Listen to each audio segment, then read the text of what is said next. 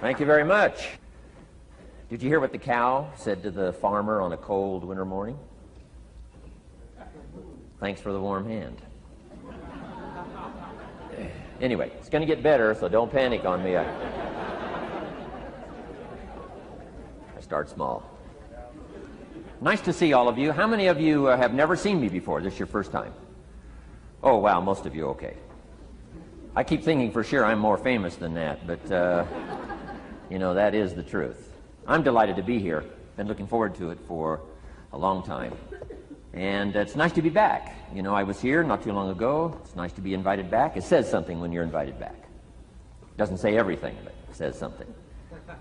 Maybe it says, let's give him one more chance, right? See if he can get it right this time. But I'm delighted to have all of you here. We're going to spend the day together.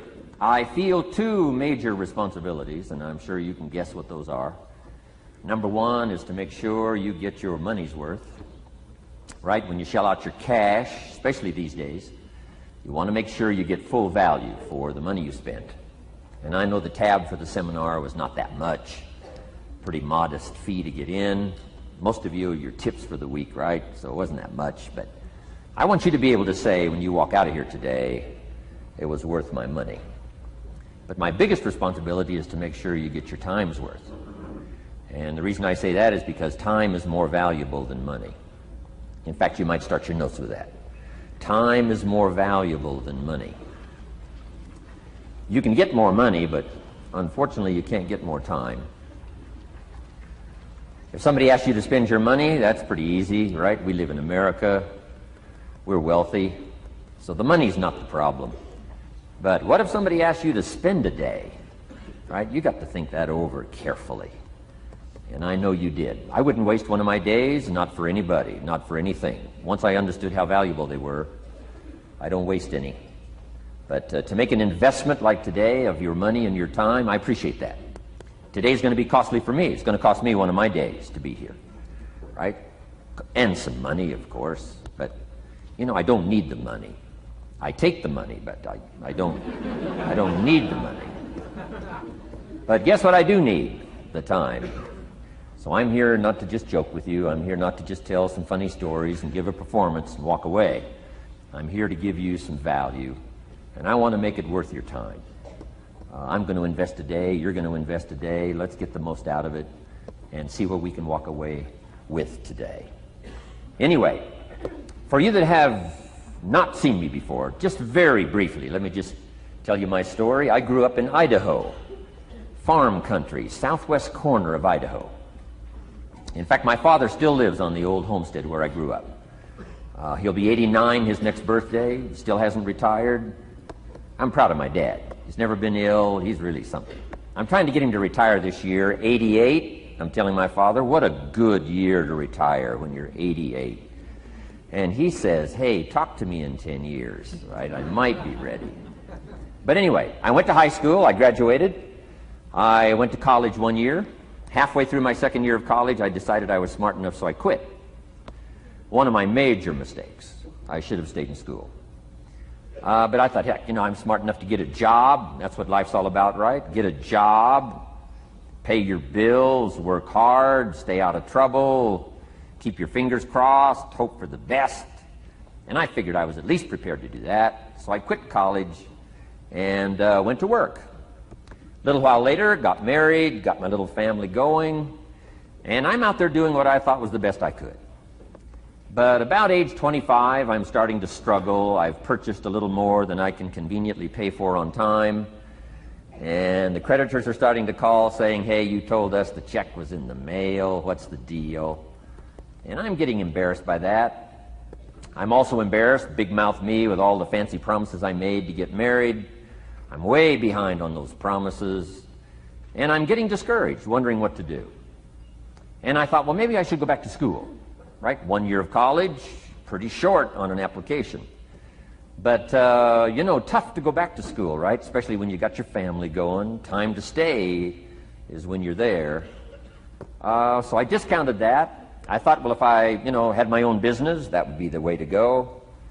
But, you know, I'm short on money, too much month at the end of the money. If you've ever been there, that's where I was, age 25. So I had to discount that, and I'm discouraged, wondering, where do I go from here? And then the miracle happened for me. Good fortune came my way. And who can explain good fortune? I don't know. Remarkable things that happen to you at a particular time. Sometimes it's just unexplainable how those things happen. One of my friends says, well, hey, things don't just happen. Things happen just. Another good note for your notes. Things don't just happen. Things happen just. And maybe that's it. I don't know. I'm an amateur on life, I guess like most of us are, trying to figure it out, how to make it valuable. But I was ready. And my good fortune was, at age 25, I met a very wealthy man. His name was Mr. Schoaf, Mr. Earl Schoaf. A friend of mine had gone to work for him, and he started telling me about this man. He said, you got to meet this man I've gone to work for. He's wealthy, but he's easy to talk to. And he's got a unique philosophy of life. And the more he kept talking about this man, I thought, well, I've got to meet this man. So sure enough, shortly after that, I had a chance to meet this remarkable wealthy man, and I was impressed. He was wealthy. Sure enough, he was easy to talk to. I was so intrigued, within a few minutes, I said to myself, if I could be like him, farm boy from Idaho, if I could be like him, I'd give anything. And then I thought, if I could just get around somebody like him, and if he would teach me what to do, I would be willing to learn. I'm coachable. And that was my good fortune. A few months later, this wealthy man that I met, Mr. Schoaf, took a liking to me, hired me, gave me a job. I went to work for him. And I spent the next 5 years in his employ. And then, unfortunately, he died at the end of that period, at age 49. His last 5 years, but the first 5 years of my new life, I got to spend with this remarkable man, and my dream came true. He coached me. He taught me. He taught me the books to read. He taught me the disciplines. He taught me the changes to make in my language and personality. And the things he shared with me during that 5 years literally changed my life, turned my life around, changed my income, changed my bank account, changed my future, changed everything. I've never been the same since that unique experience. And I wish he was still alive today, Mr. Schoaf. I'm sure if he was alive today, especially after this seminar, Idaho Farm Boy makes it to Dallas-Fort Worth, full house, standing room only. Pretty awesome, I'm sure. If he was alive, I'd be calling him today saying, you won't believe what's happening to me. I've had a chance now to share with other people what you shared with me. But anyway, how I got here. 30 plus years ago, I was living in Beverly Hills, California. And one day, a friend of mine, businessman friend, said, Jim, I'd like to have you come and share your story with my service club that I belong to, the Rotary Club. He said, I know your story, Idaho Farm Boy makes it to Beverly Hills. But he said, I think my club members would love to hear your story. He said, if I arranged one of our breakfast meetings, would you come tell your story? Just share a few thoughts. I said, okay. So I agreed to go give this breakfast talk. And guess what? They liked it. And my telephone rang. I got another call saying, we heard you've given your story and shared some ideas. Would you come talk to our club? First thing I know, I'm starting to devote a piece of my business time to giving these talks. And then one day, a businessman who'd heard my talk, I think 2 or 3 times, approached me and said, would you come and share that story and some thoughts with my management and salespeople? I said, I got this little company going. And he said, if you'd come tell your story to my organization, he said, I'd be happy to pay you. And I thought, wow, wouldn't that be something? So I agreed to go do it, and I got paid. Little did I know, another fortune was waiting for me to translate my ideas into talks and speeches and seminars. Now I've written some books. It's on cassette tape. And now I get to travel around the world. Last year I was in Japan and Israel, Spain, Mexico, Australia, New Zealand, France, Germany, Canada, and now Dallas-Fort Worth. So. Idaho Farm Boy gets to travel around the world and share his story, and here I am today. Anyway, it's almost too much for me to comprehend. From where I started, raised in obscurity, in a little small farm community, and now to be here today is pretty awesome for me. So anyway, that's just a little bit about my story. My story is probably more intriguing for me than it is for you, but I wanted to hear it again, so I thought I would just, bore you with it. Anyway, I don't ask you to be impressed today. I'm the one that's impressed from where I came from to have a chance. But that's the American dream, right? Come true. Chance to start from scratch, start from obscurity, start with pennies, start with nothing, and have a chance to transform your life, change your life, set your goals, and see what you can accomplish. So anyway, that's how I got here, and I'm just delighted that this day has arrived, and I truly want to make it valuable for you. Let's go to work. Here's what I hope you'll find out of this seminar today, for your notes. Here's what I hope you'll find. Number one, sincerity. Above all else today, I hope you'll find me sincere. Best place for people to start to communicate is sincerity on both sides. I'm sure you're sincere or you wouldn't be here today, right? To spend this kind of money, to spend this kind of time, roll up your sleeves today, go to work like I am, and get this message. You've got to be sincere. So I assume you're sincere. Now I want you to see me sincere. But I've got a good note for you to make. Sincerity is not a test of truth. Important note to make. Sincerity is not a test of truth. We must not make the mistake of saying he must be right, he's so sincere. That would be a mistake. And here's why. It's possible to be sincerely wrong. So we don't mistake sincerity for truth, right? Sincerity is only a test of sincerity. Truth has to yet be tested by truth, okay? But hopefully you will find me sincere and truthful. Next, a combination of things I hope you'll find here today. Ideas plus inspiration. Ideas plus inspiration.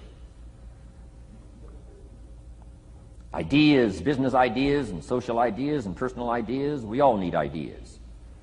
Right? How to have a good day ideas, how to have a good year ideas, how to have your best year ever ideas, good health ideas, personal relationship ideas, how to deal with your family ideas, sales management ideas, financial freedom for the future ideas. We all need good ideas. So today I hope you gather up by notes and by what you can remember a lot of ideas. I want to share as many with you as I possibly can in the time constraints we have. Today is going to go very rapidly. I used to think a day like this was a long day. Found out it's a pretty short day. But I'm going to go as fast as I can, share with you as many ideas as I possibly can.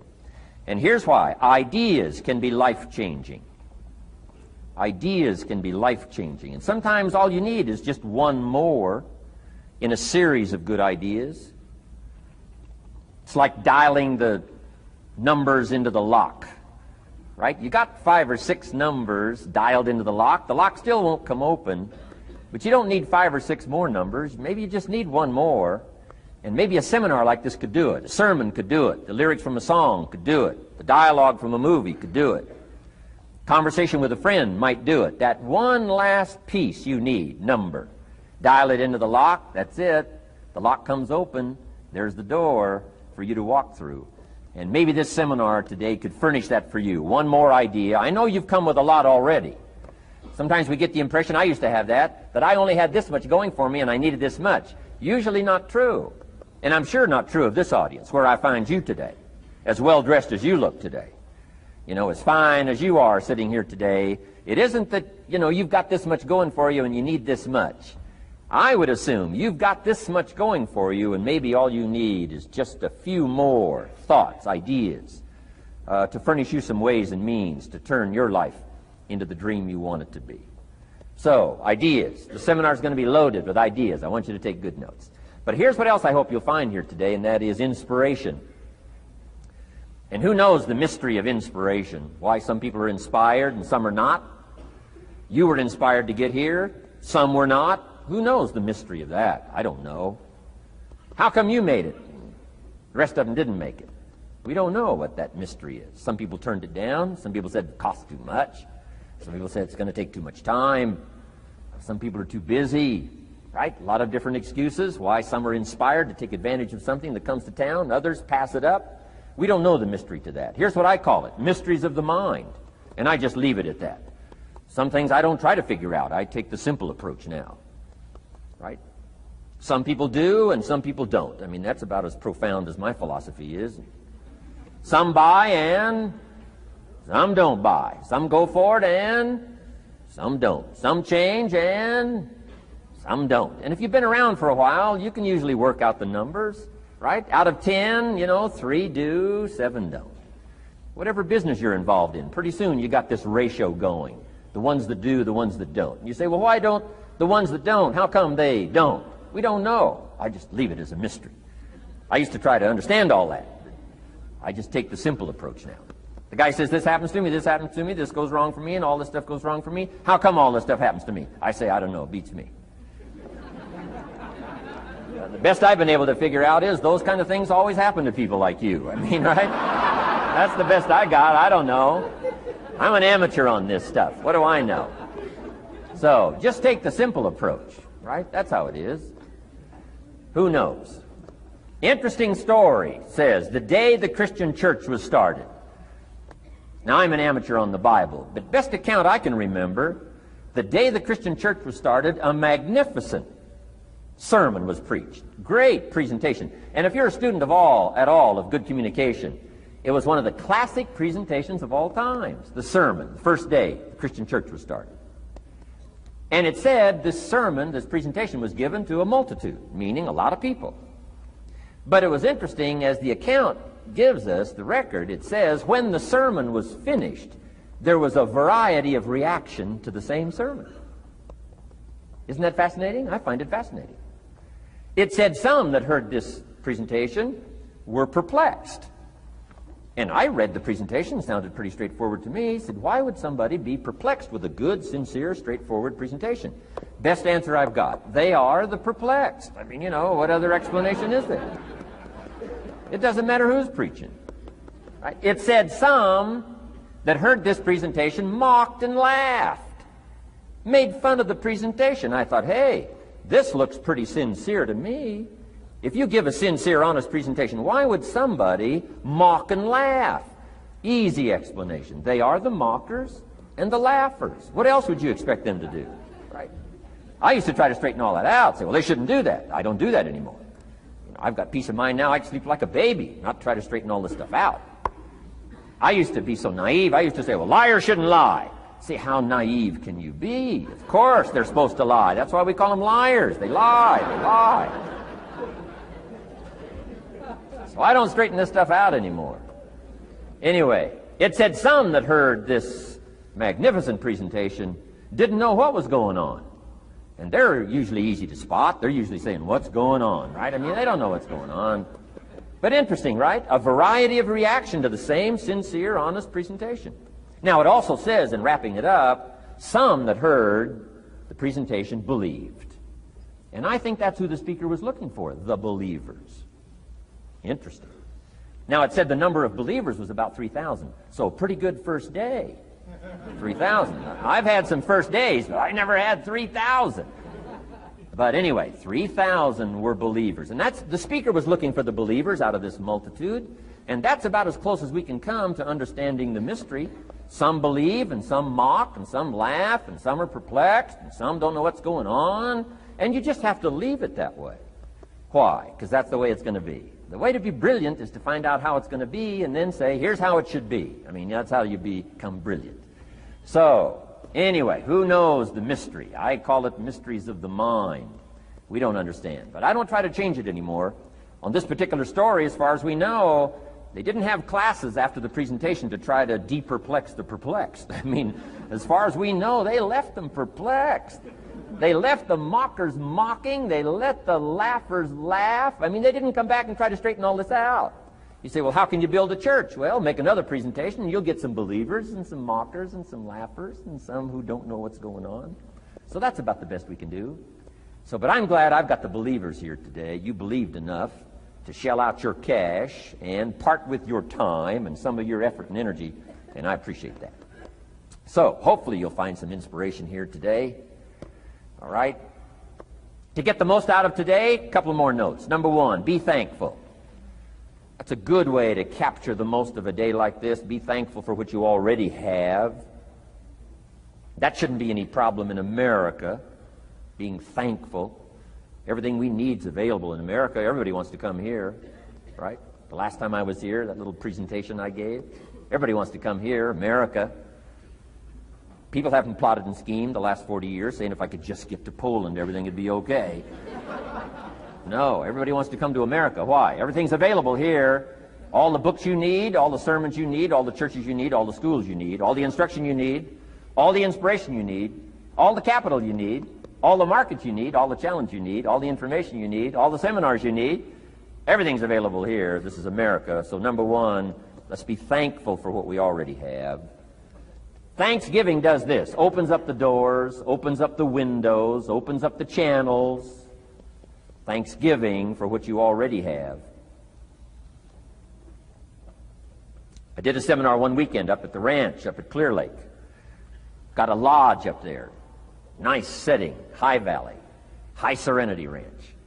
For the weekend, Friday evening, Saturday, Sunday. People drove in from around California. I got there late Friday afternoon. Everybody had pretty well already gotten there. I couldn't believe the parking lot. Continentals and Eldorados and Mercedes and Cadillacs and unbelievable. Ferrari, one Rolls Royce, unbelievable. I walked in, good-looking crowd about like this, sitting there ready for the weekend seminar. My opening remarks were, ladies and gentlemen, I think the rest of the world would find it strange that we have all come here this weekend to try to figure out how to do better. I think the rest of the world would say, I don't understand. Guy in his Rolls Royce saying, I got to get to the seminar, find out how to get another one of these Rolls Royces. Unbelievable. Anyway, let's be thankful. Here's what locks up the doors and the channels to receive more: cynicism. That locks you away. That prevents you from learning more. Being a cynic about the past and the future, a cynic about the marketplace, cynical about the people, cynical about the institutions, cynical about the setup, cynical about yourself, cynical about your chances. See, that locks away all the chance for stuff to flow your way. So, good advice, I think, today. Start off, be thankful. Here's number two, listen well. And that's going to be a challenge today. I understand that. Seems like most of, our life is still going on outside these four walls, right? Most of our life seems like it's all, continuing out there. Family and business and associates and market and economy and whatever else is happening in the midst of your life. And to sort of, pull your attention from what's going on out there and put it in here for just a few hours, I know is a challenge. But do the best you can, listen well. And here's the last one, take good notes. Be a good student today. Take some good notes. I've not come to entertain you. As you can tell by my opening joke, right? I would not make it in Las Vegas. So we don't have a dog and pony show today, no entertainment. But I do have some ideas. Take some good notes. Somebody showed me the other day notes that they took about 21 years ago, attending one of my seminars out in Los Angeles. He said, I still use these notes I took 21 years ago to help me in my business, relationship with my family. So I'd like to have these notes that you take today become that valuable for you. Then it would be worth me making the investment to come and spend a portion of my life, my time, my energy here. And I want this investment I'm making here today to pay off. And one of the ways it can pay off for me is for you to take good notes and then go away and use whatever makes sense. Because what I feast on coming back around is the stories out of this audience today. Sure enough, 6 weeks from now, 6 months from now, 6 years from now, somebody's going to, by phone, by letter, by personal contact, walk up to me and say, the things you shared that day got me thinking. And I started making some changes, and let me tell you what's happened to my business, let me tell you what's happened to my sales career, let me tell you what's happened to my relationship with my family. See, that'll make it worth it for me. Not the money, the return. Something you can't buy with money. If somebody says, thank you for touching my life and taking the time to make the investment. And that's what I'm all about. So if you'll become a good student today. And here's the last note. Don't be a follower, be a student. You'll be happy to know today we haven't come seeking disciples. We've got no movement for you to join. I'm just here to share some of my experiences, good ideas, best I can. But I think that's good advice. Don't be a follower, be a student, right? Take advice but not orders. Take information, but don't let somebody, order your life. Make sure what you do is the product of your own conclusion. Excellent note to make. Make sure what you do is the product of your own conclusion. Not to do what someone else says. Take what someone else says, process it, think about it, ponder it. If it makes you wonder, if it makes you think, then it's valuable. Then, when you go take action, make sure that the action is not what somebody told you to do. Make sure the action is the product of your own conclusion. If you'll follow just a little bit of those simple guidelines, I'm telling you, the learning process can be speedy, swift, powerful. Your learning curve can go up, and then applying it to your business, your life, your family, conversations, equities of all kinds. You'll find some progress like I did that first 5 years when I met a teacher willing to share with me.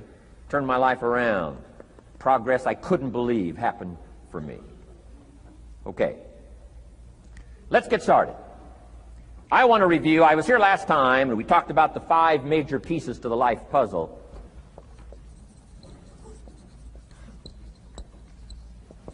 And I just want to review those because it lays such a good foundation for all the rest that I want to share with you today. We got a lot of subjects to cover, so we're going to go rather swiftly, okay? Put on your mental track shoes here and run with me today, because I'm going to deal mostly in concepts. Expect you to, fill in a lot of the details, because I've got a lot to share. I want to get through it all. But let's lay this foundation again of the 5 major pieces. Happens to be the title of my latest book. But I think it is so valuable in laying a foundation. It's some of the things I learned between ages 25 and 30. The teacher who taught me so well. He dealt in these fundamentals, we call these. Fundamentals. We call these basics. Basics for sports, fundamentals for sports, fundamentals for your business, fundamentals for the way you deal with your family, a few simple things. Few basic things that if you practice every day can make all the difference in the world, how it works out. I boiled it down to 5 major pieces to the life puzzle. Let's just review those. Number 1 is philosophy. Philosophy, as I taught the last time I was here, philosophy, in my personal opinion, is the major determining factor in how your life works out.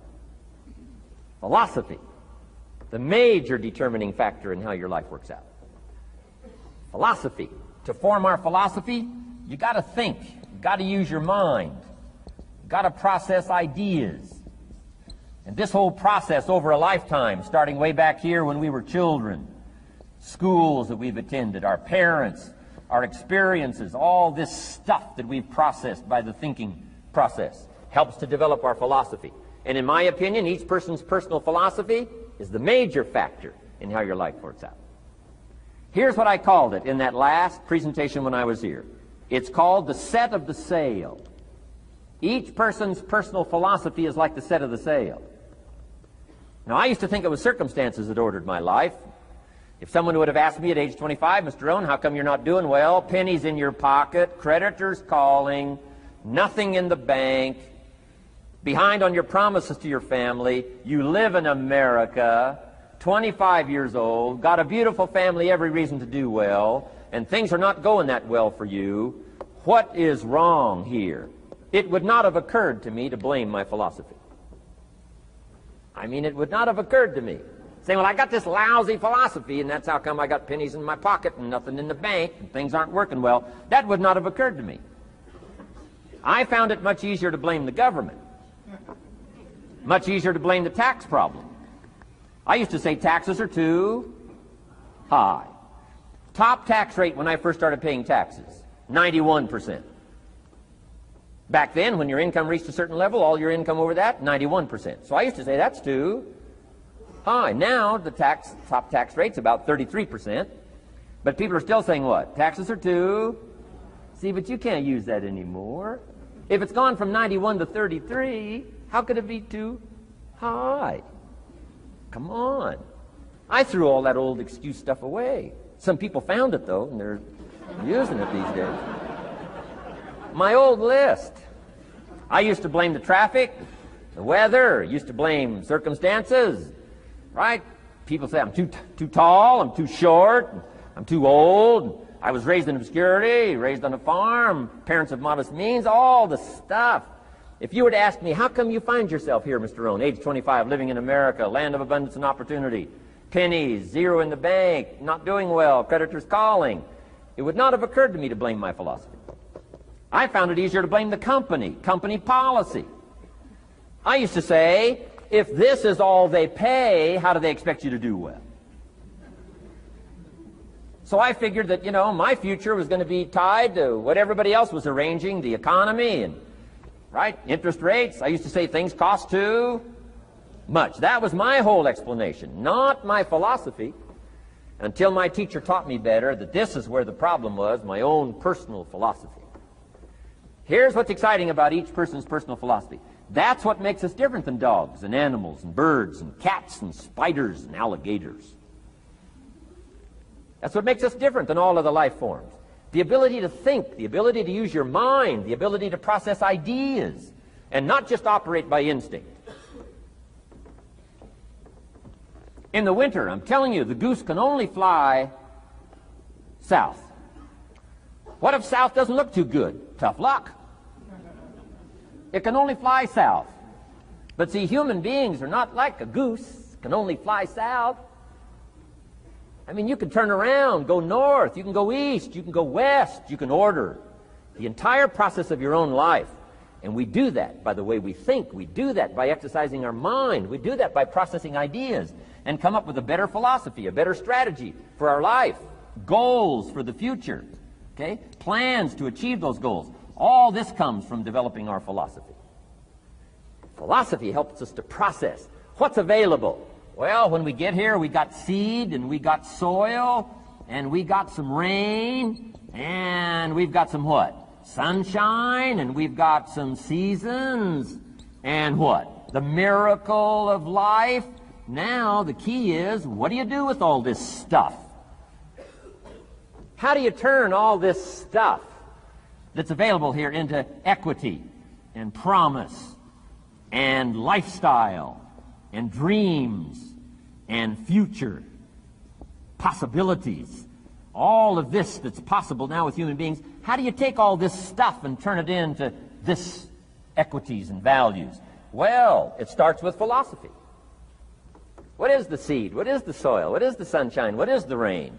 Is it possible to take some of each of all the stuff that's available and turn it into food and turn it into value and turn it into nourishment and turn it into something spectacular and unique that no other life form can do? And the answer is yes. But you cannot deal with all this stuff and what to do with it unless you start refining your philosophy. Think, use your mind, come up with ideas, and strengthen your philosophy. So the seed and the soil and the rain and the sunshine, this is called, the economy and the banks and the money and the schools and everything that's available out there, processing information, what to do with all that, and turn it into equity and value. That is the major challenge of life, my personal opinion. So each person's personal philosophy now is going to determine what you're going to do with seed and soil and sunshine and rain and miracle, the change of seasons. That's it. My personal opinion. Each person's personal philosophy is like the set of the sail. That's what this seminar is for today. Help you to trim a better sail. You don't need a better economy. You don't need better seed and soil. In fact, when it comes to seed and soil and rain and sunshine and seasons and the miracle of life, that's all you got. Now, what if you blame this stuff? Then you're blaming all you got.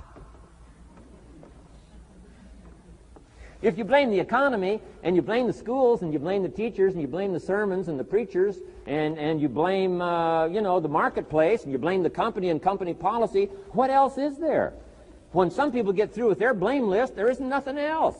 That's all there is. And if you blame the only thing you've got to work with, I'm telling you, it's called mistake colossal. In not understanding that that's all you've got to work with. And if this is all you've got to work with, then you don't change the seed, and you don't change the soil, and you don't change the rain, and you don't change the sunshine, you don't change the seasons.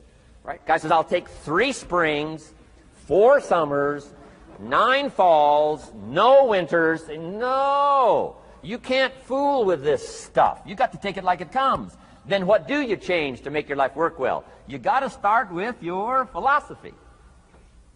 Guess what I had to do at age 25 in order to change my own future? I had to change my mind. I had to change my thinking. I had to change my philosophy. I was messed up on what was causing my problem. And once I got that straightened out, that all the stuff I blamed, the government and taxes and the marketplace and the economy and things cost too much, negative relatives, cynical neighbors, once I got rid of that and started going for where the real problem was, which was me, I'm telling you, my life exploded into change. My bank account changed immediately. My income changed immediately. My whole life took on a whole new look and color immediately. And the early results I got from making these philosophical changes tasted so good, I've never stopped the process from that day until this. And I'm telling you, with a little consideration of the refinement of your sail, by setting a better sail, refining your philosophy, your whole life can start to change from today on. You don't have to wait till tomorrow. You don't have to wait till next month. You don't have to wait till spring. You don't have to wait till 93. You can start this whole process immediately. I recommend it. Now, some people do so little thinking, they don't even have their sail up. I mean, you can imagine where they're going to wind up at the end of this week, at the end of this month, at the end of this year. Now's the chance to change, process all this information. So number one is philosophy. Okay. And we dealt with all that, where we get ideas from personal experience, from other people's experiences. I don't want to get into all those details because we covered that the last time I was here. But philosophy, that's number one, my personal opinion. Each person's personal philosophy. Here's the definition of success and failure. Just make this note. Here's failure. A few errors in judgment, repeated every day. Now, you can automatically assume, Mr. Rohn, I say, I can understand that. A few errors in judgment repeated every day. For 6 years?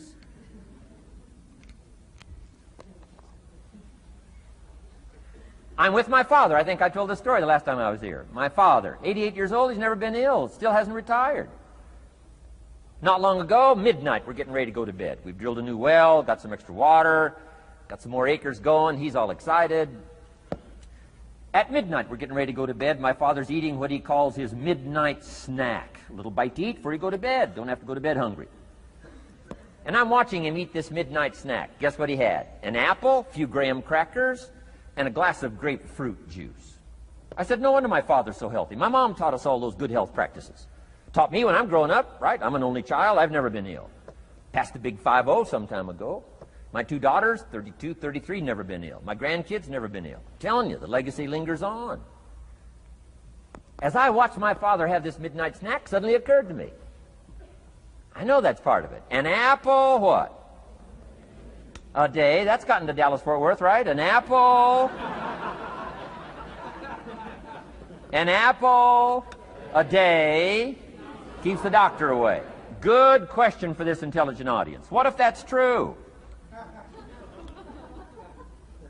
You say, well, Mr. Rohn, if that's true, that would be easy to do. Then what's the problem? It's easy not to do. It's easy not to adopt it as your own personal philosophy. Or the guy messed up the saying. Guy says a Hershey bar a day. Say, no.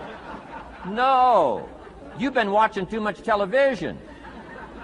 It is not Hershey bar. You've got to be smarter in philosophy than to fall for the Hershey bar a day when it's an apple a day. You've got to be smarter than that. And if you make that kind of an error in judgment every day for 6 years, I'm telling you, it'll accumulate into disaster. Sometimes the first year you say, well, you know, I'm so healthy now, what difference is it going to make? You've got to be smarter than that. Just because disaster doesn't fall on us at the end of the first day doesn't mean disaster isn't coming. You've got to be so smart that you look down the road and say, will the errors in my present judgment of philosophy, what's that going to cost me in 1 year, 6 years, 1 month, 6 months? I'm telling you, the money cost and the health cost and the success cost is too gigantic if you'll look down the road a little ways and say, are there errors in my current judgment like an apple versus a Hershey bar? Is that just a good illustration of some of the rest of my errors in judgment? If it is, that's where I found myself at age 25. I started working when I was 19. I met my teacher who helped turn my life around when I was 25. That's 6 years. At the end of the first 6 years of my economic life, I've got pennies in my pocket. I've got nothing in the bank. The creditors are calling saying, hey, you told us the check was in the mail. I'm embarrassed. I'm behind on my promises. I live in America. I'm a 25-year-old American male. I got a nice family, every reason to do well. And I'm messed up. Now, what's messed up? I used to think it was the community that was messed up, and the country was messed up, and the government was messed up. If those Democrats ever get in the White House, that'll really mess things up. If the Republicans stay in power, that'll really mess things up. The economy was messed up. Interest rates are messed up. I thought all this stuff was messed up. Then I found out that's not what was messed up. I was criticizing the only thing I had to work with. What was really messed up was my own personal philosophy. My own errors in judgment in my own personal philosophy brought me in 6 years to pennies in my pocket, nothing in the bank, and trying to explain why I wasn't doing well, living in America, 25-year-old American male, got a family, every reason to do well. Now, once I understood this, here's the formula for failure: errors in judgment, being lax about developing your own personal philosophy. I'm telling you, it's called accumulated disaster.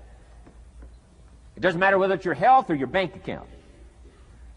Guy's got an empty bank account, probably has high cholesterol. Why? Over the last 6 years, he never paid attention to either one. And it doesn't matter whether it's a dollar, or whether it's your money, or whether it's your cholesterol count. All you got to do is commit the errors, and just because disaster doesn't fall on you at the end of the first day that you don't eat an apple. You say, well, I didn't eat an apple today, and tonight I'm not ill.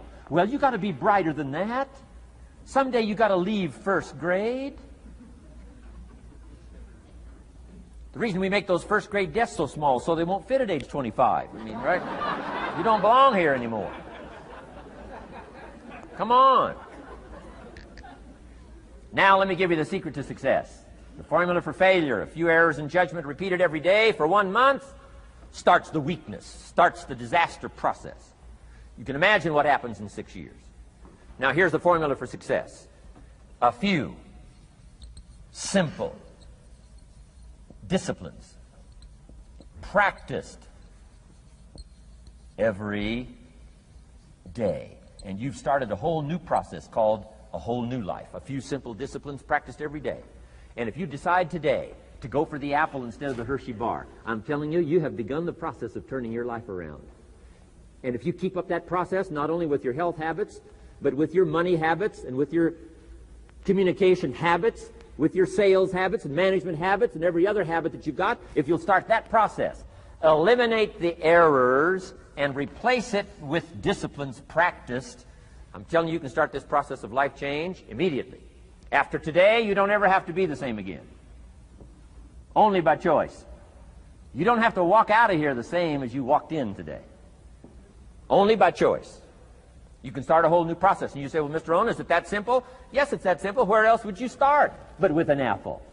You don't have to start with something staggering. What if you should be walking around the block for your good health and you don't? What'll that do in 6 years? I'm telling you, the word is disaster. You could and you should and you don't. Here's an even stronger word. You won't. I mean, don't might mean you're careless. Won't probably means you're stubborn. And either one's called disaster. Could, should, don't. I'm telling you, that's why at the end of 6 years, I found myself with pennies in my pocket, nothing in the bank, creditors calling. Could, should, won't. Could, should, don't is called disaster. Now, how do you change all that? The next 6 years, I got rich. The next 6 years, I became a millionaire. By the time I'm 31, I'm a millionaire. How about that? You say, well, Mr. Rohn, what happened? Well, strangely enough, during that second 6 years of my economic life, the government was about the same. I'm telling you, taxes were about the same. My negative relatives were the same. I'm telling you, the economy was about the same, and prices were about the same, and everything else was about the same. Circumstances were about the same. Then how come I got rich? How come I totally changed my life? I was not the same. Somebody says, well, what did you go to work on to do all that? I started with my philosophy. I started amending my errors by doing some better thinking, changing my mind, coming up with ideas that I didn't have before I met my teacher. And once that whole process started for me, I'm telling you, I changed my whole life. Within a 6-year period, I was never the same. And I've kept up that process all these years. One of the reasons why I'm here is to continue my craft.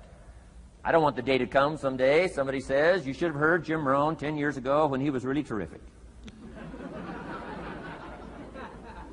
Guess what I want people to say? I heard him 10 years ago, but you should hear him now.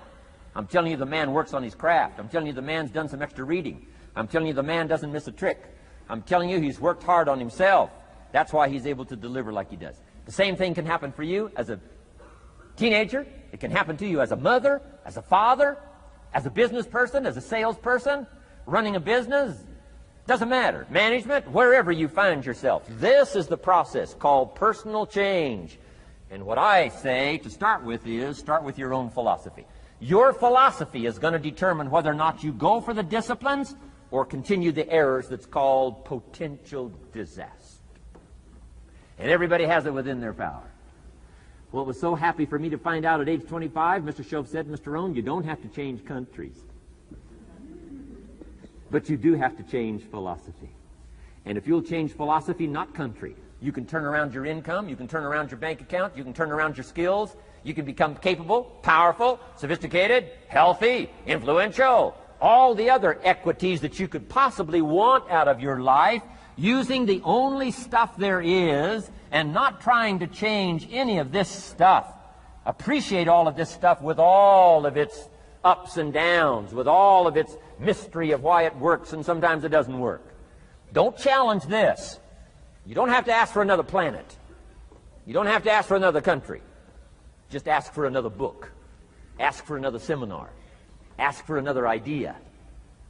And you can start this whole process of personal life change. Now, I could spend the whole day on philosophy, because that's where it is. If I could get you intrigued with that enough to study it, enough to ponder it, to where you would pick up the commitment like I did and say, hey, as simple as an apple a day, as simple as a walk around the block, why not start right there? If you don't start there, where else are you going to start? Might as well start where it's easy, and then go to the more complicated disciplines. Because if you can't handle the simple disciplines, how can you handle the complicated ones? Okay. Key. Philosophy. Here's number 2. I got to give these now very quickly because I got too much to cover here to linger too long. Number 1, we're affected by philosophy. First major of the 5 major pieces. Number 2 is attitude. We're affected by how we feel. First, we're affected by what we know and the decisions we make. Second, we're affected by attitude. How we feel. And I gave that quick list. Let me give it to you. It's how you feel about the past. You've got to have a good attitude about the past. Use it as a school, not a club. Don't beat yourself to death with your past. Faults, failures, losses. Let the past be a school. Harsh school, maybe. What else is new? Let the past be a school master to teach you. Not to threaten you, but to teach you. Okay. Next, it's how you feel about the future. Set your goals. We'll talk a little bit about that before we finish today. Goal setting.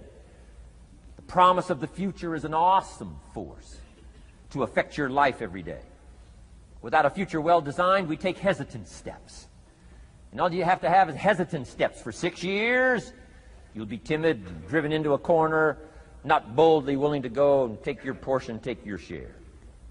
Okay? Next, it's how you feel about everybody else. Got to have a good attitude about everybody else, because it takes everybody else to make a market. One person doesn't make a family. One person doesn't make a business. One person doesn't make a corporation. One person doesn't make a community. One person doesn't make a nation. It takes all of us to make a dynamic economy, a nation second to none. It takes all of us to make the churches and make the economy run. It takes all of us to make the possibilities. All the gifts that have flowed in here the last 200 years, unprecedented in 6,500 years of recorded history. There's been nothing like it. The ethnic streams that have flowed in here brought their gifts, brought their talent, brought their skills, brought their inventions, brought their work ethic. All of it mixed together is called America. Been nothing like it in 6,500 years. And to miss the value of it by some, warped attitude about it, I'm telling you, you've missed it all.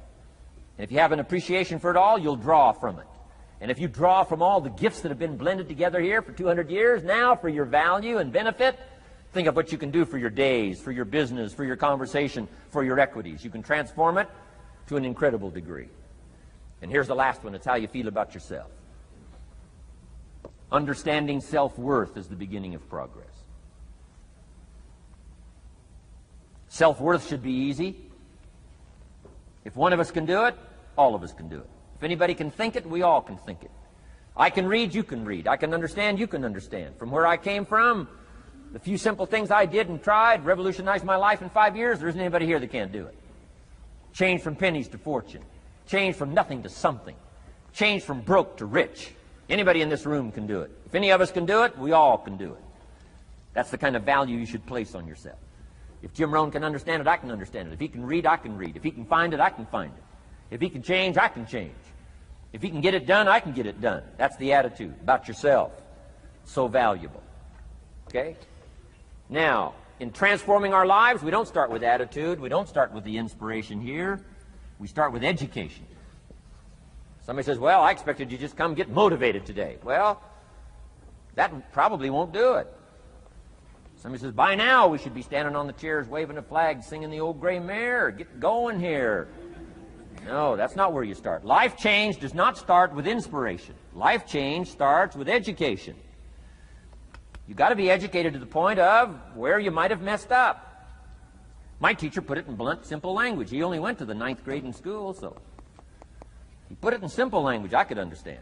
He said, Mr. Rohn, after 6 years living in America, healthy American male, 25 years old, been working 6 years, 1 year of college, pennies in your pocket, nothing in the bank, behind on your promises. Shoaff said, I just got one simple explanation for that. You've messed up. Now, I could understand that kind of language. Substitute a Hershey bar for an apple means you've messed up. Should walk around the block, could walk around the block, won't walk around the block. You have messed up. And all you got to go is right down through the list. Don't need some teacher to come by and tell you. Be your own best teacher saying, hey, let me make a list of some places I've messed up. Because if I let this down, that probably affects the rest. And the answer is, that's true. So we don't start with inspiration. We start with education. Somebody says, well, just motivate this guy. He'll be all right. Just motivate him. Get him turned on. Probably not. If a guy's an idiot, you motivate him. Now you got a motivated idiot. No, he won't be all right. So we start with education. What's the first education?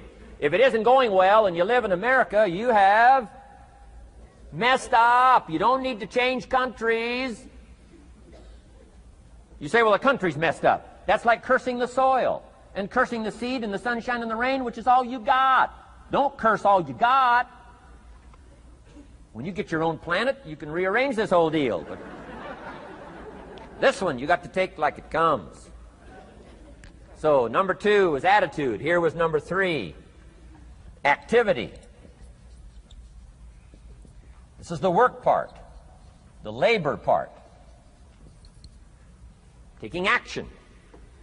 And the activity is the miracle working piece. A miracle being something we don't quite understand how it works doesn't mean it doesn't work. It means we just don't quite understand how it works. Miracles work. God says. Now, I'm an amateur on God, but here's my best analysis. God says, if you'll plant the seed, I'll make the tree. Now, that's a good arrangement. Number 1, gives God the tough end of the deal. What if you had to make the tree? That'd keep you up late at night trying to figure out, how do you make a tree? Say, no, I'm telling you, the mystery and the miracle of this stuff has already been set up. God says, I got the miracle going, I got the seasons going, I got some sunshine and some rain, and I'm God, but the way I've arranged it, I just need somebody to plant the seed, not chant. In California, they're trying to chant to get this stuff done. Forget this California stuff. You don't have to rub a crystal and sleep under a pyramid. This stuff's too easy. Getting rich is too easy. Changing your life is too easy. Forget all that. Right? Massive bombard, affirmation, forget all that. My opinion. Ocean waves and seagulls? Come on, this stuff's too simple. Just simple, easy stuff. But if you neglect it, that's how it piles up year after year. But if you're willing to straighten it out, and here's one of the keys. It's called activity. It's called disciplines. Turning wisdom from your philosophy and inspiration, the strengthening of attitude and faith and courage, commitment, and all this stuff that comes from attitude. If you're willing to take these two qualities, philosophy and attitude, and invest it into activity, you can have a miracle. Anything short of that, no miracle. Wisdom doesn't perform a miracle. Attitude doesn't perform a miracle. The only thing that performs a miracle of increase called equity is called putting wisdom and attitude into discipline, into labor. And this labor now can perform a miracle. And here's the two parts to the labor. One, do what you can. Number two, do the best you can. Can't give you better advice than that. Number one, do what you can. You just got to go home and make a list after today. And here's the question to ask as you make this personal list. What am I not doing that would be easy to do? That could greatly change my health, my wealth? What am I not doing I'm neglecting that would be easy to do? Just go home and answer that question personally. You don't have to put the answers on a public bulletin board. This is just all personal stuff. From the walk around the block to the apple to what to do with your money, which we're going to cover today. What does a child do with $1? We're going to cover that today. Errors in judgment, disaster. A few simple disciplines, wealth beyond imagination. And if you'll pick up the activity part, the miracle working part, plant the seed part, take care of your part. The soil will take care of its part, and the seed will take care of its part. The seasons will take care of their part. The miracle will take care of its part. If you'll take care of your part, called putting it into activity, action. Works miracles. 2,000 years ago, on April 13th, one of Jesus' disciples. Now again, I'm an amateur on the Bible, but best as I can remember it, one of Jesus' disciples said to Jesus, "It's time to pay our taxes and we don't have any money." That's how come I know it was about April 13th.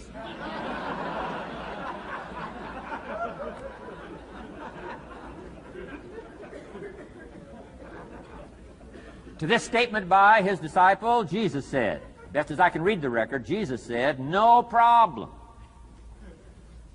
Now, why could he say no problem? Well, word has it, he was a miracle worker. Word has it, if you're a good student of history, word has it, he was a miracle worker. If you handed a problem to a miracle worker, what would he be inclined to say? No problem. You got to hang out with folks like that. I belong to a small group like that. We do business around the world. You hand these guys a problem, they say no problem. What? How many books would they read to solve it? Many as it takes. How early would they get up? Early as it takes. How much information would they get? Much as they needed. So it's what? No problem. You got to hang out with folks like that. Jesus said this will be no problem, the tax thing. He said to his disciple, it's simple. Go fishing. Wow.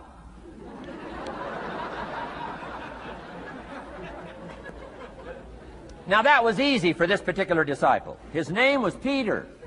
And Peter was a fisherman. How clever. How clever. But here's the real problem. If you should fish, and you could fish, and you don't fish, you got no miracle. You could change, you should change, you won't change. That's called accumulated disaster. In 6 years, you'll be explaining instead of celebrating. Having some ragged list like I had, reasons for not doing well, pennies in my pocket. Could, should, don't, disaster. And if you'll just start the process of change, could, should, and will, you can start this whole process. And if you will, then put it into action, the miracle belongs to you. Jesus said to his disciple, it'll be simple. Go fishing, and the first fish you catch, look in his mouth. Peter said, okay. He was used to strange things happening. In this relationship, Peter goes fishing, catches the first fish, looks in his mouth. Guess what's in the fish's mouth? Coins. Peter says, wow, coins. Starts counting the value of these coins, and when he adds it up, guess how much it added up to? Exactly enough money to pay his taxes and Jesus' taxes. Which gives you Jesus' position on taxes.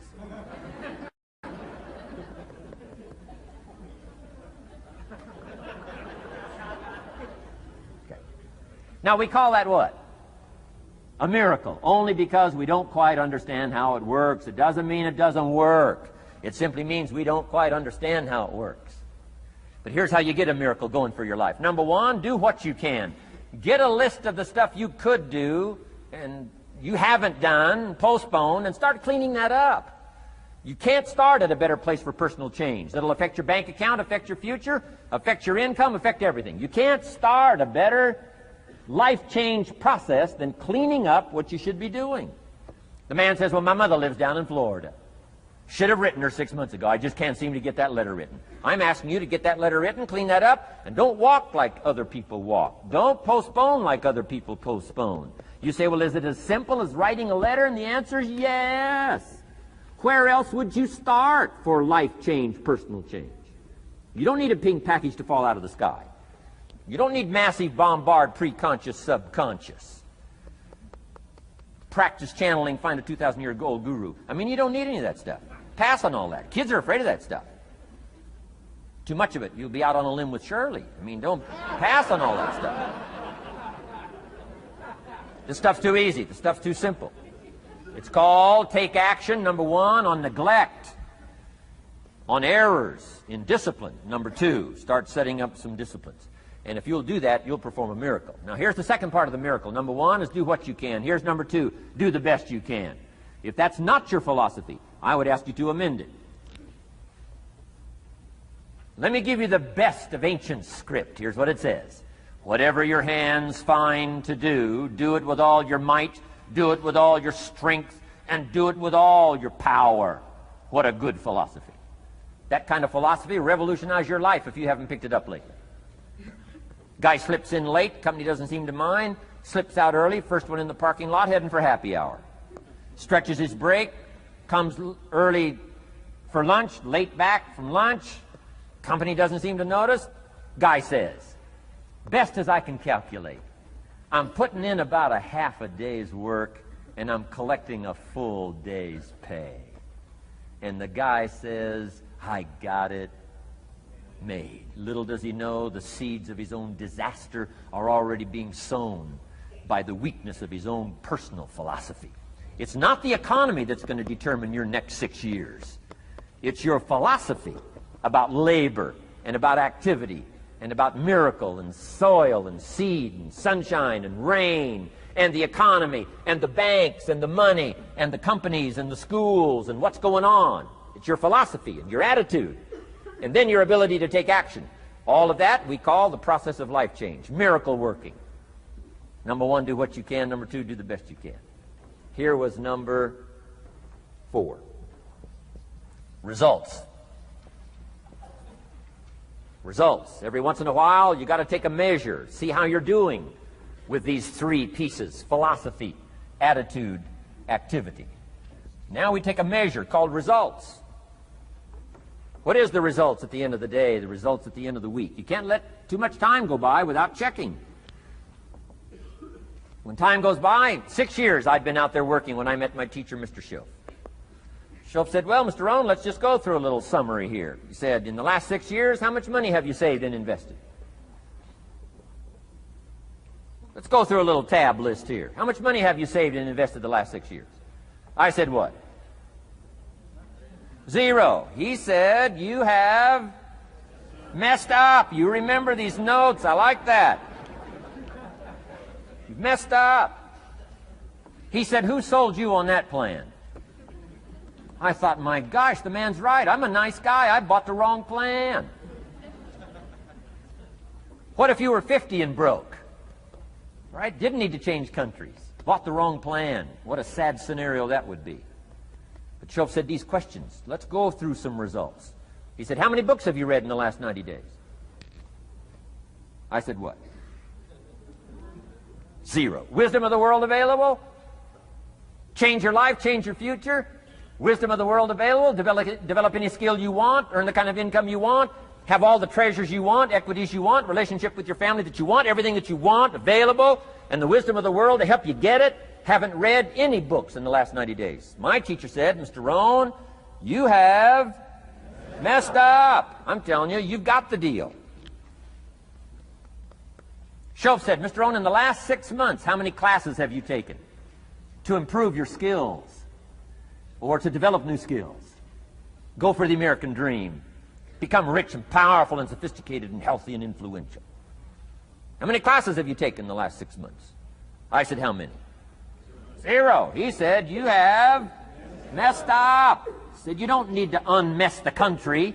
You don't need to straighten out the perplexed. You don't need to straighten out any of this stuff. All you've got to do is look within and let results teach you a great deal about your own activity, your own attitude, and your own philosophy. I went through that process. Take this phrase home. Results is the name of the game. What other game is there? Results. Here's all life asks us to do. Make measurable progress in reasonable time. Just take home that little phrase. Good phrase. We're asked in life simply to make measurable progress in reasonable time. We demand it of our children. How many years do you want your child to spend in 4th grade? Approximately. About 1. If it looks like they're not going to make it, we pour on the pressure, called legitimate pressure, lack of results. Peer pressure, family pressure, school pressure, community pressure. Every other kind of pressure we can bring to bear what? You can't stay more than 1 year in 4th grade. As parents, you'd have to leave the community. You say, well, what if they're nice kids? Wouldn't you give them 3 or 4 years? And the answer is no. You got to make better progress than that. So you got to check fairly often. Some things you got to check every day. Some things you got to check at least by the end of the week. Salesman joins this little sales company. He's supposed to make 10 calls first week. Wouldn't it be legitimate to call him in on Friday and say, John, what? How many calls? I mean, this stuff is simple. John says, well. Say, John, well won't fit in this little box here. Well. Now John starts with a story. You say, John, I made this little box so small so a story won't fit. I don't need a story. I need what? A number. A number. What will a number tell me? Everything. John's supposed to make 10 calls. What if he made 20? You say, wow, wow, we got somebody. What if he only made 1 call? Whoa. Will that tell us something about John's philosophy? And the answer is yes. Will it tell us something about his attitude? Of course. Will it tell us something about his disciplines? Of course. And if he wants a lesson in life change, all he has to do is be willing to face the numbers and come up with the results that will teach you to either celebrate if you got good results or fix whatever needs to be fixed in your philosophy, attitude, activity called disciplines. You don't need to go anywhere else. I do believe in affirmations. And they are valuable as long as you affirm the truth. Because it says in ancient scripts, the truth, what? Will set you free. Free to do what? Amend your errors and pick up new disciplines. That's what the truth is for, to help us amend our errors and pick up the disciplines for life change. That's what the truth is for. So I do believe in affirming the truth. If you're broke, best thing to affirm is, I am broke. You put that up on the refrigerator where you can see it every day. I mean, that's how you do that. Now, if you need a little additional affirmation, you just put up there, I'm 40 and broke. I mean, you know, that ought to do it. And if you need just a little more, put up there, I live in America and I'm 40 and broke. That's enough to turn your life around. It says, hey, something is wrong. Somewhere I have messed up. And I'm telling you, if you'll start with that, it's called the process of life change, and it doesn't matter how small the process is to start. One discipline starts it, and then one discipline feeds another, and the first thing you know, you've got this whole cycle in an upward positive motion. And it's called life change. It's called income change. It's called health change. Relationship with your family change. Equities unprecedented that you can have in numbers that will stagger the imagination if you do not curse what's available and start amending what's possible to get the results that you want. I don't think I can put it in any better language. That's it. Kids can do it. Teenagers can do it. Parents can do it. Managers can do it. Right? Government officials can do it. Anybody can do it. Anybody can do this stuff called personal change. Wow. Results is the name of the game. Success is a numbers game. Good note to make. Success is a numbers game. You got to go for the numbers. You got to understand what the numbers are. How many pounds overweight should you be at age 50? Approximate.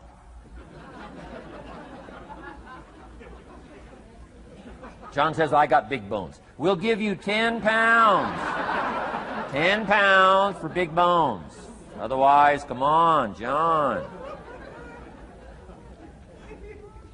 20 pounds, 25 pounds. Shouldn't we turn on the caution light at work and at home?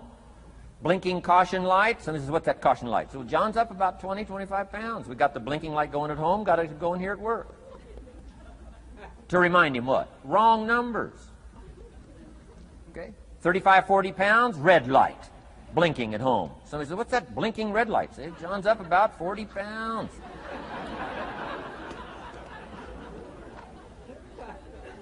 50 pounds, we got the siren. What's that siren at home and at work? John's up about 50 pounds. Cholesterol, almost out of control. Come on. Success is a numbers game. I'm asking you to be mature enough to start checking your own numbers. How many books have you read in the last 90 days? Transform your life. Become cultured, powerful, sophisticated, healthy, influential, all the rest of the stuff you want. How many books? How many classes? How committed are you to taking what's available and turning it into equities unprecedented, since we live in a country that there's been no such country in the last 6,500 years? If you'll pick up that process, ladies and gentlemen, I'm telling you, it's called life change of the best order. Now here's the last one. Number 5 is called lifestyle. Lifestyle is simply learning how to live well. The last of the 5 major pieces. Here's the ultimate challenge of life. I've worked on this, you cannot believe how hard, since age 25. And that is, after applying better philosophy, attitude, and activity, and picking now up results. What are results for? Here's my ultimate challenge on results. To fashion, good word to jot down, fashion. Fashion for yourself lifestyle, or what we call the good life. That's the ultimate challenge. To take your results, take your money, take your results, take the return, take the equities you've gathered, and now fashion for yourself a good life, like weaving a tapestry. And Mr. Shelf gave me all kinds of examples on lifestyle. He gave me 2 phrases that helped change my life. In case you have to leave early, let me give you these 2 phrases. It'll be worth the price of coming and being here today. Just take these 2 phrases home, in case you have to leave early. Here's number 1. Shelf said, Mr. Rohn, if you wish to be wealthy, study wealth.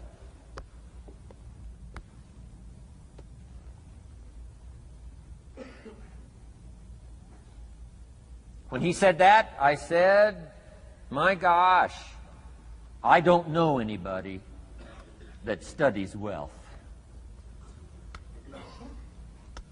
Where am I going to learn it?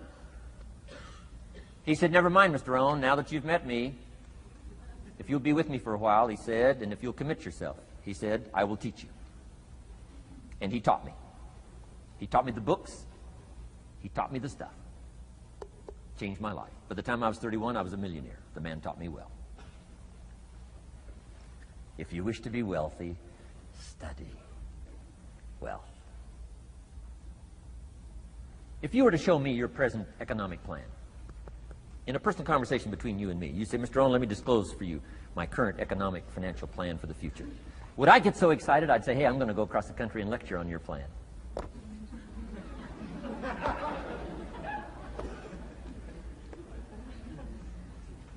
And if the answer is no, Mr. Rohn, you probably wouldn't want to go across the country and lecture on my plan. Here's my question to you.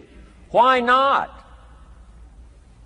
Why wouldn't you have a superior, powerful financial plan that's taking you to the places you want to go?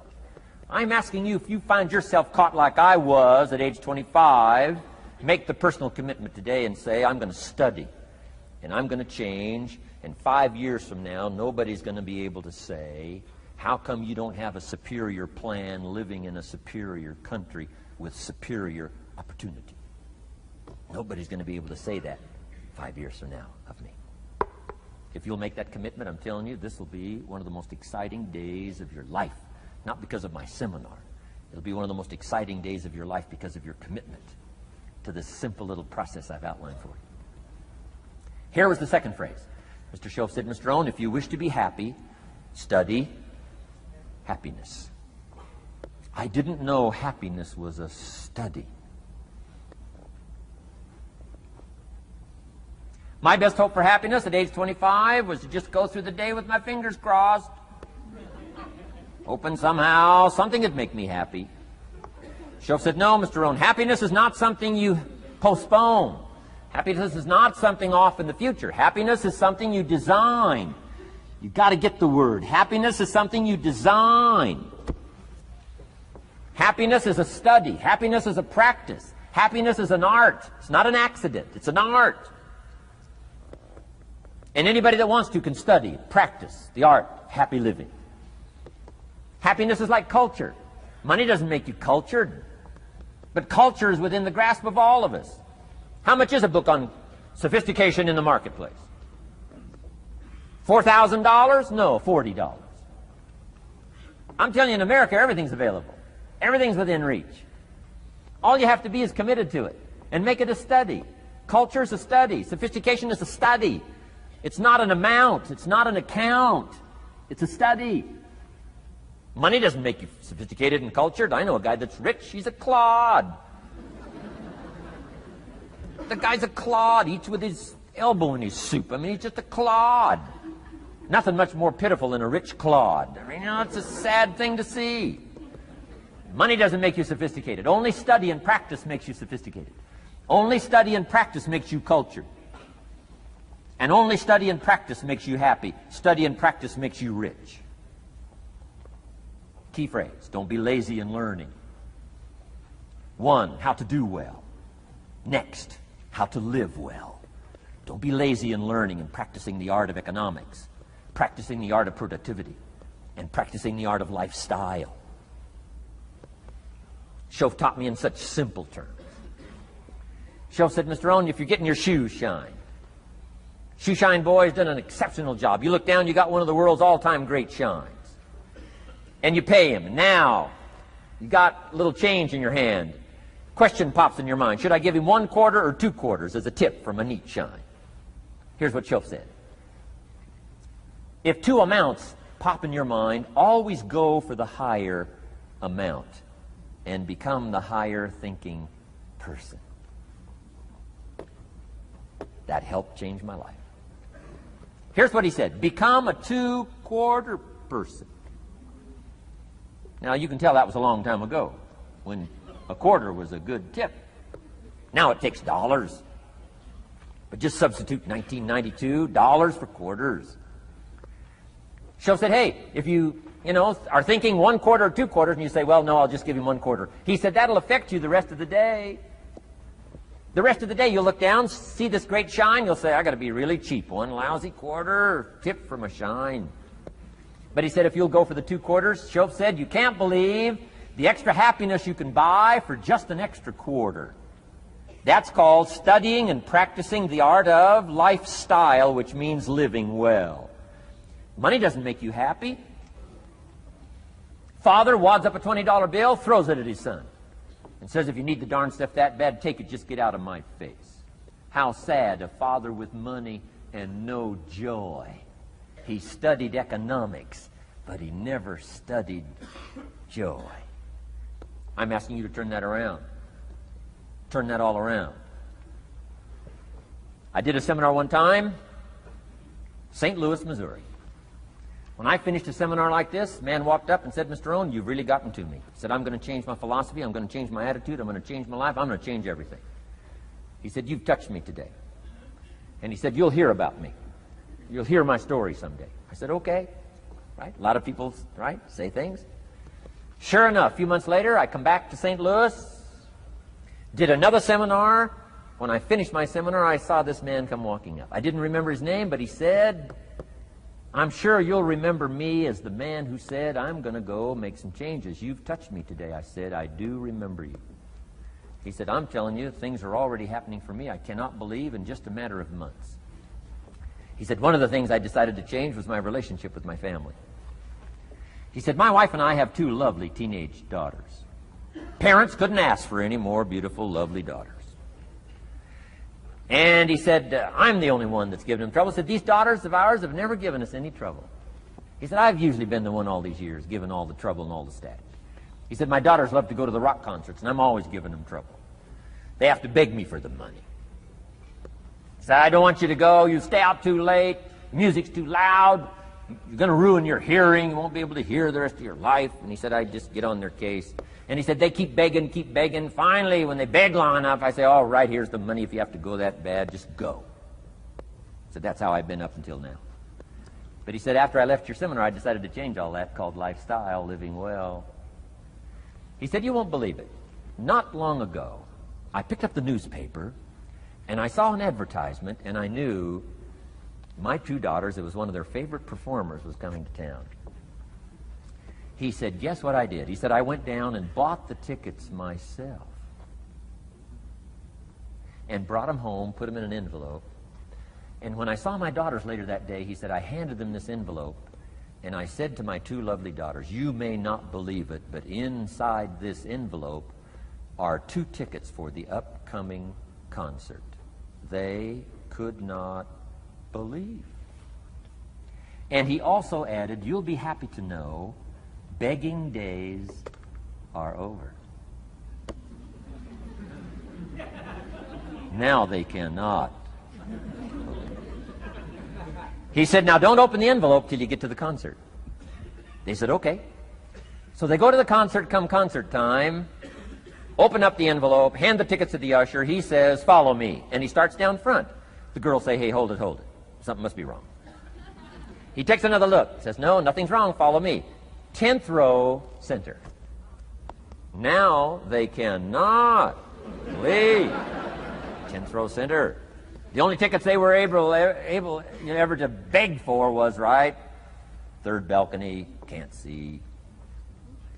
He said, I stayed up a little late that night. Sure enough, a little after midnight, my 2 daughters come bursting through the front door. One of them lands in my lap. The other one's got her arms around my neck. They're both saying, you got to be one of the all-time world's great fathers. He said, Mr. Rohn, you're right. I can't believe. Same money, different father. He said, I've started making the changes, and I decided to start with my teenagers, my girls. He said, what a difference it's making in my life. And I'm telling you, you can do that with your lifestyle. You can do it with your sales career. You can do it with your management career. You can do it with any part of your life. If you're looking for equities, unmatched. Do not curse the only thing you have. Don't complain about the only thing you have, which is seed and soil, sunshine, rain, miracle, and seasons. But start changing and processing and evaluating things like we're covering today, and this process of change will take off for you. You will not believe what can happen in such a short period.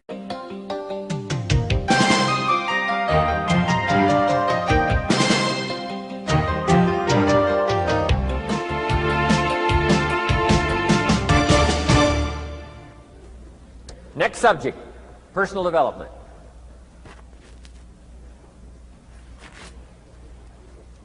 Some of the things Mr. Schoaf taught me starting at age 25, some things came quickly, some things came easily. Setting goals, that was easy. We're going to talk about that later on. But this one I had to struggle with, personal development.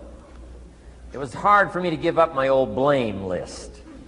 It was so comfortable blaming the government and blaming my negative relatives and the company policy, unions, wage scale, economy, interest rates, prices and circumstances and all that. That was difficult for me to give up.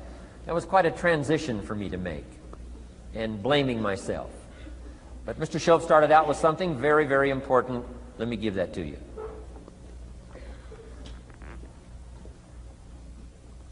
He said, it's not what happens that determines the major part of your future.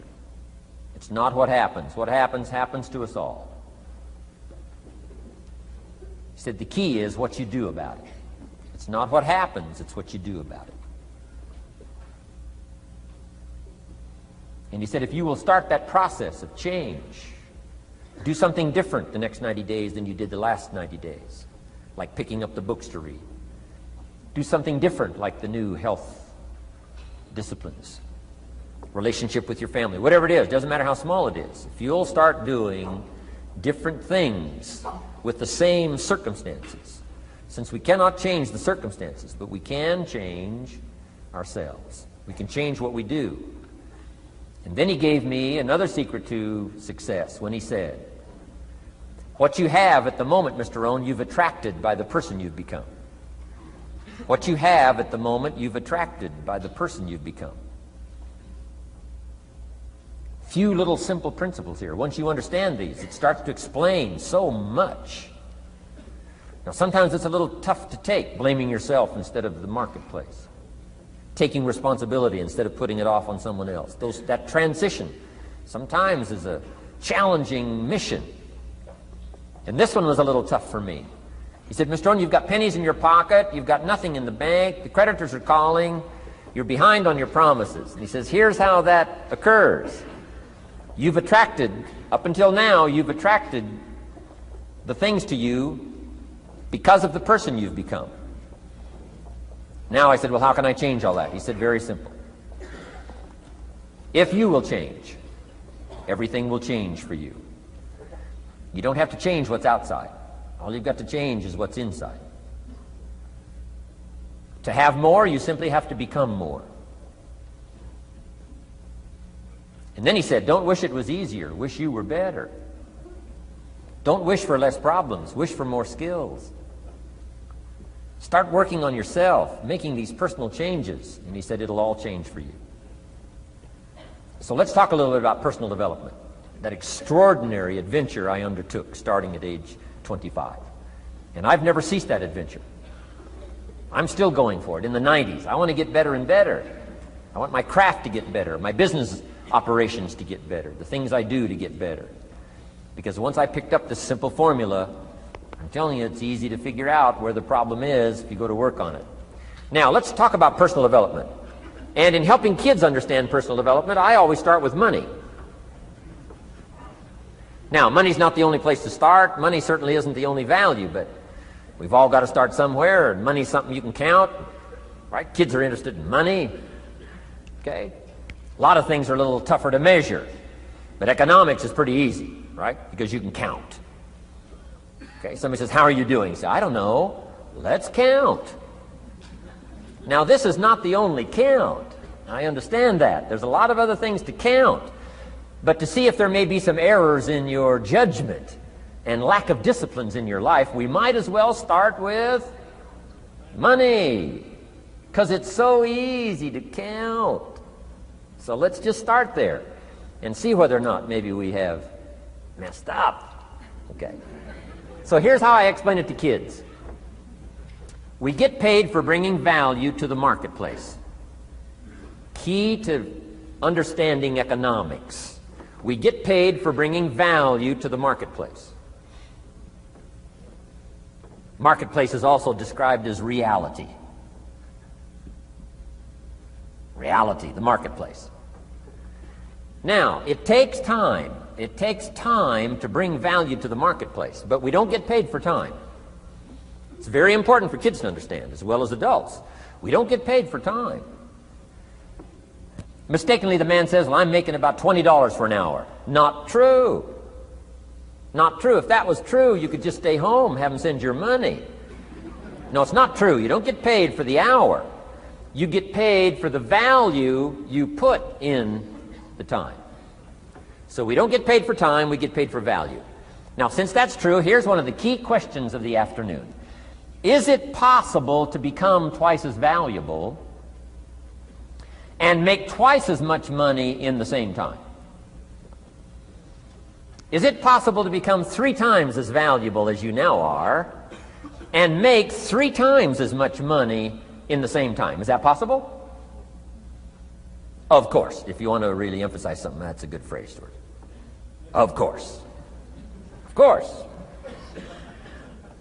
Okay. Now, all you have to do to earn more money in the same time is simply become more valuable. America's unique. It's a ladder to climb. Starts down here, what, about $4 an hour? Big argument last year in Congress about the starting place. Should be 5, should be 5, should be 5. Well, no, it doesn't need to be 5. Why not start with 4? It's a ladder. Right? This is not a bed. This is a ladder. This is a ladder to climb. Starts at $4. Now somebody said, well, should be 5, should be 5. Well, maybe. If you're going to stay at the bottom for the rest of your life, it probably should be 5. But that's kind of a pitiful way to live. Start and not grow. Start and not change. Start and not become more valuable. Hey, the whole scenario of life is to start, number 1, and what? Become more valuable, number 2. So America's a ladder to climb. Starts at $4 an hour, and the more valuable you become, you just keep moving up the ladder. Top income last year, what, 52 million? Guy that runs Disney? Would a company pay somebody for 1 year's work $52 million? And the answer is, of course. This is one of those of course places. Of course. If you help a company make $1 billion, would they pay you $52 million? The answer is, of course. It's chicken feed. I mean, it's not much money. Now, why that much money? Because he has become so valuable. Now, why would we pay somebody only $4 an hour? They're not very valuable to the marketplace. Now, we got to make that distinction, to the marketplace. Might be a valuable brother, a valuable member of the community, a valuable member of the church, valuable member in the sight of God, to the human family, of course, those kind of values. But to the marketplace, which is called what? Reality. Reality is, if you're not very valuable, you don't get much money. Those are called the facts. I mean, that's how that is. Well, then, how do you get more money? Simple answer. Somebody says, well, I'll go on strike for more. Well, here's a major problem with that. Here's a major problem with that. You can't get rich by demand.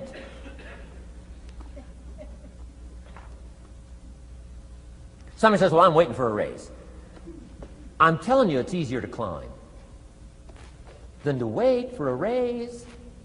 Why not just become more valuable rather than wait? I'm telling you, that's the key to all good things. Becoming more valuable. Why would we pay somebody $400 an hour? They've become more valuable to the marketplace. See how this works? I'm telling you, this stuff is so easy.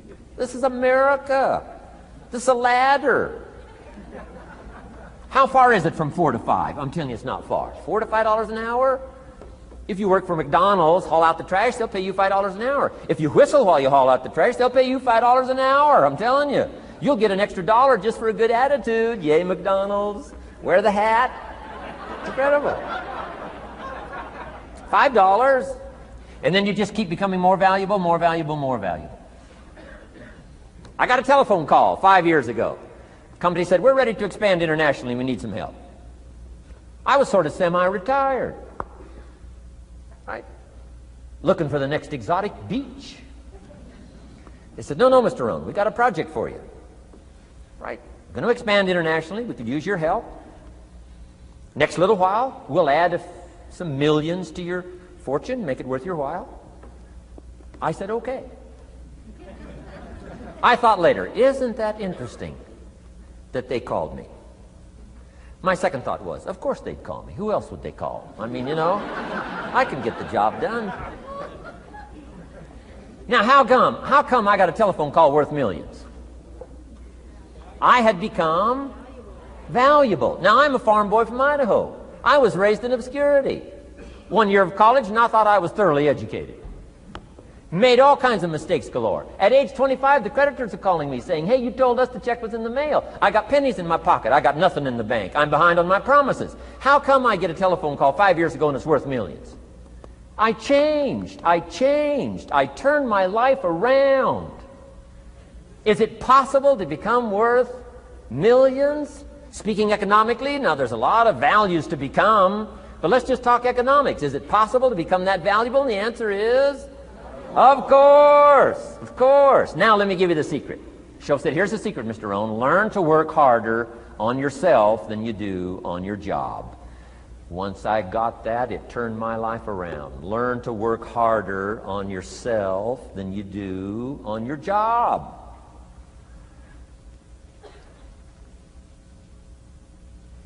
He said, if you work hard on your job, you'll make a living. If you work hard on yourself, you can make a fortune. Wow. If you would have known me at age 25, you would have said, Jim Rohn's a hard worker. If you'd have known me, you'd have said that. I'm the guy, I don't mind coming a little bit early, staying a little bit late. I don't mind that. You'd have said, well, Jim Rohn's a hard worker.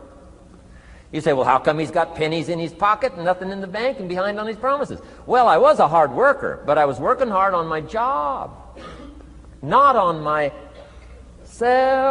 I'm telling you, if you'll learn that simple little principle and start the process today, latest tomorrow, I'll give you tonight to think it over. And start this whole process of personal development, work on yourself, make yourself more valuable to the marketplace. I'm telling you, you can so dynamically change your income, and economics is the least of the values that you can start earning in terms of equity if you'll start working harder on yourself than you do on your job. Work hard on yourself and develop the skills. Work hard on yourself and develop the graces. All of the stuff necessary to become more valuable to the marketplace. I'm telling you, your whole life can explode into change. Promotions, no problem. Becoming more valuable to the company, I'm telling you, no problem. Money, no problem. Economics, no problem. Future, no problem. If you just go to work on the right thing. Not get things out there to change. Don't try to change the seed. Don't change the soil. Don't change the sunshine. Don't change the rain. Don't change the mix of seasons. Let the miracle of everything that's available work for you, and start working on the inside. Work on your philosophy. Work on your attitude. Work on your personality. Work on your language. Work on the gift of communication. Work on all of your abilities. And if you'll start making those personal changes, I'm telling you, everything will change for you. Now, let me give you another scenario on personal development. It's called the 4 major lessons in life to learn. Before we get to the 4 major lessons in life to learn, let me give you a key phrase for your notes. Here it is. Life and business is like the seasons. Life and business is like the seasons. Frank Sinatra sings, life is like the seasons. Now, here's one of the key phrases that changed my life. Starting at age 25, you can see this whole scenario. Personal development for me began. I've never been the same since. Here's the next key phrase. You cannot change the seasons, but you can change yourself. You can't change the seasons, but you can change yourself. My best hope, right? When I'm 25 years old, my best hope was to go through the day with my fingers crossed saying, I sure hope things will change. I sure hope things will change. It seemed to be my only way for my life to get better if things would change. Here's what I discovered. It isn't going to change. It isn't going to change. I did a seminar one time for Standard Oil executives and management in Honolulu, now known as Chevron. And we're talking economics one day around the conference table. And one of them said to me, Mr. Rohn, you know some fairly important people around the world. You have a chance to travel internationally. Can you tell us what you think the 80s are going to be like? Now you can tell how far back this goes. He said, what do you think the 80s are going to be like? And I thought for a moment, and I said, gentlemen, I do know the right people. And I do have some experience, I think I can tell you. So they all leaned in a little closer, and I said, gentlemen, based on the people I know and based on the best of my own experience, I think in the 80s it's going to be about like it's always been.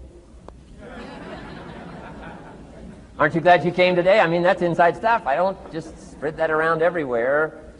It's going to be about like it's always been. It isn't going to change. To hope that it'll change is called whistling in the wind. Being so naive, hoping for something that isn't going to occur. I can give you the shortest history lesson that you can imagine in one sentence. What describes human history on the spinning planet the last 6,500 years? Let me describe it for you in one sentence. Here's human history in one sentence. Opportunity mixed with difficulty. That's about as simple as you can put it. And opportunity mixed with difficulty isn't going to change. The man says, well, if it isn't going to change for the future, if it isn't going to change in the 90s, how will my life ever change? Answer, when you change. And if you will change, everything will change for you. Your bank account will change, your income will change, your future will change, the ability to acquire your dreams will change, it'll all change if you will change. And now let's go through the scenario of the seasons. Life and business is like the seasons. Let's cover them. Here's number one, major lesson in life to learn. Learn how to handle the winters. You say, well, Mr. Rohn, a lot of this stuff is fairly obvious. That's true. Just need somebody like me just to come along and remind us. This is what this is called today, a reminding session. I got no new truth for you to discover. This is all old stuff. We just need to hear it again.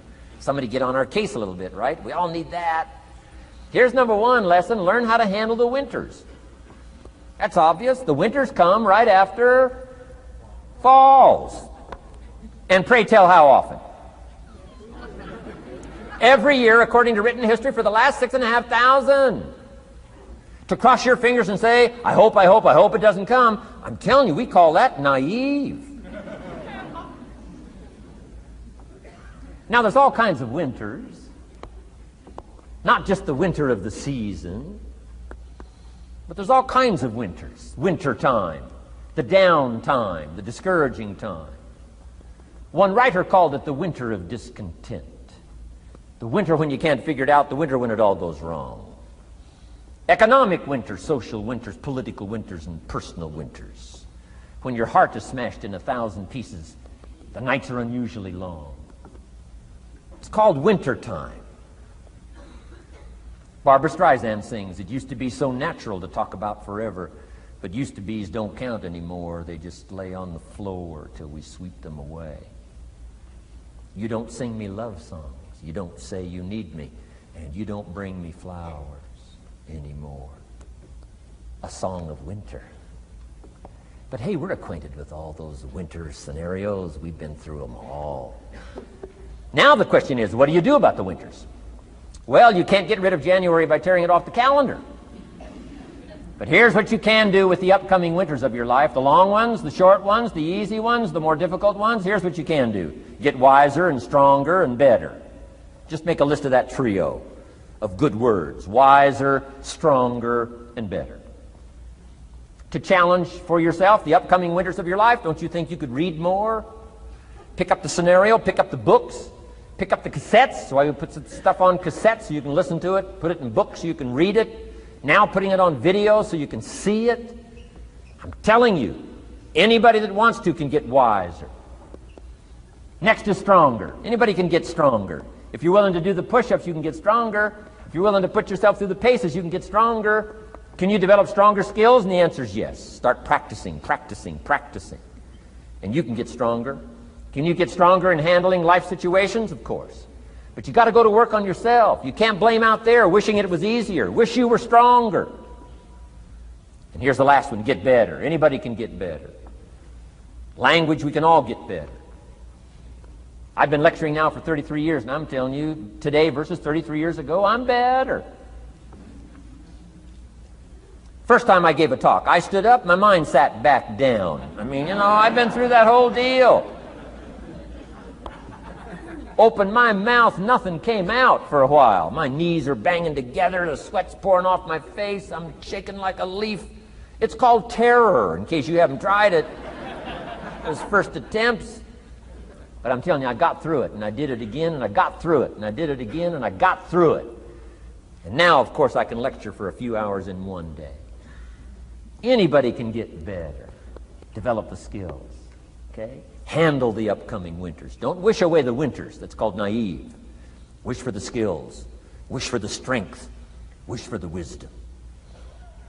Here's the second major lesson in life to learn. Learn how to take advantage of the spring. Uniquely enough, spring follows winter. And pray tell how often? 6,500 times. I mean, those are good odds. I'd gamble on it one more time. I mean, those are good odds. Every time. You can't beat those odds. Spring is called opportunity. Another day is called opportunity. Days follow nights. How about that? And how often? Every day. But now here's what we must learn to do with opportunity. Underline two strategic words in that sentence. Take advantage. Just because spring comes is no sign you're going to look good in the fall. You've got to take advantage of it. You've got to do something with it. Read every book you can on what to do with your springs, what to do with your opportunities, what to do with your days, what to do with your chances. Don't miss the educational process. Don't miss the process of learning. To understand, opportunity keeps coming, but the key is taking advantage, taking advantage. Everybody in this room's got to learn to do one of two things. Plant in the spring or beg in the fall. And it doesn't mean you can't become a sophisticated beggar, but you don't need the reputation. Learn to plant in the spring, take advantage. And there's an urgency here on springtime because there's just a few springs, handful of springs offered to each of us. So take advantage swiftly and quickly. Don't just let the time pass. The Beatles wrote, "Life is very short." And for John Lennon, it was extra short. For Michael Landon, it was extra short. But life is short. At the longest, it's short. So don't just let the springs pass. Take advantage. Seize the day. Seize the moment. Seize the opportunity. That's the key. Springtime.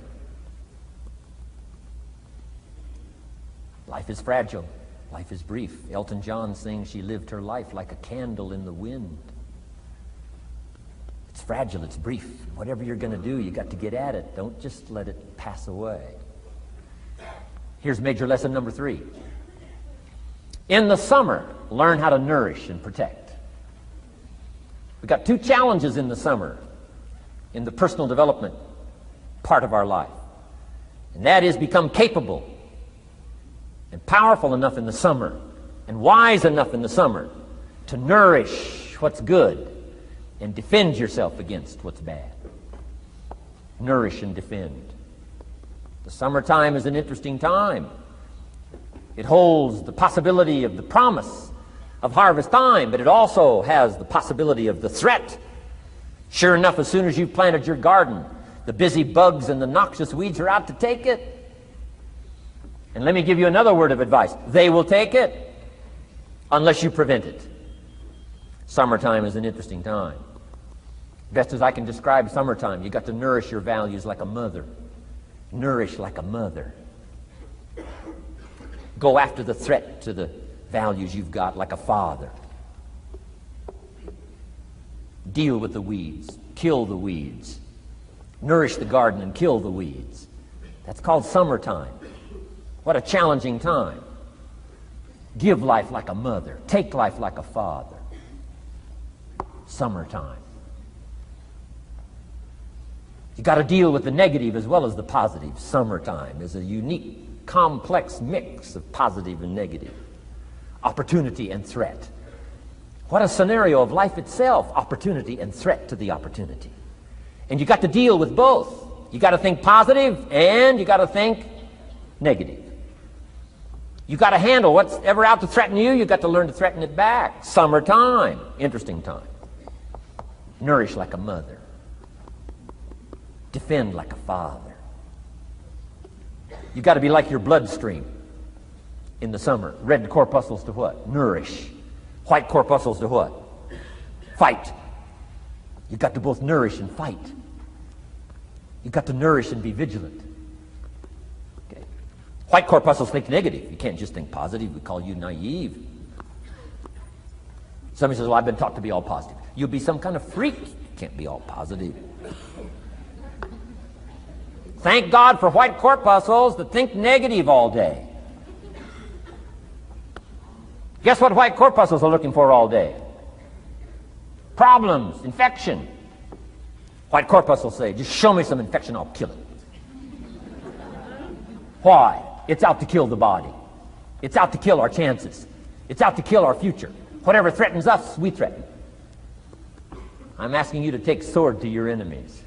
Whatever's out to threaten you, threaten your health, you got to threaten it back. Like white corpuscles. Kill what's evil. Nourish what's good.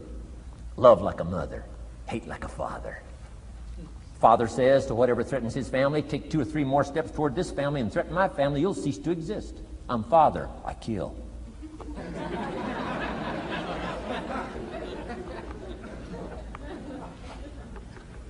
Don't let the weeds take your garden. Wreck your chances for a good harvest. Deal with your enemies in the summer.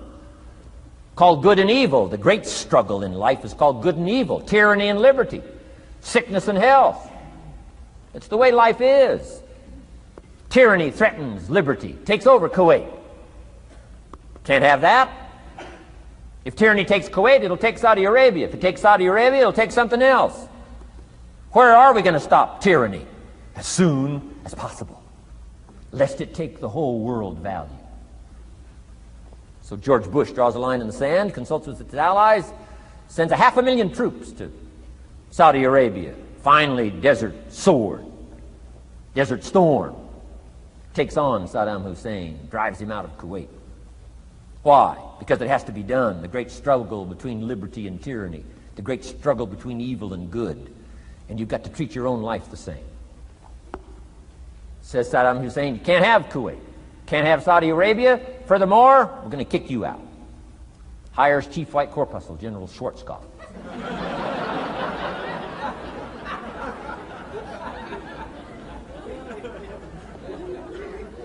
Takes care of the matter. I'm asking you in the summer, nourish like a mother. Threaten whatever threatens you like a father. Now you can also turn around the scenario, that's true. Love like a father, hate like a mother. Give life like a father, take life like a mother. You can turn the scenario around. The key is both love and hate. Single parents have got the greatest challenge. Love like a mother, hate like a father. Love like a father, hate like a mother. Nothing more dangerous than an angry mother.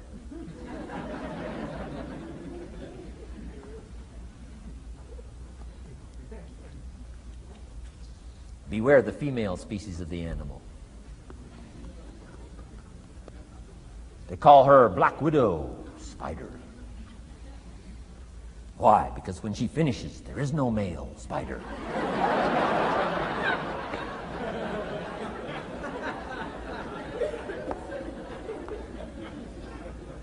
I saw this article. I was flying on an airplane up in Canada. I saw this article in one of the airplane magazines. Showed a picture of this guy with his shirt off, these claw marks down his back, teeth marks in his neck. The guy almost got killed. He was out in the woods, saw a mama bear with her little cub. Said, oh, this looks cute. Had his flash camera, went flash, flash, took a picture. Mama bear treats it unkindly, promptly chases him. Caught him, almost killed him before they got to him. Beware mama bear. So, love like a father, hate like a mother. However you want to treat this scenario, it's very important. It's called summertime. Part of the personal development challenge. is to be challenged to learn to nourish all of your values, from a garden to a family relationship, to a love affair, to a marriage, to a business, anything that's valuable to you called equity. You've got to nourish it, you've got to feed it, you've got to take care of it, but you've also got to defend it. It's called the way things are. Key. In the summer. Now here's number 4. Fourth major lesson in life to learn. In the fall, in the harvest, learn to reap in the harvest without complaint. Important part of personal development. Reap in the harvest without complaint. Take full responsibility. Once you've learned this scenario, it's not the seed, it's not the soil, it's not the sunshine, it's not the rain, it's not the miracle of the giving of life, it's not the seasons that's to be criticized. We must take personal responsibility. So in the harvest, take personal responsibility. It's your crop. Whatever you've reaped, it's your crop. Take responsibility. No complaint. And here's the next one. No apology. The best of human maturity is no apology if you've done well, and no complaint if you haven't. Knowing that that's where the answers lie, within, and then without, in the miracle of the possibilities that we have to work with. Those are the 4 major lessons in life to learn. Let's talk about some more parts of personal development. Here's the first one. Physical. The physical side. Got to take care of yourself. Do not neglect to take care of yourself. Good phraseology used in the Bible, in my amateur way, but let me put it to you best I can. Here's what it says. Treat your body like a temple. That's a good phrase, good suggestion. A temple meaning something you take extremely good care of. A temple, that's a good phrase. Treat your body like a temple, not a woodshed. A temple, a temple. Take good care. It's the only place you've got to live currently. The temple. Nutrition. My mother studied nutrition, passed it along to me, passed it along to my father, my children, my grandchildren. What a legacy that was. Learning to just take care of yourself. Key phrase. Some people don't do well because they don't feel well. They've got the gifts, they've got the skills. Maybe they just haven't taken care of themselves. They don't have the vitality. Key phrase. Vitality is a major part of success. Vitality. So take care of yourself. I know a guy that raises racehorses. I'm telling you, the guy feeds his horses better than he feeds himself. He's so careful how he feeds his horses. He's so careful what they eat.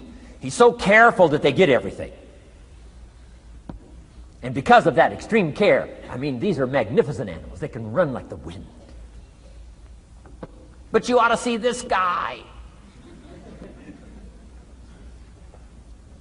10 steps up a flight of stairs, and I mean, he's all out of breath.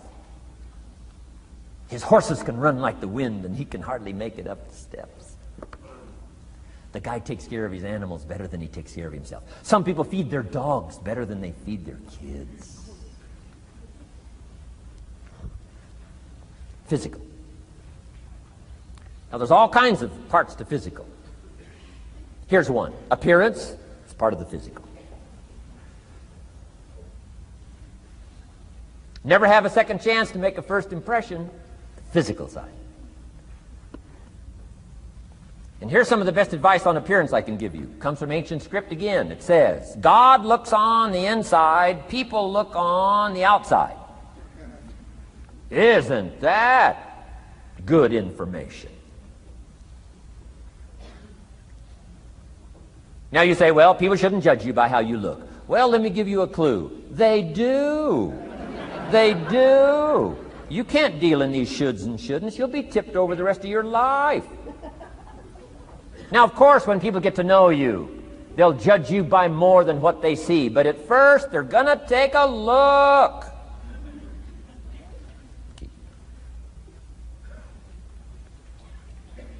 So, here's the best advice I can give you. Make sure the outside is a major reflection of what's going on inside. The physical side. A few minutes a day, stay healthy. A little bit of study on nutrition, stay healthy. Key. Now here's the next part of personal development, the spiritual part. Now, I'm an amateur on the spiritual side. I do happen to believe that human beings are more than just an advanced life form. An advanced species of the animal kingdom. I do believe humans are a special creation. That's just my personal belief, and I don't ask you to buy it. But here's what I do ask you to buy. If you do believe in spirituality in any manner, here's my best advice. Study it and practice it. Do not neglect your values. Do not neglect your virtues. If you do believe in spirituality, my advice is study it and practice it. Don't let it go unstudied. Don't let it go unnourished, if you do believe. That's my best advice on the spiritual side. Now here's the third part. The mental side. Part of this personal development challenge is to develop mentally. Learn, study, grow, change. It's what schooling is all about. And the human development takes time, incredible amounts of time. That's why we've taken the time for this seminar. It just takes time. Some things you can't cover in a 20-minute speech. You can't cover in a little 5-minute talk. It takes time. For humans, it seems like more time than any other life form, human beings. The little wildebeest in Africa. Guess how much time it's got as soon as it's born to be able to run with the pack so it doesn't get eaten by the lions? Guess how much time it's got? A few minutes. As soon as the little wildebeest is born, tries to stand up, falls down. Its mother nudges it, gets it to stand back up, falls back down. Finally, on little shaky legs, it tries to nurse. Mother pushes it away. She moves away, so it can't nurse. Why? You can't nurse now. You've got to develop some strength now. The lions. Falls down, gets back up, tries to nurse. Mother pushes it away. No. You got to get these legs strong. How much time have we got? Not much time. Mama wildebeest says, not much time. Not hours, not days, minutes. Wow. But the human baby, wow. After 16 years, we're not sure. Right? Unbelievable amount of time it takes. So it does take time for personal development. It does take time for spiritual development, physical development. But here's also what takes time, and that's your mental development. Feeding the mind. Nourishing the mind. Some people read so little, they got rickets of the mind. They couldn't give you a good, strong argument as to their own personal beliefs. Here's one of the challenges we've got as parents, and that is to get our kids ready to debate the major life issues of the 90s. They've got to get ready to debate. We've spent this last couple of decades debating communism. Communism taught capital belongs in the hands of the state. We've been teaching, no, capital belongs in the hands of the people. Communism taught. People are too dumb and stupid to know what to do with capital. You've got to take capital away from all the dumb, stupid people and give it to the all-knowing, all-wise state. And let the state run everything and let the people meekly show up for their work assignment. All glory to the state, communism taught. Kid says, well, is that right? No, all glory to the people. Let the state be the servant of its people, not the people be the servant of the state. I'm telling you, you've got to be able to pick up those ideologies. You've got to be able to pick up the philosophy. And here's the next part. You've got to be able to defend it. If you can't defend your virtues and if you can't defend your values, I'm telling you, even in the 90s, you'll fall prey to philosophies that are not in your best interest. And we've got to help our teenagers, we've got to help our kids especially to be able to debate the major life issues, the political issues and the social issues. and the religious issues and the spiritual issues and the nutritional issues and the economic issues and all of the rest of the issues that are valuable for us to build the kind of equities we want. You got to get yourself ready. And one of the ways you got to get ready is not just physical and not just spiritual. You got to get ready mentally. And this is where Schoff went to work on me, to be ready mentally, to develop the philosophy and also be able to defend your virtues and your values. Let's go through it. You need a good library. Schoff got me started on my library. Here's one of the books he recommended. Think and Grow Rich by Napoleon Hill. Think and Grow Rich. Schoff said to me, doesn't that book and title intrigue you? Think and Grow Rich. Don't you have to read that book? Think and Grow Rich. I said, yes, sir. By Napoleon Hill. I went and found that book in a used bookstore. That's where I had to start. In a used bookstore. I paid less than 50 cents for it. I've still got it. It's one of the rare hardback covers. Think and Grow Rich by Napoleon Hill. Wow, Schoff was right. Get a library started. It'll change your life. Any home over $200,000 has got a library. Why do you suppose that is? Wouldn't that make you curious? How come every home over $200,000 has got a library?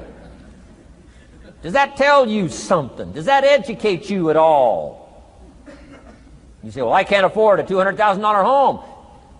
It doesn't matter what size home. Take your present apartment, clean out a closet, call it your library, and start acting intelligent. And start this process like I did. Start developing a library.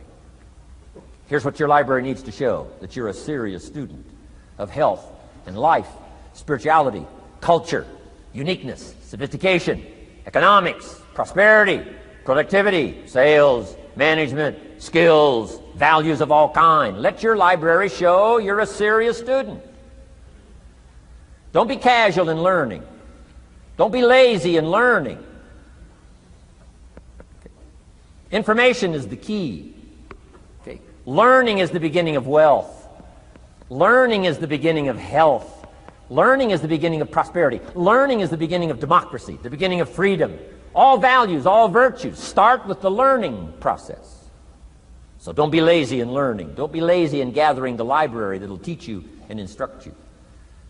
And I got that book, Think and Grow Rich. Some of the ideas in that book inspired me no end, helped me to change my life. Now, it's got some weird stuff in it. You know, it's got some weird stuff. Napoleon was weird, so you gotta separate out a little of this weird stuff. But you can do that. You can separate out the weird stuff, okay? Unless you're weird, just do the weird stuff. Anyway, remember, don't be a follower, be a student. That's the key to all books. Don't be a follower, be a student. Okay. Another book he recommended. Help Me Become Financially Independent. We're going to cover that before we finish this afternoon. The book was entitled The Richest Man in Babylon. The Richest Man in Babylon by George Clason, C-L-A-S-O-N.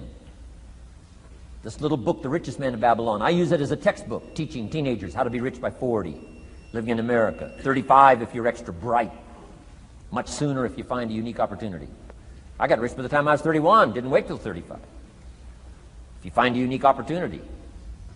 So we'll get into that after we come back from our next break. Richest Man in Babylon. Get your library started. Here are some key sections to put in your library called mental food. In fact, we call it food for thought. It's so important to nourish the mind, not just the body, but nourish the mind.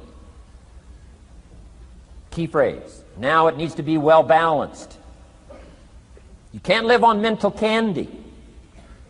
Somebody says, well, I just read this positive stuff. That's too second grade. You've got to get out of second grade. You can't just be inspired. You've got to be taught. You can't just be inspired. You've got to be educated. Key. Here's a good book. It's called How to Read a Book. Good title. How to Read a Book by Mortimer Adler. In this book, How to Read a Book, Mortimer, you know, is the chief editor of the new Encyclopedia Britannica. A good set of books, right, to have in your library. The Encyclopedia Britannica, chief editor, Mortimer Adler. He's in his 80s. He's still active, still writing books. I've got several of his books. The 6 Great Ideas, a lot of books. Mortimer Adler. But he wrote this book, How to Read a Book. Now, in this book, How to Read a Book, not only does he give you some good suggestions on how to get the most out of a book. It's one thing to read it, it's another thing to get the best out of it. He'll give you some techniques on how to get the best out of a book. It's very good. But here's what's also in his book, How to Read a Book, a list of what he calls the best writings ever written. The best writings ever written. I've used it as a centerpiece for my library. So I'm just asking you, take a look. If it suits you, fine. If it doesn't suit you, hey, keep looking until you find something to suit you. But well balanced. Let me give you some of that balance. Number one, history. We've all got to have a sense of history. American history, national history, international history, family history, political history. We all need a sense of history. Shortest history lesson. Opportunity mixed with difficulty. No matter how far back you go, 1,000 years ago, 2,000 years ago, 3,000, 4,000 years ago, I'm telling you, it all reads the same. Once you understand the thread that it isn't going to change, then what's going to change for my life? Answer, looks like I'm going to have to change. History helps us to understand how it is, what there is to work with, seed, soil, sunshine, rain, and what human beings have done with it in the past. And how many of them have, like I did by age 25, they have messed up. That's what history's for. Be a good student of history. Here's a good book, Lessons of History by Durant. Lessons of History by Durant. This little book is only 100 pages, but I'm telling you, it's so well written, you'll be intrigued, as I was. This little book, Lessons of History by Durant.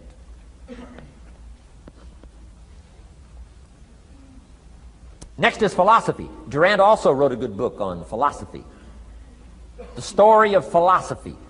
It's got a good rundown of the key philosophers of the last several hundred years, what they taught and some of the lives they lived. You might find it a little difficult, but hey, you can't just read the easy stuff. Key phrase to add here in parentheses, don't just read the easy stuff. You won't grow. You won't change. You won't develop. Tackle the more difficult stuff.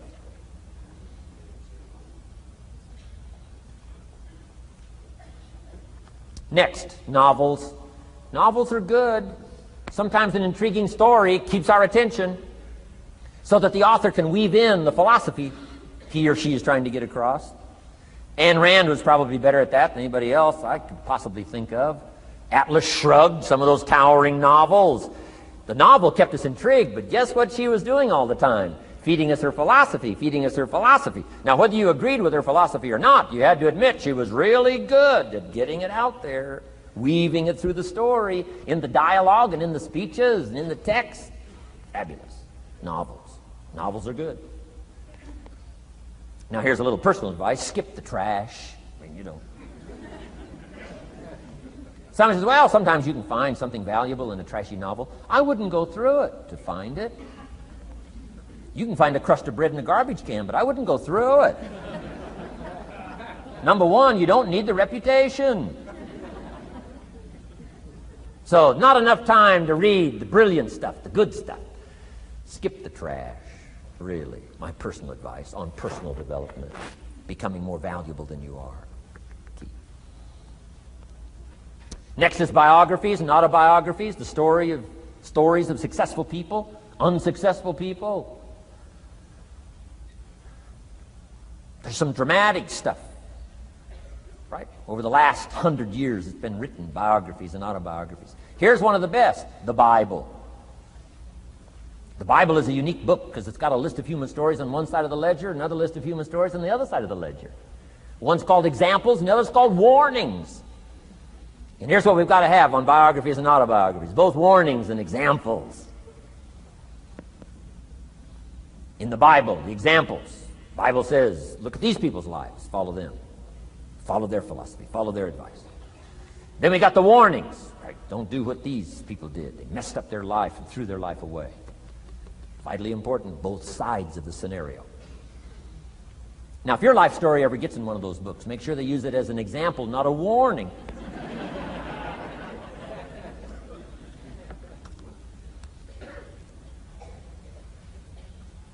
Also, we need balance, both sides, balance, good and evil, biographies, autobiographies.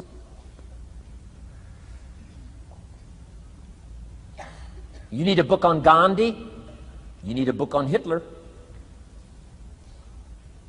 One to illustrate how high a human being can go, and the other one to illustrate what? How low and despicable a human being can become. We need both sides of the scenario. Next, accounting. Got to have a little, at least primary view of accounting. Kids have got to start learning the difference between a debit and a credit.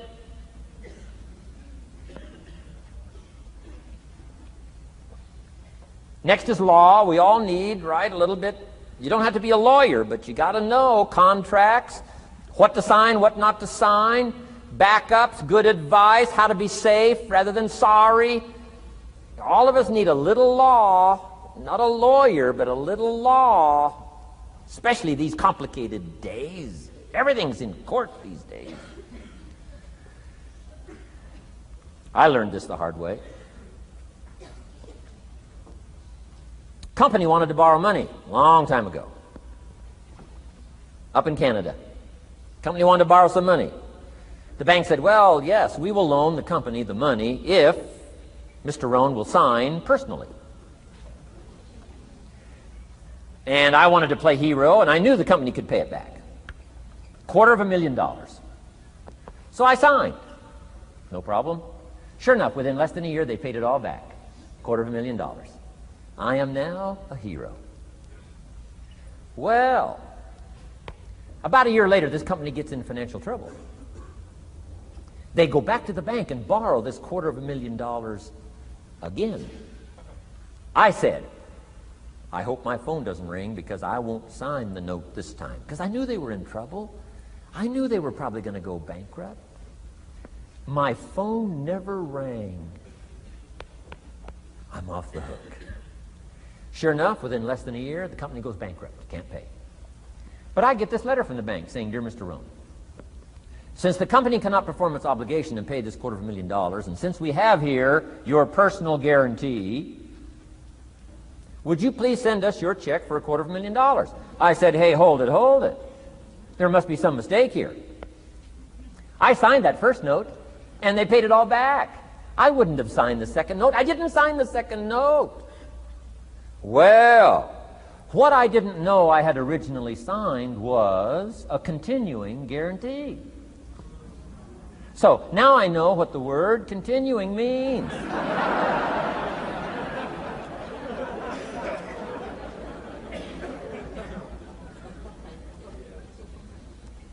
I'm asking you to study a little law, know what to sign, know how to defend yourself, right? Say, hey, we'll get back. Don't sign too quickly. I mean, there's all kinds of things here. Be a student. Don't be lazy in learning. How to defend as well as nourish. How to grow as well as take care of your enemies. You've got to learn. Let your library indicate that you're a serious student about personal relationships with your family, gifts and skills, economics, and all the rest. Here's the next one. Economics. We're going to study that when we come back from our break. Economics. We're going to cover, especially for the kids today, how to become financially independent. We're going to let the adults listen. I've been teaching kids for the last 18, 19 years how to be rich by 40, 35 if you're extra bright. Most kids think they're extra bright. They go for 35. Or much sooner if you find a unique opportunity. We're going to get into that. Be a student of economics. Next, culture, sophistication. Don't leave that out of your life culture, sophistication. Culture is part of the fabric of the nation. Culture is what makes us different than dogs and animals. Culture is what makes us different from the barbarians. Culture, sophistication. Be a student of the dance and the art and the music and all the rest of those extraordinary human values that are possible for us all to participate in as well as to enjoy. Be a student of culture. And the last one is spirituality. Study it from the Bible and all the related books about spirituality. If you're a believer, study and practice. Let your library show you're a serious student. Next, keep a journal. Shoaff said, Mr. Rohn, not only be a student, but the good ideas that you develop from the books. Keep a separate journal. Write all this stuff down. Here's what he said. Don't trust your memory. If you're serious about becoming wealthy and powerful and sophisticated and healthy, influential, cultured, unique, keep a journal. Don't trust your memory. If you listen to something valuable, write it down. If you come across something important, write it down. Write it down. Now, I used to take notes on pieces of paper and torn off corners and backs of old envelopes and restaurant placemats and long sheets and narrow sheets and little sheets and pieces thrown in a drawer. Found out, best way, keep a journal. I've been keeping these journals now since age 25. It makes up a valuable part of my own learning, and it's a valuable part of my library. My own journals now form a good portion of my own library. The stuff. I'm trying to get kids to do like I do, be a buyer of empty books. Kids find it interesting I buy an empty book. Especially at my status in life. What did I pay for this one? $26. Kids say, $26 for an empty book? Why would you do that? Well, the reason I paid $26 is to press me, to see if I can't find something worth $26 to put in here. And I'm telling you, all my journals are private. But if you got a hold of one of my journals, you wouldn't have to look very far until you would say, this is worth more than $26. I must admit, if you got a glimpse of Mr. Rohn's journals, you'd have to say he is a serious student. Not just committed to his craft, but committed to life, committed to skills, committed to learning, to see what I can do with seed and soil and sunshine and rain and miracle and possibilities and turn it into equities of life and treasure, family relationships, enterprise, sales, management, gifts galore, everything you want, all available, especially in America. I'm asking you, keep a journal. I call it one of the three treasures to leave behind. Let me give you that. One of the three treasures to leave behind. Number one is your pictures. Take a lot of pictures. Did you ever look back, right? 2 or 3 generations, just a handful of photographs way back there. Wouldn't it be something if there was album after album, thousands of pictures to help tell the story? A picture's worth 1,000 words. Don't be lazy in capturing the event. How long does it take to capture the event? A fraction of a second. How long does it take to miss the event? A fraction of a second. Errors in judgment or disciplines. Take lots of pictures. Help tell the story. Click, click, got it. Click, click, got it. Keep. I go to Taiwan to lecture. Taipei, Taiwan. Grand Hotel. Neat place to do a weekend seminar. I got 1,000 students. Guess how many cameras? 1,000 cameras. They all bring their cameras. They wouldn't miss the event, take pictures. Takes me more time to take pictures than it does to do the lectures. Here's my new American friend. Here's my new American friend. Click, click, save it. Got it. 1,000 words, each one. What a scenario. Don't miss the pictures. When you're gone, one of the things to leave behind, the treasure in picture as well as in words. Keep. Next, your library. The library that you gathered, that taught you, that instructed you, that helped you to defend your ideals, that helped you to develop a philosophy, that helped you to become wealthy and powerful and healthy and sophisticated and unique. The library that helped you conquer some disease. The library that helped you to conquer poverty. The library that caused you to walk away from the ghetto. The library, the books that instructed you, fed your mind and fed your soul. Leave your library behind. One of the greatest gifts you can leave behind is your library. Stepping stones out of the darkness into the light. Your library. So leave your books behind. Your books will be more valuable than your couch. Your books, your books, your books. And third is your journals. The ideas that you picked up. The notes you took at seminars like this. Wherever you found an occasion to gather something valuable and put it in here so you could go back over it and go back over it. Repetition is the mother of skill. Read it one more time. Learn it one more time. See if you can digest it one more time. Let it coach you one more time. Let it teach you one more time. Let it inspire you one more time. Words are inspirational. The lyrics of a song. And not just read it once. That's why we put our stuff on cassettes so you can go through it again and again and again. If you hear a beautiful song that does something to you, you don't say, well, that's enough. Don't need to hear that again. No. Wouldn't you want to hear it again, hear it again, hear it again? Let it instruct you. Let it feed you. Let it teach you. Take you on wings of emotional journeys. Wouldn't you want to do that again? The answer is yes. That's what's so important. And here's what's important. One of the things to leave behind, that's your journals. All the stuff you took the meticulous time to gather.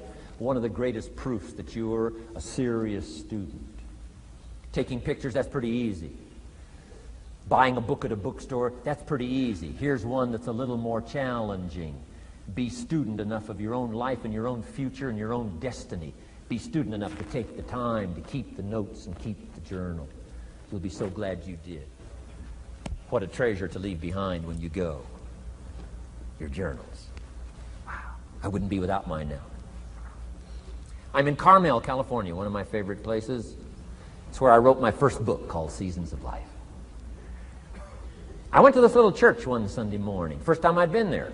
Little small church, I don't know, 150 people. Classic sermon that morning.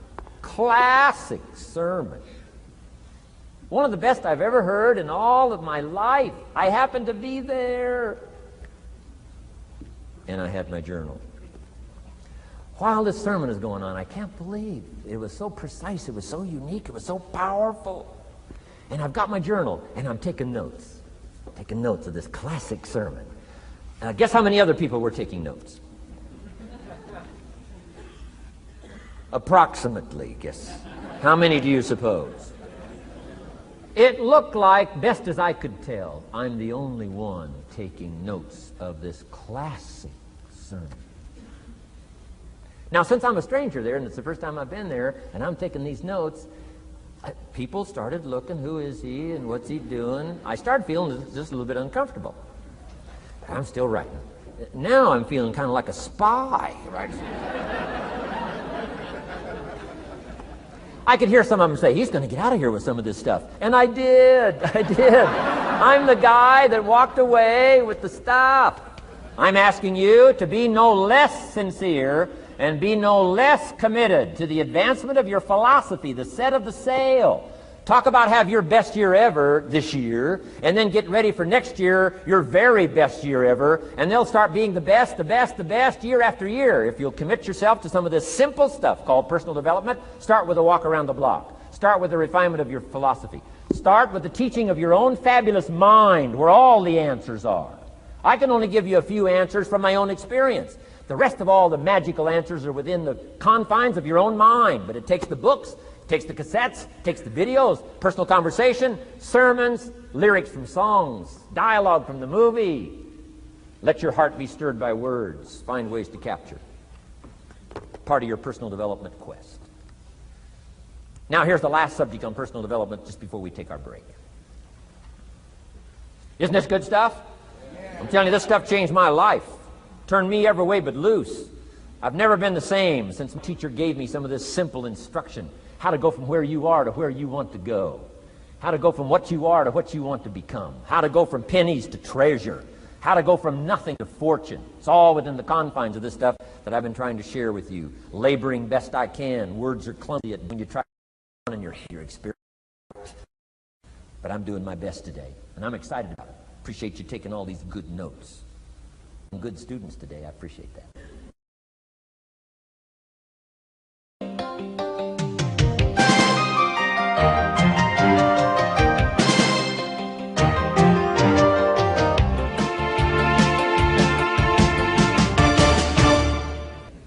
Develop these 5 abilities as part of your personal development quest. I call them the 5 abilities.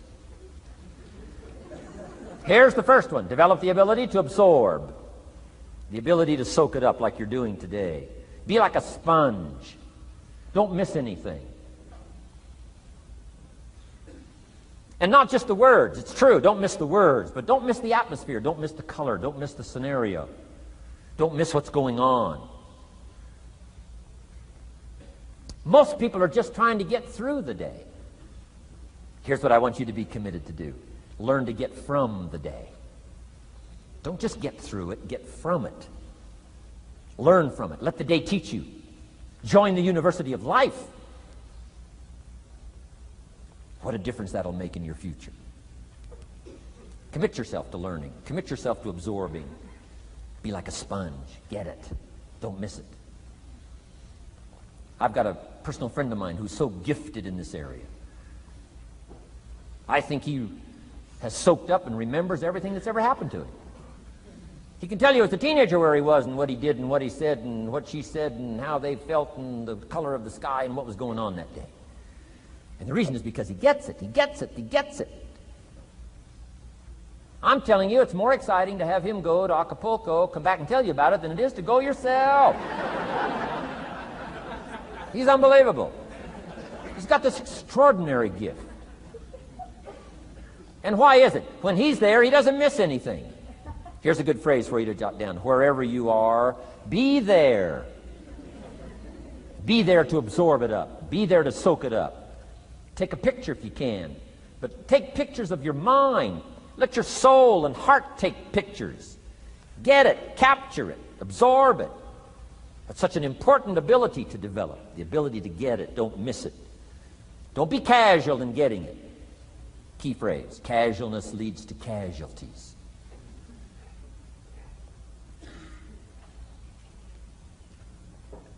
Second, learn to respond.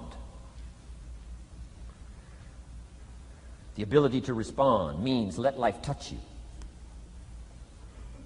Don't let it kill you, but let it touch you. Let sad things make you sad. Let happy things make you happy. I'm telling you, give in to the emotion. Let the emotion strike you, not just the words, not just the image. Let the feeling strike you. Let the emotion strike you. Here's what's important. Our emotions need to be as educated as our intellect. Our emotions need to be educated as well as our intellect. It's important to know how to feel. It's important to know how to respond. It's important to let life in. Let it touch you.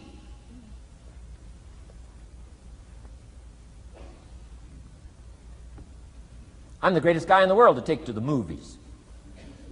I get into a good movie.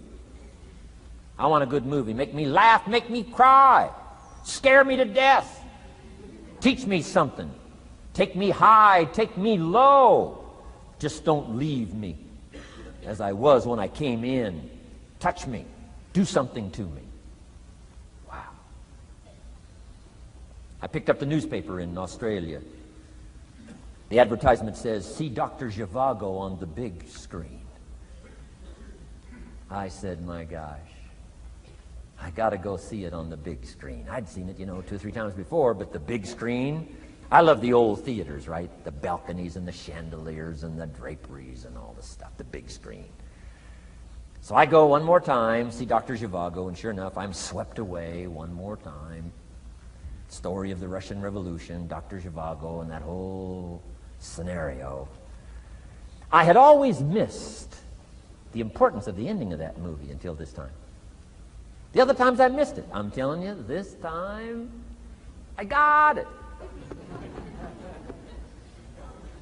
Comrade General said, Tanya, how did you come to be lost?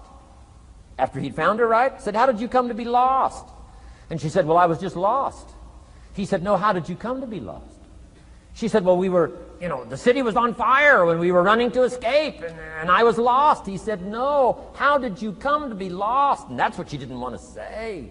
He finally pressed her again, how did you come to be lost? And she said, well, while we were running through the city and it was on fire, my father let go of my hand, and I was lost. That's what she didn't want to say. Comrade General said, Tanya, that's what I've been trying to tell you. Komorowski was not your real father. He was not. I'm telling you, I've been looking all over for you, and I think I found you. This man, my relative, Dr. Zhivago, the poet. I'm telling you, he was your father. And Comrade General said, Tanya, I promise you this. If this man, your real father, had been there, I promise you, he would never have let go of your hand. And I got it. This time I got it. The other times I'm eating popcorn waiting for the movie to finish. I mean, this time I got it. I got it. I got it. I'm asking you to get it. Absorb and respond. Maybe you heard the story about the evangelist here in Texas way back in the horse and buggy days. Used to put up his tent in these various Texas towns and hold tent revivals. And he put up his tent. One of these towns expected a big crowd to come and hear him preach. And he got there first night of the tent revival, and he walked inside the tent. It was empty. And he thought, something must be wrong. He waited till 8 o'clock. Nobody showed up. He waited till 8:15. Not a soul. Finally, 8:30. One lone cowboy wandered up on his horse, tied his horse up outside, came in, sat down on the front bench, big empty tent. So the preacher thought, well, at least I better go down and talk to the cowboy. So he goes down and talks to the cowboy, and he says, Cowboy, I don't know what to tell you. He said, I'm the preacher, and this tent was supposed to be full of people. And he said, something's gone wrong. I really don't know what to do. I'm embarrassed. And he said, I don't know what to do. And the cowboy said, well, I'm not a preacher. I'm just a cowboy, so I can't tell you what to do. But he said, I know this. If I went out to feed my cattle and only one showed up, I'd at least feed it. So the preacher said, hey, the cowboy is right. If you've got a message to share, if there's one person or 1,000, don't let your ego get in the way. You should do the best you can. So he got kind of inspired by this conversation with the cowboy, jumped up on the platform, started preaching as if the tent was full of people. And he was so inspired, he just kept going, went for an hour and 15 minutes, hour and a half. Finally, wound down and quit. Come down off the platform, talked to the cowboy again, said, well, cowboy, what did you think of my sermon? The cowboy said, well, I'm not a preacher, so I can't really tell. I'm just a cowboy. But he said, I know this. If I went out to feed my cattle and only one showed up, I'd feed it, but I wouldn't dump the whole load on it.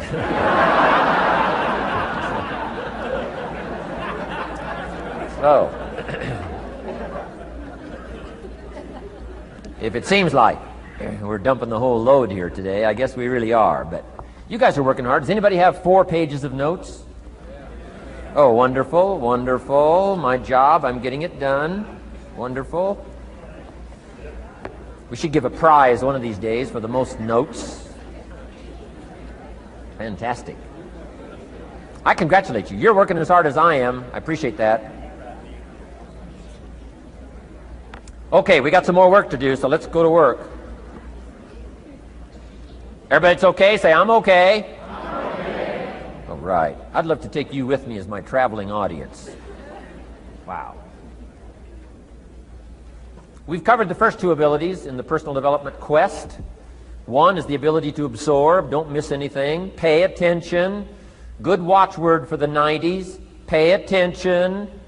Things are moving so fast these days, you got to pay attention, pick it up, soak up the colors, soak up the sounds, soak up what's going on. Second, respond, let life touch you.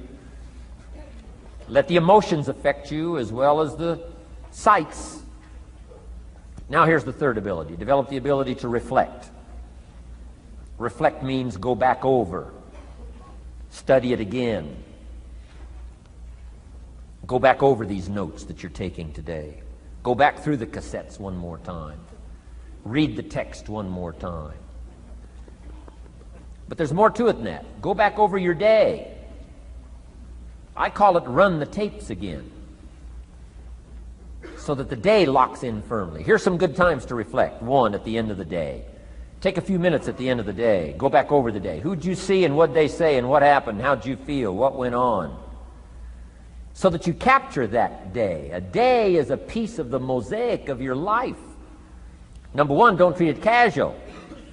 Number two, get from the day. And then number three, go back over the day so that it locks in that experience, the knowledge, the sights, the sounds, the panorama, the color motion picture of the day. Just lock it in so that it will serve you for the future, having that day, not missing it.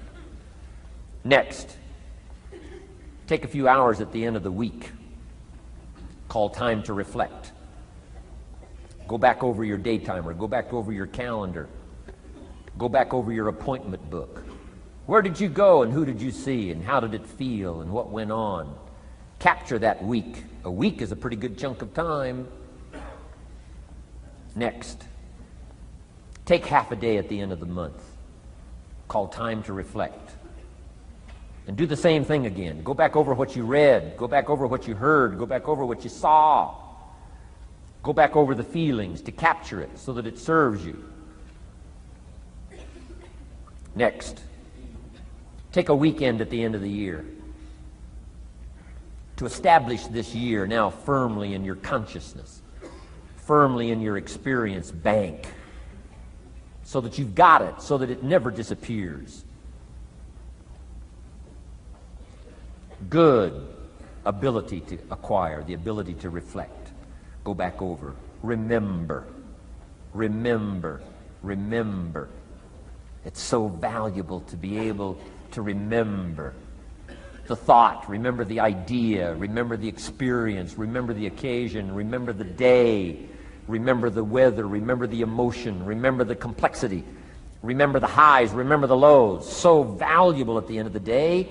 Lock that day in. Lock the month in. Lock the week in. Lock the year in. Old Testament says a unique scenario unfolded according to the law, and that was they worked 9 years, and the 10th year was a sabbatical. The 10th year, work 9, take the 10th year, and not just to relax, not just to replenish, not maybe just to get physically in shape. Change of pace, we call it in the modern society, but not just for that. I'm sure that in ancient days, that sabbatical was to go over the last 9 years, what went right and what went wrong, and what worked well and what didn't work well. And how did you grow, and how did you learn, and how did you change, and what have you got now after 9 years that you didn't have at the beginning of the 9 years? See, that's so valuable, a sabbatical, some time.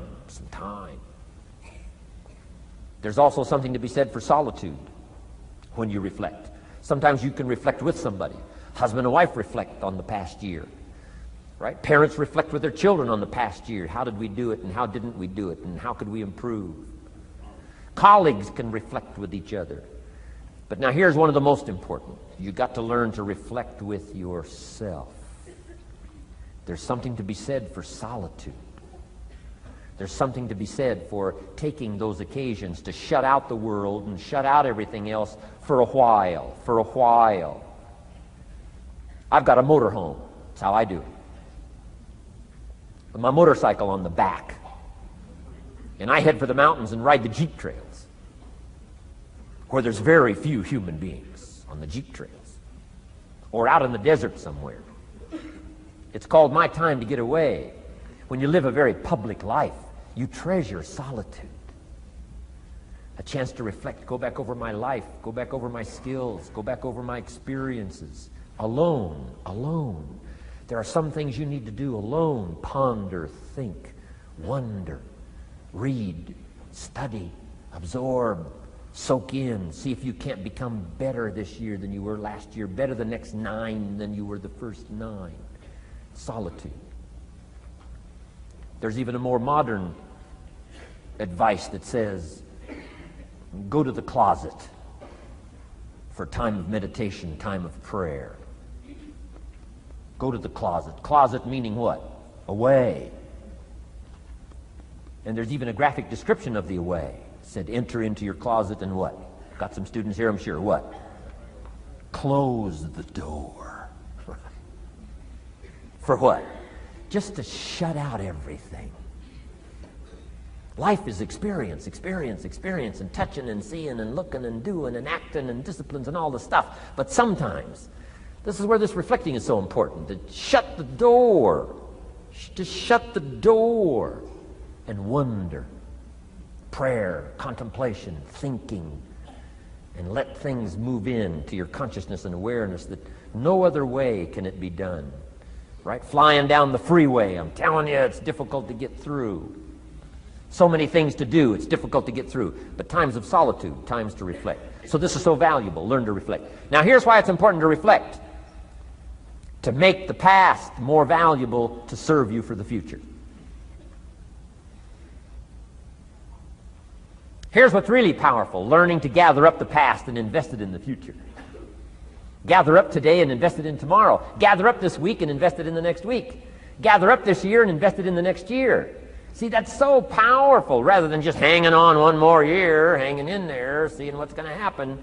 Learn, study. This is part of the personal development quest, becoming better than you are, more valuable than you are, not just in terms of economics, in terms of motherhood, in terms of fatherhood, in terms of being a better brother, a better colleague, making a better contribution to the family, to society, to the community, to the church, to the office, to the commitment, to the partnership. Doesn't matter what it is that has value. Work on yourself, then you bring more value to the partnership, to the marriage, to the franchise, to the corporation, to the enterprise, to the community, to the nation. Self-development, personal development. The best contribution you can make to someone else is self-development, not self-sacrifice. Self-sacrifice only earns contempt. Self-development earns respect. Pity the mother who says, I'm just going to give up my life for my children. Self-sacrifice is not noble. Self-investment is noble from self-development. If I work on myself and become more valuable, think of what that'll do for our friendship. I used to use the old expression, you take care of me and I'll take care of you. I found out how shallow and short-ended that was. And I changed it to read like this, I'll take care of me for you, if you will please take care of you for me. And this is part of it, the personal development, that we work harder on ourselves than we do on our job. Now we bring that to the friendship. Now we bring that to the marriage. Now we bring that to the family relationship as a father, as a mother. And we develop the strength and we develop the power. That's key. And it takes, I think, this scenario of disciplines, these abilities, to acquire those gifts and those skills, that value, so that we bring more. Now, we bring more to the next week. We bring more to the next month. We bring more to the next year if you follow this absorb, respond, and reflect. I said to my father when he was about to turn 76, his 76th birthday, I said, dear father of mine, can you imagine what it's going to be like to gather up the last 75 years of your life and invest them in your 76th year? What a difference of philosophy, rather than just hanging on one more year. Gather up 75 and invest them in the next one. Gather up the last 6 years and invest it in the next year. See, that's so powerful in communication, which we're going to study soon. So powerful. So consider this. 1, the ability to absorb. 2, the ability to respond. 3, the ability to reflect. Here's number 4, develop the ability to act. Take action. Not hasty if it isn't required, but don't lose much time. Here's the time to act. When the idea is hot and the emotion is strong. That's the time to act. You say, Mr. Rohn, I'd like to have a library like yours. See, if you feel strong about that, what you got to do is get the first book and then get the second book. before the feeling passes and before the idea gets dim. Action pronto, action immediate, action as soon as possible. Because if you don't, here's what happens. We call it the law of diminishing intent. We intend to when the idea strikes us. We intend to when the emotion is high. But now if you don't translate that into action fairly soon, now the intent starts to diminish. And a month from now it's cold. A year from now, can't be found. So act. Set up a discipline when the emotions are high and the idea is strong and clear and powerful. That's the time to set up the discipline. Somebody talks about good health and you're stirred. Says, right, I need to get a book on nutrition. Get the book before the idea passes and before the emotion gets cold. Go for the book. Start the library. Start the process. Fall on the floor. Do some push-ups. Action. Got to take action. Otherwise, the wisdom is wasted. Otherwise, the emotion soon passes. Unless you put it into a disciplined activity. Capture it. Disciplines is called how to capture the emotion and how to capture the wisdom and translate it into equity. Disciplines. Now, here's what's important about disciplines. All disciplines affect each other. In fact, here's a good philosophical phrase. Everything affects everything else. Nothing stands alone. Don't be naive in saying, well, this doesn't matter. I'm telling you, everything matters.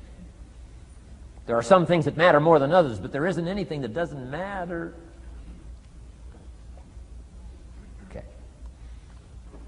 We all pity the man who says, well, this is the only place I let down. Not true. Key to take home. Every letdown affects the rest of your performance. Every letdown affects the rest. This is part of the educational process on personal development. If you don't take the walk around the block, you probably won't do the apple a day.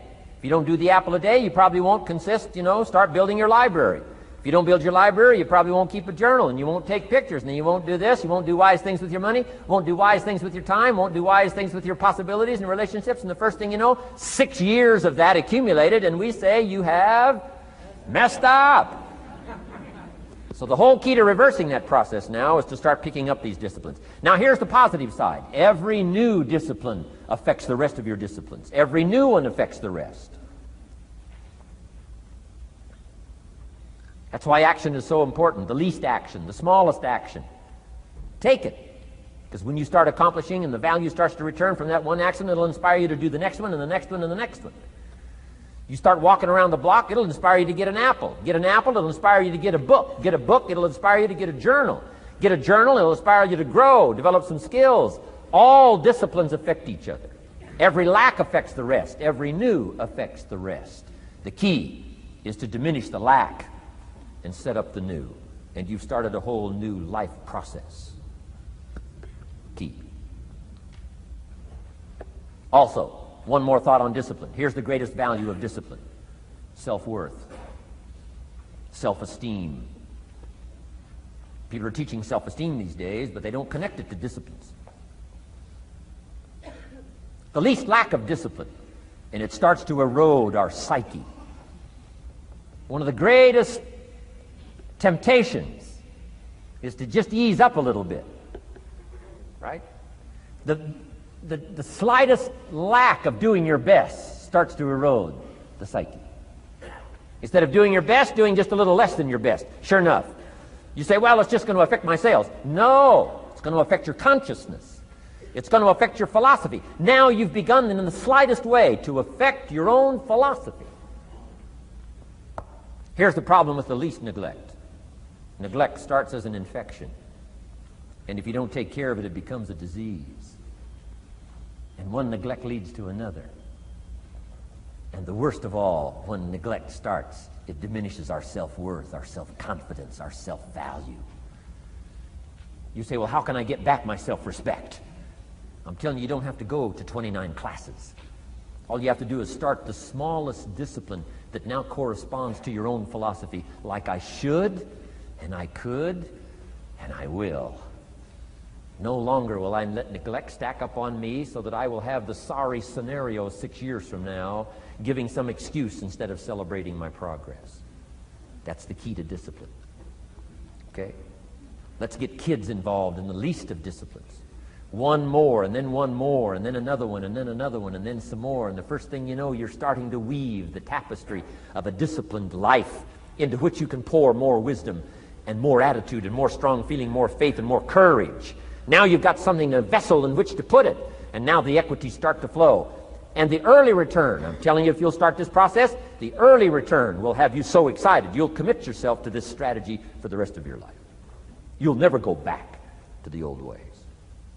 Join a new crowd. Join a new group. The disciplines to do it. Take action.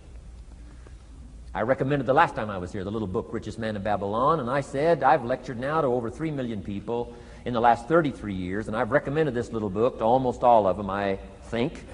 Guess how many have actually gone and got this little book? Answer, very few.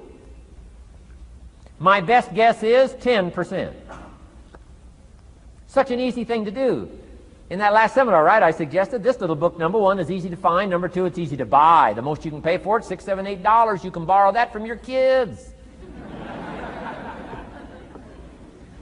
And number three, it's easy to read. It's in story form. That's why I use it for teenagers, teaching them how to be rich by 40, 35, if you're extra bright, much sooner, if you find a unique opportunity. But if it's easy to find and easy to buy, and if it's easy to read, why wouldn't everybody go get it? We don't know. What do you know? You don't know. I don't know. Nobody knows. Here's how profound it is. Some do and some don't. Now here's the numbers. About 10% do. 90% don't or won't. And we don't know the mystery of that. And I'm telling you, 10 years from now, those numbers will still be the same. 10% will, 90% won't. The numbers don't change. Only the faces change. You're looking at one of the faces. I used to belong to the 90% who couldn't be bothered even if it was easy. Guess how many people have a library card? Wisdom of the world available. Transform your life in any value amount you want. By the way, how much is a library card in Texas? Free. Here's what free is. Easy. I mean, it can't be any easier than free. Somebody says, well, would you bring it by? Well, no. At least you got to go get it. No.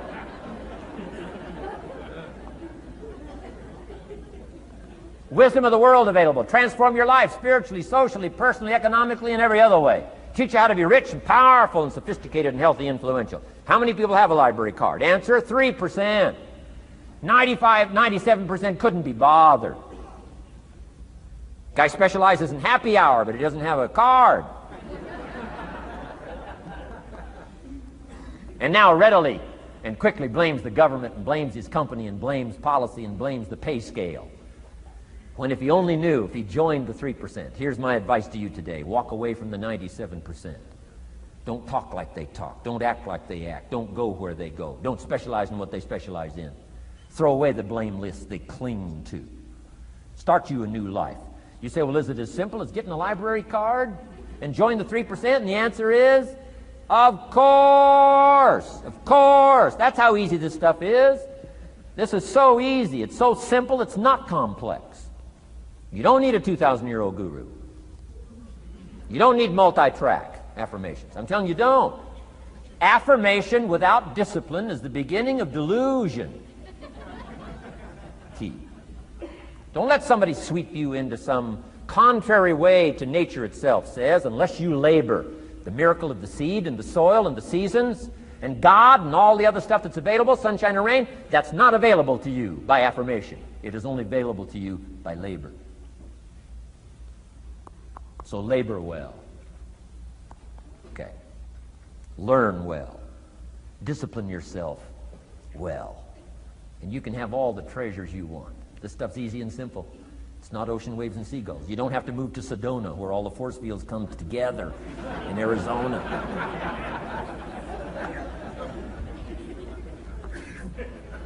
Let's teach our kids the simple ways to transform their health, number one. Their economics, number two. Their ability to communicate, number three. Their life and treasure and lifestyle, number 4. Spirituality, number 5. And the list goes on and on. Let's not leave out any of the least of disciplines that encourage us to do the next one, to do the next one, to do the next one. First thing you know, this whole scenario for you is spinning up instead of out of control on the negative side. This is all you got to do. It's as simple as this. It's as simple as a start, committing yourself to life change. And once you start down this road, I promise you, you'll join the 10% and the 3%. We're going to talk financial independence in just a little while. Guess how many people can retire from the income of their own personal resources when it comes time to retire? Answer, 5%. In the most independent country in the world, 95% are dependent, 5% are independent. Take charge of your own retirement. I'm telling you, if you take charge of your own retirement through personal development and all these skills we've taught today, plus what's coming up, financial independence, I'm telling you, take charge of your own retirement, you can multiply it at least by 5, maybe by 10, maybe by 20, maybe by 100. Let the government take care of it, some company take care of it, you got to divide by 5. Take charge of your own life, take charge of your own day, take charge of your own conversation, take charge of your own family, take charge of your own possibilities. And learn these skills, develop this kind of strategy, and I'm telling you, life will open up for you. Join the 3%. Join the 10%. Join the 5%. Walk away from the 95%. In our Leadership Weekend we teach, find out what poor people read and don't read it.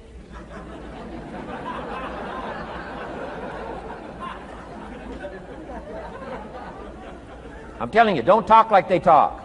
Lend a helping hand, but don't fall into their poor philosophical scenario.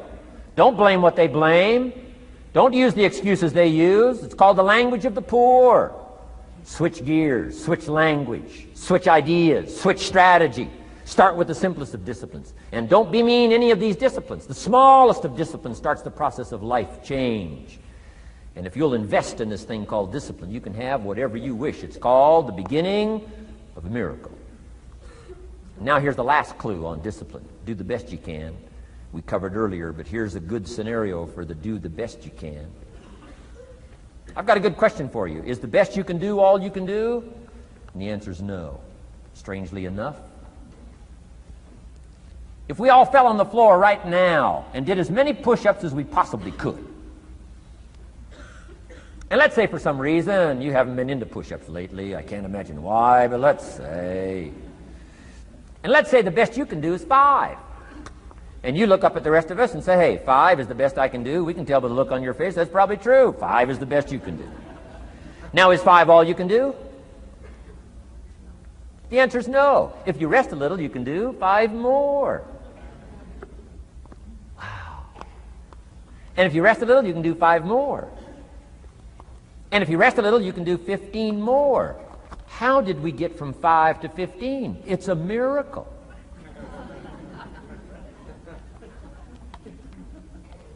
And if you rest a little, you can do 15. Rest a little, you can do 15. Rest a little, you can do 20. How did you get from 5 to 20? It's a miracle. Did you know you can keep doing that? Do a little more, rest a little, do a little more, rest a little, and finally get up to 50 push-ups? Is it possible to get up to 50 push-ups? Of course. How do you go from 5 to 50? It's a miracle. How do you get a miracle going? Number 1, do what you can. Don't leave out what you can, from writing a letter to your mother in Florida. Start cleaning it all up. 2, doing the push-ups. Go from 5 to 50. It's a miracle. Number 1, do what you can. Number 2, do the best you can. Here's number 3, rest very little.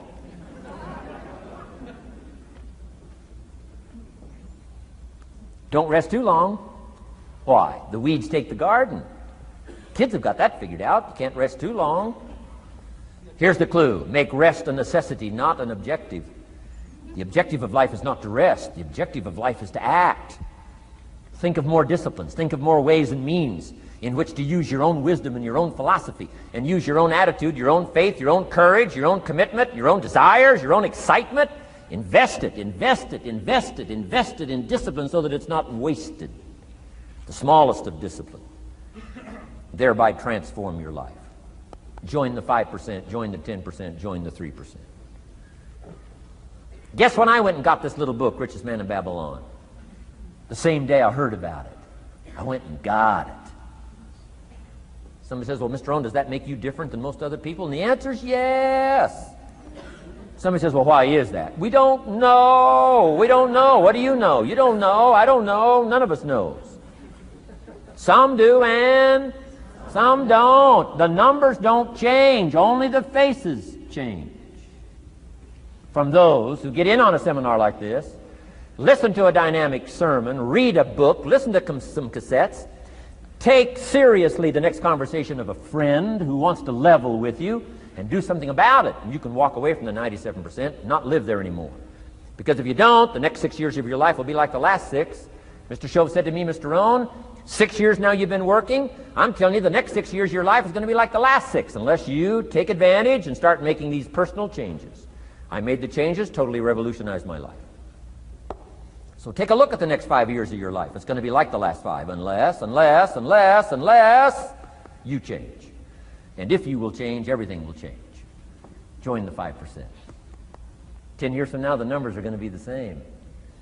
But I'm telling you, some faces in this audience can change and start showing up in the 3% crowd, in the 5% crowd, in the 10% crowd, and thereby dynamically affect your life and your future. Develop these strengths. Now here's the last ability. Develop the ability to share. Pass along to someone else. If you've picked up a good idea today, pass it along. Don't let it stay. Pass it along. A book, if you take one of these little books I've suggested home and it affects you, pass along. Say, hey, I found a book, really helped me. I found a book, got me thinking. I found a book, changed my health. I found a book, got me inspired. Pass it along, pass it along, pass it along. Here's what's exciting about sharing. If you share with 10 different people, they get to hear it once, you get to hear it 10 times. So it's probably going to do more for you than it is for them. But it's called what? Everybody wins. When somebody shares, everybody wins. Wow. Share your ideas, share your experiences, share your knowledge. You can have just as much pleasure as I do. I said, giving this seminar, this is one of my joys in life. Give a seminar like this, make the best investment I can of words and spirit and heart and soul and time, energy. I don't have to work this hard. But I gladly work this hard. Why? I want the return. Your words touch my life. See, that's heavyweight stuff. You can't buy it with money. But I'm telling you, you can get the same thing started by recommending a book. Somebody will read that book, and then they'll read another one, and they'll read another one, and they'll come to you someday and say, you got me started. That book you recommended turned my lights on, turned my mind around, got me thinking, got me pondering, and I've been on track ever since. You can get just as much praise as I do if you'll share with your children, share with your colleagues, share with everybody that comes within your grasp. Share. Now here's what sharing does. Not only helps you, helps the person you share with. Here's what else it does. Makes you bigger than you are. If I had a glass of water up here and it was full, question, can that glass hold any more water? If it's full, if the glass is full, can it hold any more water? The answer is yes. But for it to hold more, you got to pour out what's already in. That's what I'm asking you to do. If you're full of ideas, if you're full of good things, I'm asking you to pour it out, pour it out, pour it out. Why? I'm telling you, more will be poured in, poured in, poured in.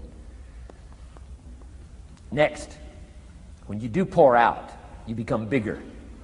Not like a glass that stays the same. Human beings have the ability to grow in consciousness and awareness and capacity. It's unlimited capacity. I found out kids don't lack capacity. In Europe, the kids speak what? 2, 3, 4, 5, 6 languages. When I grew up, my father spoke German, never taught me. My mother spoke French, never taught me. They were trying to get away from all the old world languages back then. Had no concept how valuable languages were going to be in the future. Just didn't know. So they abandoned the German, abandoned the French. I could have learned all 3 languages instead of just English. My girls went to school in Beverly Hills. They've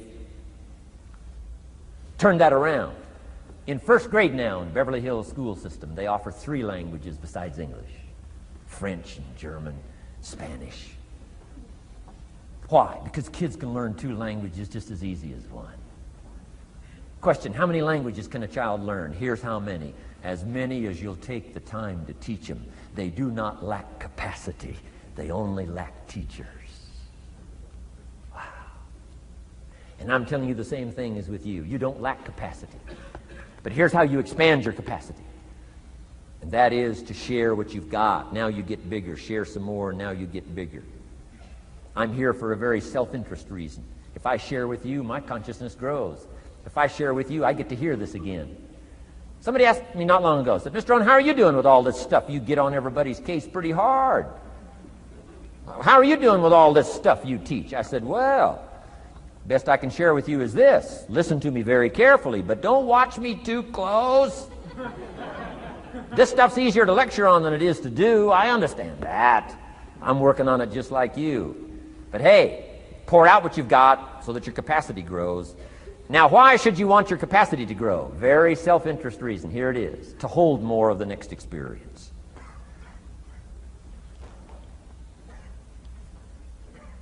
You mean to tell me that sitting in this audience, some people will get more out of it than others? And the answer is yes. If you haven't been into expanding your own capacity lately, you might not get much from this seminar. But if you've been into expanding your capacity, and you've been sharing, and you've been doing all this stuff, I'm telling you, no telling what all this could mean to you today, this chance to grow, change, develop, absorb, take in. I'm asking you to expand and grow so you can hold more of the next experience. Some people can't be very happy.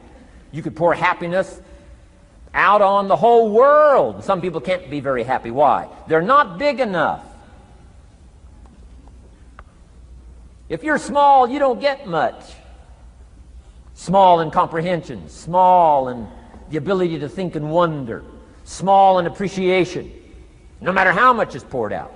Prosperity can be poured out on the whole country. Some people don't get much. Why? They're too small in their thinking, too small in their ability to share, have not expanded to their full capacity. Don't be like that. Now, some people aren't going to get much because they've got their cup turned upside down. You couldn't put anything in. Learn to share. It's a glorious, glorious experience. Okay, enough on personal development.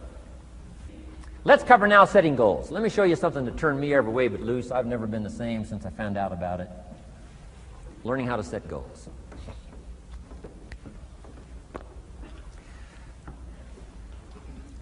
Not long after I met Mr. Schoaf, we're having breakfast one morning.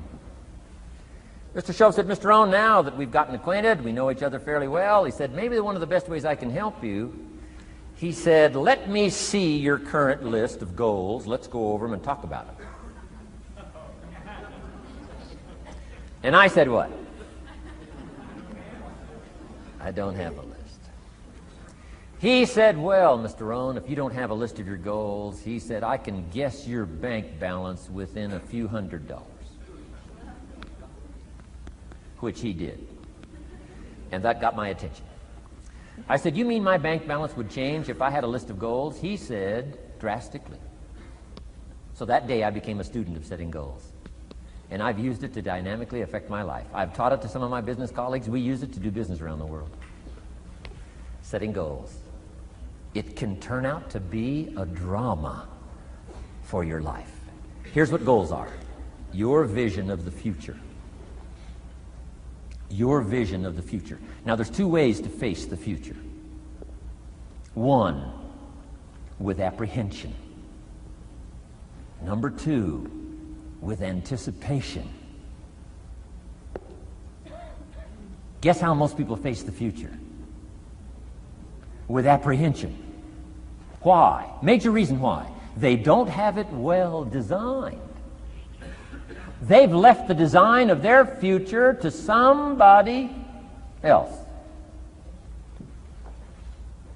And if you don't make plans of your own, guess what? You'll probably fall into someone else's plans. Guess what someone else may have planned for you?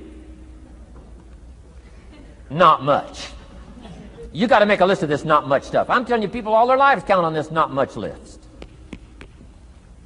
If all of your negative relatives all turn positive, what will that do for your future? Not much. If prices come down a little, what will that do for your future?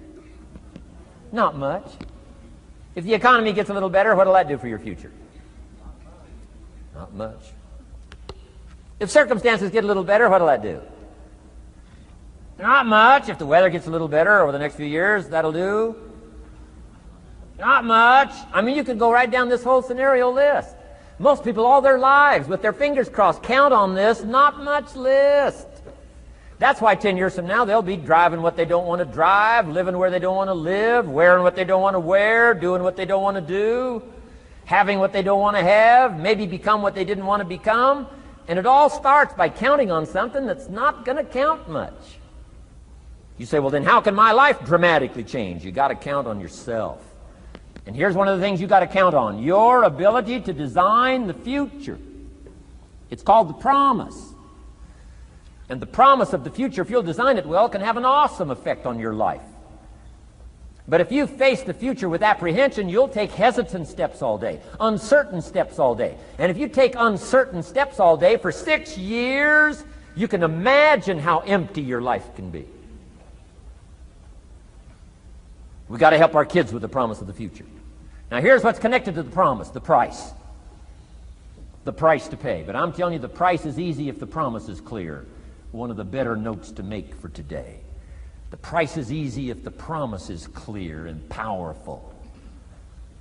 But the price seems almost too much to pay, too much to get over, too much to accomplish if the promise isn't clear, if the promise isn't powerful. I'm telling you, kids will pay the disciplines if they can see the promise. One of our biggest challenges as parents in the 90s is to help our kids see the promise of the future. That's why I'm teaching financial independence, how to become wealthy and powerful and sophisticated and healthy and unique. All of the stuff kids would hope to go for. It's all possible. This is America. That's the promise of the future. The price, a few simple disciplines practiced every day. And I'm telling you, the kids will pay the price of the simple disciplines if they can see the promise of the future. But if they can't see, they don't want to pay. And the same is true of all of us. We will pay the most extraordinary disciplines if we can see the promise of the future, called setting goals. So I'm asking you to get a handle on the future. I'm asking you not to leave it to anyone else. Don't leave it to the company. Companies got their own goals. I'm asking you to set your own goals, your personal goals. Income goals and financial goals and health goals and spiritual goals. And where do you want to go and what do you want to do and what do you want to see and what do you want to be? That's it. Promise of the future. Design your own future.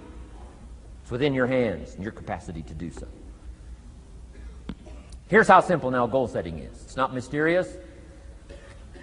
You don't have to anchor, you don't have to focus, you don't have to visualize, none of that stuff. Here's how simple goal setting is. Changed my life. Decide what you want and write it down. I mean, that's how profound this stuff is. Decide what you want and write it down. Make a list. Where do you want to go? What do you want to do? What do you want to see? What do you want to be? What do you want to have? What do you want to share? What projects would you like to support? What would you like to be known for? What skills would you like to learn?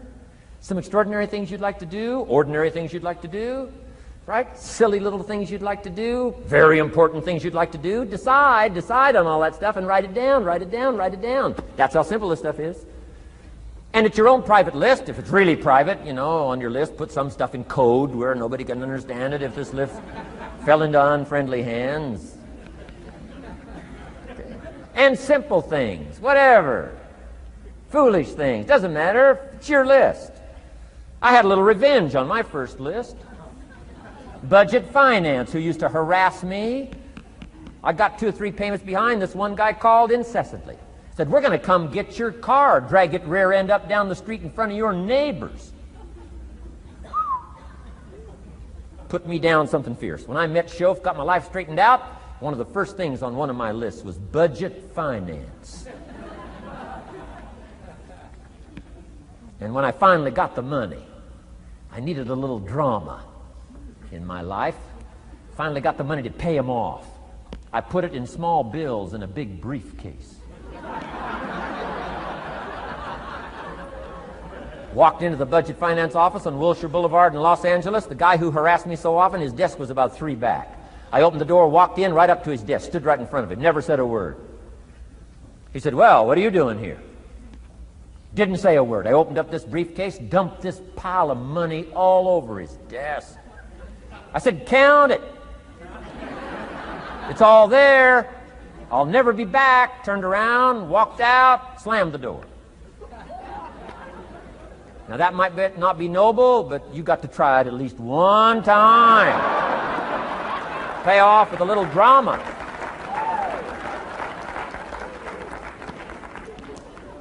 Got to check them off my list. Keep your list with you. I keep my list in my journal so that I can go back. 5 years ago, here was my list. And I'm a little embarrassed. Here's what I thought was so important now.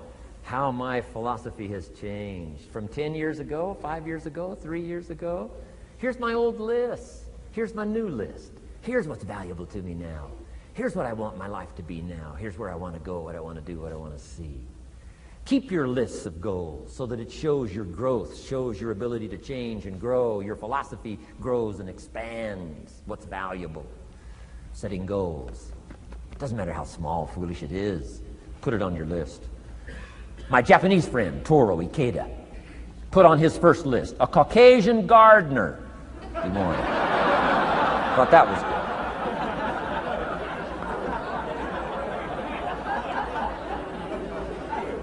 I like that.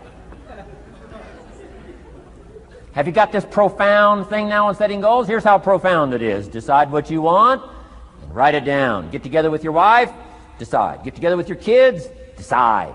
Get together with your business colleagues, decide. Write it down. Make a list. Okay, that's how easy it is. Now let me give you one more scenario on setting goals. When I started making my first list, Mr. Shoaff said, Mr. Rohn, looks like we're going to be together for a while. He said, I've got a suggestion for you. He said, I think one of the first goals you ought to set, you're a 25-year-old American male. Sure, you've made some mistakes, but now you're on the road to better things. You got a family, worth it. Reasons makes the difference. And he said, you've got every reason to do this. He said, why don't you, among all the goals you're going to set, he said, why don't you set a goal to become a millionaire? A millionaire. This is America. All the possibilities are available. Why don't you set a goal to become a millionaire? He said, it's got a nice ring to it. Millionaire. Enough zeros to impress your accountant? Millionaire. And he said, here's why. Now I thought, the man doesn't need to teach me why. I'm thinking, wouldn't it be great to have $1 million? He said, no, that's not it. Here's why. And I had one of the greatest lessons I ever learned, and I'm about to share it with you. This will be worth the price of being here today if you can capture what I'm about to share with you. Babysitter fees, whatever else you paid. Some of you missed some sales today to be here, so this is a costly day for you. But what I'm about to share with you changed my whole life. Here's what Mr. Shoaff said. Set a goal to become a millionaire. And he said, here's why. For what it will make of you to achieve it. And I got one of the greatest classes in one sentence I've ever received in my life. Set a goal that'll make you stretch that far. For what it will make of you to achieve it. What a brand new reason for setting goals. What an all-encompassing challenge to have a better vision of the future. What for? To see what it will make of you to achieve it. And here's why. The greatest value in life is not what you get. The greatest value in life is what you become. Major question to ask on the job is not, what am I getting here? That's not the major question. The major question to ask is, what am I becoming here? It's not what you get that makes you valuable. It's what you become that makes you valuable. So Shoaff said, set a goal to become a millionaire. For what it will make of you to achieve it. Then he said, when you finally have become a millionaire, now, he said, what's important is not the money. I thought, wow, I've got some more to learn. He said, no, Mr. Rohn, I'm telling you honestly, you could just give the money away. Now, I did better than that, right? I told you. I lost it all. I'm rich by the time I'm 31. I'm a millionaire. I'm broke by the time I'm 33. So I didn't have to give it all away. I lost it all. Foolish mistakes I made. I'm a farm boy from Idaho. That early money drove me bonkers. I used to say, how many colors does it come in? I'll buy them all. I I went crazy over that first money. I just went crazy. And then I made that one foolish mistake, right? Continuing guarantee. I mean, I'm so naive off the farm. I don't know what continuing means. And a few other mistakes. And by the time I'm 33, I'm broke. Now I've made and lost millions since then. But what an experience that was. And I'm telling you, the man was right. When I finally was broke at age 33, guess what I discovered? My money did not mean that much. It represented only a fraction of all my assets. Shoaff said, once you become a millionaire, Mr. Rohn, you can give all the money away. Because he says, what's important is not the money. What's important is the person you've become. Now, let me give you the key phrase on setting goals. Set the kind of goals that will make something of you to achieve them. Set the kind of goals that will make something of you to achieve them.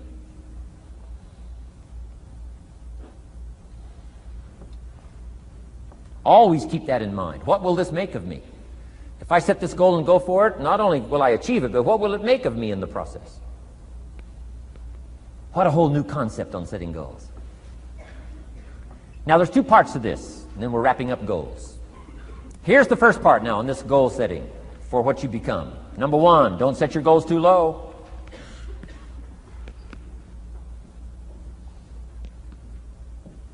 Interesting, we teach in leadership. You'll find it on the cassettes. Don't join an easy crowd. You won't grow. Go where the expectations are high. Go where the demands are high. Go where the pressure's on to perform, to grow, to change, to develop, to read, to study, to develop skills. I belong to a small group. We do business around the world. You cannot believe the expectations at that level. What we expect of each other in terms of excellence. Far beyond average. Why? So that we can each grow, so that we can receive from the group, we can contribute to the group, something unprecedented. It's called living at the summit. Go where the demands are high. Go where the expectations are strong, so that it'll provoke you, push you, urgently insist that you not remain the same for the next couple of years, the next 5 years, that you'll grow and change. So don't set your goals too low. The guy says, well, I don't need much. Well, then you don't need to become much.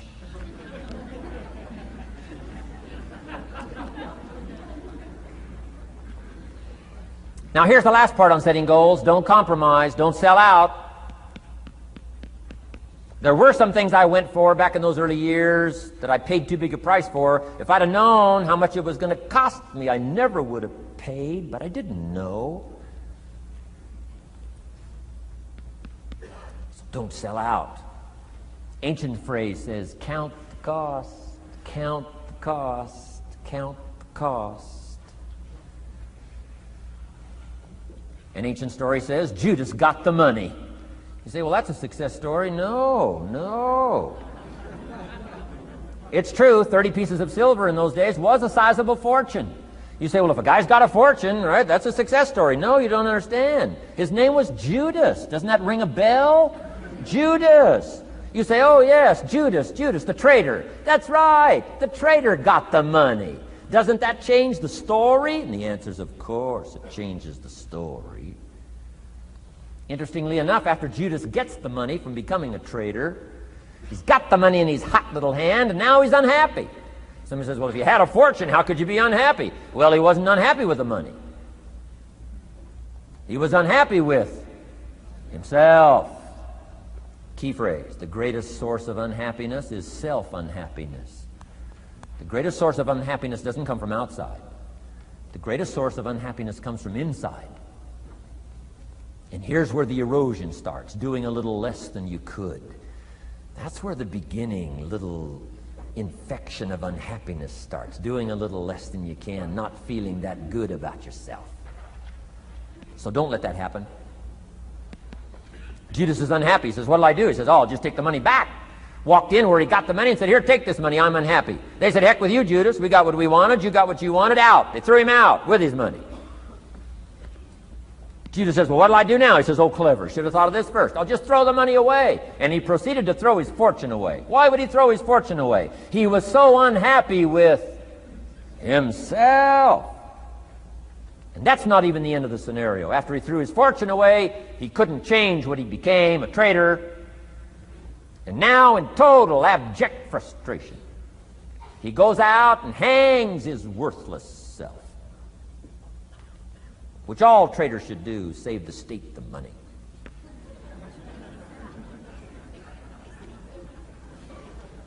Why such a tragic end? Because he was so unhappy with himself. He sold out. He sold out. He paid too big a price. Ancient script sums it all up. He said, what if you gained the whole world and it cost you your soul? Too big a price to pay if you got the whole world.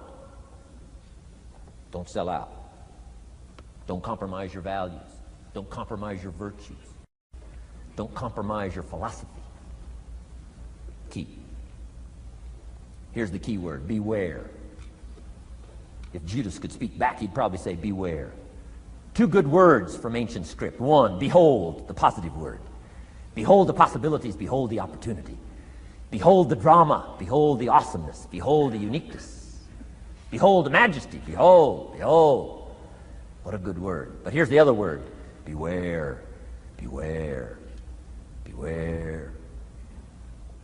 Don't sell out. Mark well what you become in pursuit of what you want. But I'm inspiring you, hopefully, to set the kind of goals that will transform your life, make you far better than you are, far stronger than you are. Okay. Isn't this good advice? This is such good stuff. I should have paid to get in, right? Fabulous.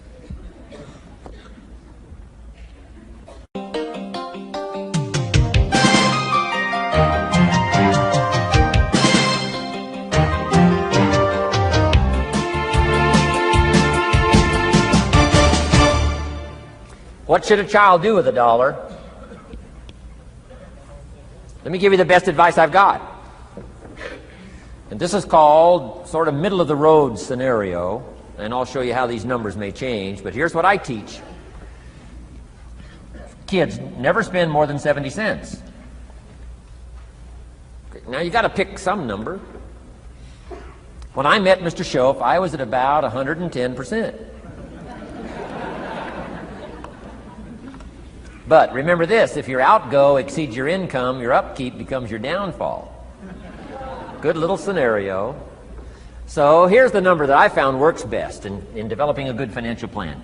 Never spend more than 70 cents out of every dollar from now on. Now kids ask me what? What do you do with the other 30 cents? Here's my best advice. 10 cents, charity. 10% charity. Supporting worthy projects, helping people who cannot help themselves. Some churches teach tithes, peace, portion, turning back part of what you take out. Excellent, excellent philosophy. That's what that 10% is. And nothing teaches children responsibility and character better than generosity. No school, no class, no teacher can teach character better than the simple act of generosity. 10 cents out of every dollar. Now you can pick your own number. I'm just giving you my best scenario. Now the time to start this is when the amounts are small. Easy to give a dime out of $1. I'm telling you, kids will give you 10 cents out of every dollar if it's part of their philosophy, if you sell them on it. And that's the time to start, when it's easy, 10 cents out of $1. A little harder to give 100,000 out of $1 million. Someone says, oh, if I had $1 million, I'd give 100,000. I'm not that sure. We better start you early when the amounts are small, so it'll all be set in when the big amounts start to come. Okay? So 10 cents for charity. The next 10 cents I call active capital. Capital meaning try to make a profit yourself. We live in a capitalistic society. Right? Everybody now wants to join capitalism. That's why the walls are coming down. Capital belongs in the hands of the people. That's where the genius is. So the genius is to try to show a profit. Buy and sell. Render service. Show a profit. Now here's what I teach kids. Profits are better than wages. Wages are okay, but wages help you make a living. Profits help you make a fortune.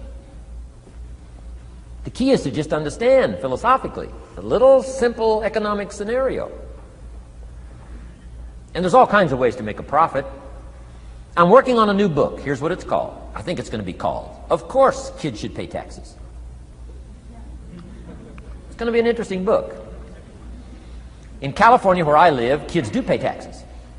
If an 8-year-old walks into 7-Eleven, buys something that costs $1, the proprietor makes him cough up 7 more pennies. 8-year-old says, "What's these 7 pennies?" Proprietor says, "That's taxes. That's taxes." Kid says, "Well, I'm only 8. Proprietor says, "Congratulations, you're my youngest taxpayer." So in California, kids do pay taxes. Now the question is, should they? Now the title of my book is, Of Course Kids Should Pay Taxes. You got it. Right? The disciple went and caught a fish, found the miracle coins, and paid his taxes and Jesus' taxes. So way back then, Jesus did pay taxes. Now the question is, should he? And the answer, my little book says, of course Jesus and kids should pay taxes. Of course. Of course. If an 8-year-old wants to ride his bicycle on the sidewalk instead of in the mud, you have to pay taxes. Things cost money. Got to pay taxes. Aircraft carriers keep tyranny over there instead of over here. Aircraft carriers cost money. It's expensive to run this whole show.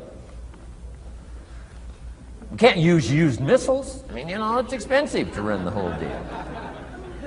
Of course, everybody has to pay. Now, active capital means try your best to show a profit. Now, there's many ways to show a profit, not just money. Touch something, leave it better than you found it. That's a profit. Some profits are intangible, some profits are tangible. Long before Earth Day, for all sophisticated people, it was very proper when you left your hotel room to turn out the lights. All educated people. Why? Leave a profit. It's so easy to flip the switch and leave a profit. Some says, well, the hotel gets the profit. What do you care? All you need to become is a person who leaves a profit. Wow. I talked to a man who runs a whole string of apartments. He said, guess what? Most people, when they rent an apartment, leave it, what? Trashed, worse than they found it. What kind of a reputation would that be? Whatever you touch turns to trash. Whatever you touch gets dirty. Nothing you touch gets better. See, that's a poor philosophy. No wonder it leads to poverty, small lives. As one writer said, living lives of quiet desperation. This is where it all begins. Failure to leave a profit when you can, turn out the lights, doesn't matter what it is. Become profit-minded. Profits are better than wages because profit has the potential to make a fortune. Wages has the potential to make a living. So I teach kids, take part of your wages. If you earn the money, take part of it for charity and part of it to see if you can't make a profit. And there's all kinds of ways. My book's going to be full of all kinds of ways kids can make money. I teach kids how to have 2 bicycles, one to ride and one to rent. I mean, it doesn't take long to get into business. You don't have to be a genius. Halfway bright, you can start showing a profit. Now, here's the next 10 cents called passive capital. Meaning, let somebody else use the capital, you provide it, you're passive, they're active. And let them pay you interest. Profits and interest. Unique way to make a fortune. In fact, there's a Bible philosophy. I teach teenagers this Bible philosophy. Here's what it teaches. The borrower is servant to the lender. Wow. So where is the power position? Not a spender, a lender. And if I've taught teenagers well, if you ask them, among some of the things you want to be, when you grow up, as years pile on, what would you like to be? I'm telling you, among some of the things that they would like to be, if they've sat in on my classes or gotten some of my material, they will say, I want to be one of them lenders. Powerful position. Let somebody else use your capital. Some projects require more capital than any one person has. So we've got capital pools, whether you put it in a financial institution or whatever, right? Earn an interest, earn a profit, right? Buy a car and sell it for more than you paid for it. Why? Because you leave it better than you found it. Touch something and leave a profit. Okay? It's not just wrapped up in money and economics. This helps to teach all other scenarios of life on profit and capital and expenditures, what to do with your time and what to do with your life, and as well as what to do with your money. Okay? Now this little scenario I call the ideal. Now here's what's important: to set up the ideal and work toward it. Because at first you may not be able to do these numbers. Some people are in such desperate situation currently, they got to go 97, 1, 1, and 1. I mean, you know, I had to start there. Start with pennies. And remember, it's not the amount that counts. Mr. Schoaf gave me the clear situation. Here it is. It's not the amount that counts, it's the plan that counts. When I met Mr. Schoaf, I'm 25 years old. I said to him, if I had more money, I'd have a better plan. He said, no, Mr. Rohn, if you had a better plan, you'd have more money. 6 years? 6 years? In America, 6 years? Come on, it's not the money, it's not the amount, it's the plan that counts. So set up an ideal plan like this. Now you can rearrange this and modify it to suit yourself. I'm just giving you here as an example. So set up the ideal and then start making progress toward it. Because finally, these numbers are going to change if you move on up into the higher area, right? The people I work with around the world couldn't spend 70 cents out of every dollar. It would be obscene. That'd be too much. So these numbers are bound to change.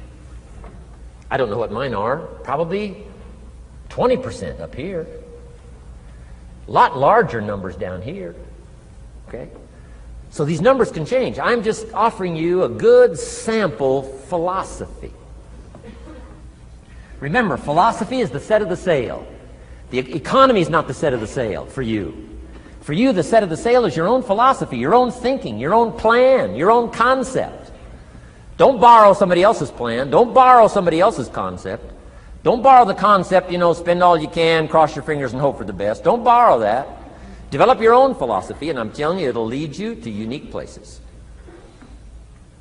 Now, the rest of a lot of this is on the cassette tapes, but let me just give you 2 or 3 more pieces of the scenario here. Then I want to talk about communications, and then we're going to wrap it up. Okay. Here's 2 or 3 more parts to financial independence. Number 1, keep strict accounts. This is the best of disciplines. Keep strict accounts.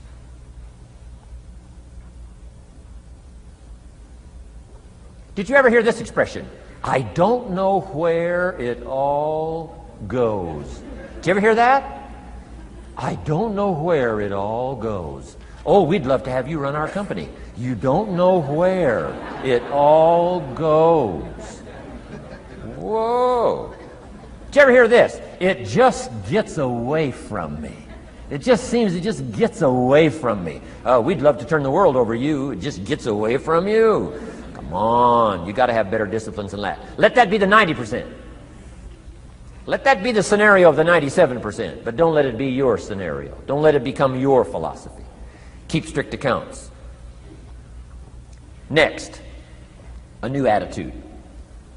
I had to develop a new attitude as well as new concepts. Here's what I used to say.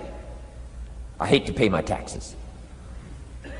Schoaf said, well, that's one way to live. I thought, well, doesn't everybody hate to pay their taxes? He said, no. No, a few of us have gotten way past that. He says, once you understand what taxes are, here's what taxes are in our governmental system in our society. Taxes is how you care and feed the goose that lays the golden eggs. Democracy and liberty and freedom. Free enterprise. Wouldn't you want to feed the goose that lays the golden eggs? Somebody says, well, the goose eats too much. That's probably true. I understand that. Of course that's true. But see, better a fat goose than no goose. And here's the truth be known. We all eat too much. Let not one appetite accuse another. Of course the government needs to go on a diet. So do most of us. But hey, you still have to care and feed the goose that lays the golden eggs once you understand that that's what it's for. See, it is so important, the right attitude. Here's what I used to say. I hate to pay my bills.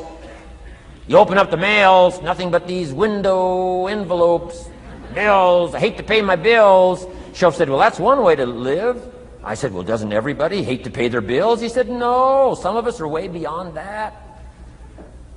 I said, is it possible to love to pay your bills? He said, yes. Reduce your liabilities? Increase your assets? Wouldn't you love to do that? So start a whole new attitude here. Next time you pay $100 on an account, put a little note in there and say, with great delight, I send you this $100. I mean, they don't get many letters like that. Reduce my liabilities, increase my assets. My picture's changing. My picture's improving. I love to pay my bills. Keep the money in circulation. Pay my taxes, feed the goose that lays the golden eggs. It's a matter of attitude. And here's the last on attitude. Everybody must pay. Of course, life is called opportunity, but life is called price. But we must all pay. We must all share. One of the classic stories of all time from ancient Bible script says, Jesus one day and his disciples were standing by the church treasury, synagogue treasury, watching people as they came by and put their offering in the treasury. That wouldn't be a bad idea. Jesus and his disciples standing by the treasury while everybody walks by. Jesus says, how much was that? How much was that? Interesting. And the story said some people came by, put in big amounts. Some people came by, put in modest amounts, average amounts. And the story says, then a little lady comes by and puts in 2 pennies in the treasury. Jesus says to his disciples, look at that. Look at that. His disciples said, 2 pennies, 2 pennies. What's 2 pennies? Jesus said, no, you don't understand. She gave more than everybody else. They said, 2 pennies is more than everybody else? He said, yes. Because I'm certain that her 2 pennies represented most of what she had. And if you give most of what you have, then you've given the most. Wow. What a lesson to learn. It's not the amount. It's what it represents of your life that counts. Now let me give you the wisdom of the scenario that did not occur. And this is the greatest of wisdom. And in my own particular, peculiar brilliance, I have the ability to record for you what was not recorded in the scenario of the story. Here's what did not occur, which may teach us one of the greatest of the wise things that was taught in this scenario.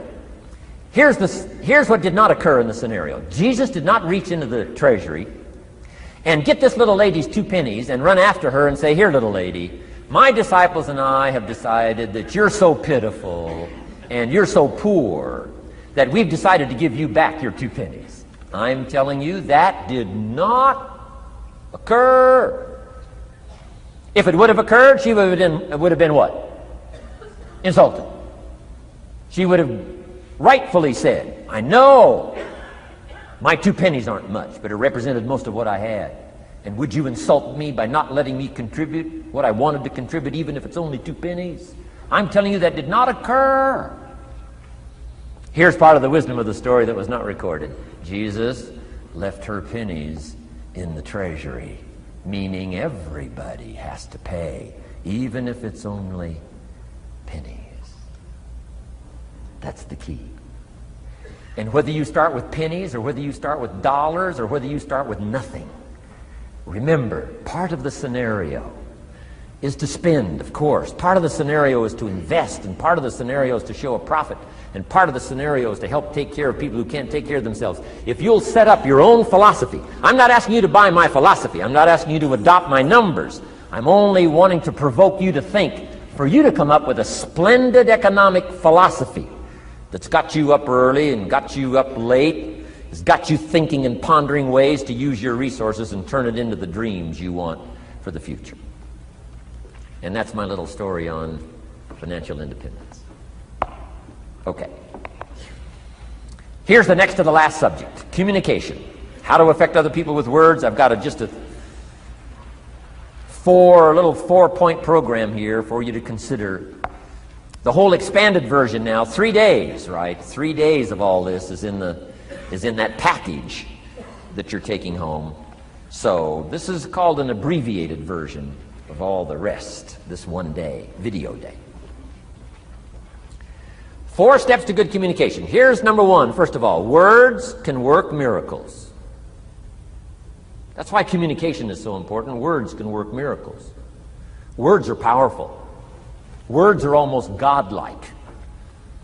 In fact, ancient script says the Word was God. God was the Word. Wow, words and God. I said to my Israeli audience last year, in the beginning, the story of creation is unique. It says, in the beginning, Jehovah God spoke and said what? We've got some students here, I'm sure. In the beginning, Jehovah God spoke and said what? Let there be light. And what?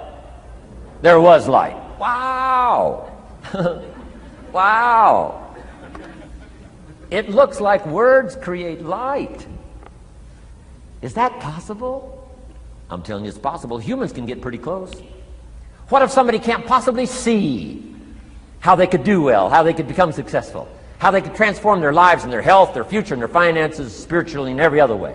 They can't see, and you come along and share your story, and maybe borrow some other stories. And by the time you get through with a good presentation to this person, they say, now I can see. Before you got here, I was blind. I was in the dark. And while you were talking, some things dawned on me. Is it possible to create light with human intelligence, with words? And the answer is, of course, of course.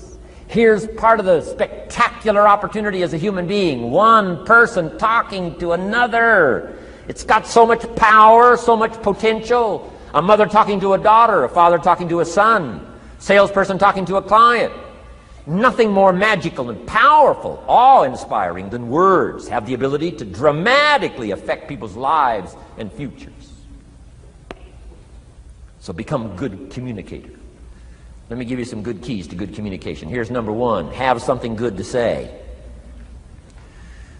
Communication starts with preparation.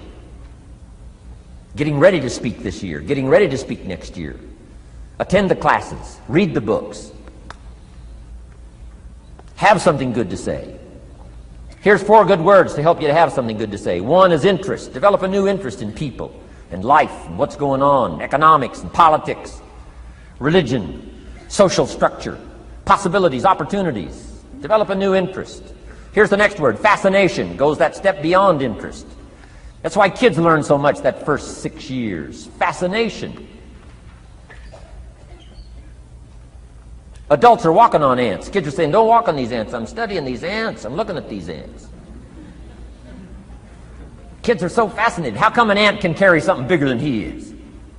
Wow. That's how come they learn so much. They're fascinated. And here's another little clue I've learned. Turn frustration into fascination if you can. You'll learn more. I've worked on this. I'm pretty good at it. Out in Los Angeles, I'm on the freeway.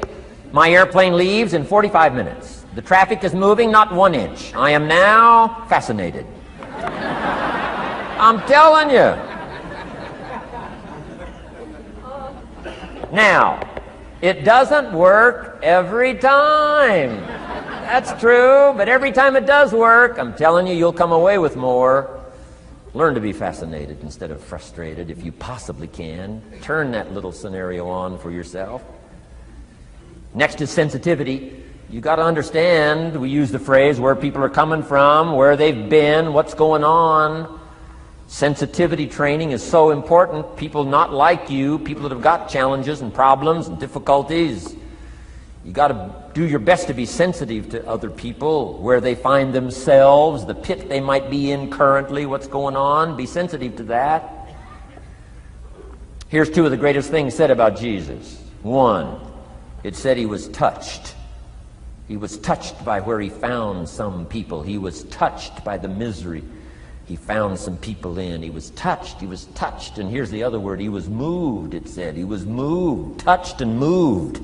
If you really want to communicate well, you got to be touched and moved. Not just by your own drama of life, but by the drama you know is going on in other people's lives. Sensitivity. How does an adult 40 talk to a child who's 12? You got to be sensitive. Not just to your current situation. One of the best ways to identify with a child who's 12 and you're 40 is remember when you were 12. Go back, remember the scenario and let it hit you again, let it touch you again. I don't have any problems with 12-year-olds. I remember almost every day of being 12. 12's a unique year. One, you're not 13. I mean, you know. If I heard it once, I heard it 100 times. Of course you can't go, you're not a teenager. Wow, I can't wait for this year to be finished. Remember, that's part of sensitivity. Remember. Apostle. One who became an apostle, leader of the Christians, was once Saul from Tarsus, hater and killer of the Christians. After he was converted, became a leader, became Paul apostle, revered. Why was he so effective in his language, in his ability to touch people with his words and with his presence? If you read part of the scenario of his history, he gave an account of his own life and said, here's why I think I'm so effective. I remember the pit I came from. Sure, they call me apostle, but I used to kill these Christians, and I never forget that. If I want to get in touch with other people's difficulty, I got to remember my own difficulty. Let it hurt again. That's what makes a good performance. A good actor, a good actress. The emotion close to the surface from the remembrance of things past. And then well-chosen words delivered with emotion. Powerful. The last word is knowledge. You just got to go through exercises like this. Take the notes. Work hard. Roll up your sleeves. Go to work. Gather the knowledge in journals. Gather the knowledge in notebooks. Gather the knowledge in a library and cassettes and videos and every other means. Gather knowledge. Don't be lazy in learning. A major part of communication is preparation. Now here's the next part of good communication. Say it well. One is having something good to say. Number two is saying it well. Let me give you a quick list on saying it well. Number one, sincerity. Best place to start if you want to communicate well is let your sincerity show. Next is repetition, the mother of skill. I've been at this 33 years. Somebody says, well, you give a pretty good seminar. I should. 33 years? 33 years. Repetition. Next, brevity. Sometimes you don't need many words if you're totally sincere, I'm telling you. Jesus' presentation in gathering up his team called disciples was fairly short. He just walked around the countryside, took a look at somebody and said, you follow me. That's brief. I mean, you know, that's short. Now, why could he get by with such few words? And this takes care of a lot that I've tried to share with you today called personal development. Here's why I think Jesus could get by with such few words. For all that he was, that he didn't have to say. Take that scenario home. For all that I am, that I don't have to say. Just a few words could be dynamic in affecting someone else's life. A child, a business colleague, a sales client. Next, vocabulary. Got to work on your vocabulary. Some of my friends took a survey among prisoners working on some rehabilitation program. They weren't particularly looking for this, but here's what they found. There's definitely a relationship between vocabulary and behavior. And here's what they found out. The more limited the vocabulary, the more tendency to poor behavior. And when you think about it for a while, it makes sense. Words are a way of seeing. And if you don't have a good vocabulary, you can't see very well. Can you imagine the mistakes in judgment when you can't see very well? Next, words are a way of expressing what's going on in your head, what's going on in your heart. What if you can't see well and you can't express well? You can imagine the tragic scenario of 5 years of that, 10 years of that, 20 years of that showing no improvement. Behavior now becomes a major problem. And that person's world gets smaller and smaller and smaller. Why? They can't see and they can't express.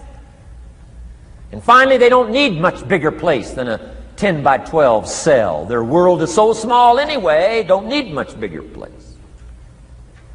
I'm asking you to stretch your vocabulary. I used to put words up on a 3 by 5 card. I drove a lot back in those days, but at the end of the day, I'd mastered 2 or 3 words. My oldest daughter, Linda, with my grandkids, starts the day with what's called the word for the day. She writes it on a chalkboard, the word for the day. And the kids memorize that word and the meaning of the word. And every once in a while during the day, she'll say, "What's the word for the day?" The last day I was there, the word was superficial. Natalie's 4, Nathaniel's 5. And several times during that day, Linda, my daughter, would say, "What's the word for the day?" Natalie would say, "Superficial." And she would say, "Nathaniel, what does that mean?" "On the surface." Several times during the day. "What's the word for the day?" Superficial. "What does it mean?" "On the surface." If you were to ask my grandkids, "The last time Grandpa was here, what was the word for the day?" I'll bet you they'd probably know. Superficial. On the surface. Word for the day. Why not learn a word a day? Why not add to your vocabulary so you can see more, see better, and express better? Put out in words what's in your heart, what's in your soul, what's in your mind. It's important.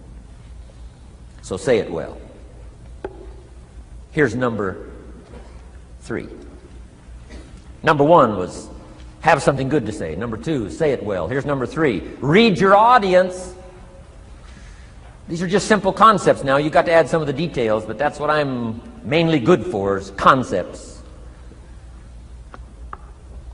Read your audience. If you're talking to a child, you've got to study the face of the child. You've got to study a little body language. You've got to study what's going on. So you'll know whether to shift gears, come on a little stronger, ease off a little, might be too strong, search for another illustration, soft, strong. A lot of that is dictated by reading your audience.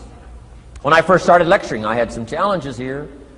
I was so absorbed in my notes, lecturing like this. I'm telling you, in those early days, the audience could have left and I'd kept right on going.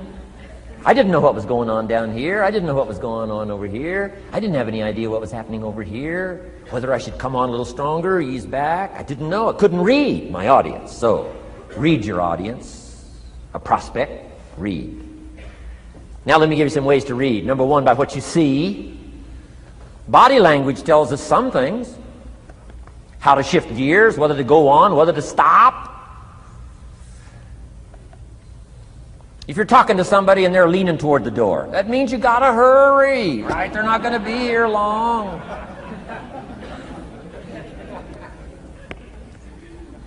Body language. Guy's got his arms folded, chin tucked down. You got your work cut out for you. You're gonna have to reach deep in your bag. Find some extraordinary stories. This one's not gonna be easy. What tells you that? Reading what you see. Here's the next one. Read what you hear. You've got to read a child's impatience. Kids don't mind telling you whether they're bored or impatient. Kids' attention span is short. Doesn't last long. You've got to get it said. You start talking to a child, 30 seconds they say, "How long is this going to take?" Whoa. Read. Listen. Listen for the response. Now you'll know whether to shift gears, change your language, find a new illustration, soften, stronger. Read your audience. Read what you see, read what you hear. And here's one of the most important. Read what you feel.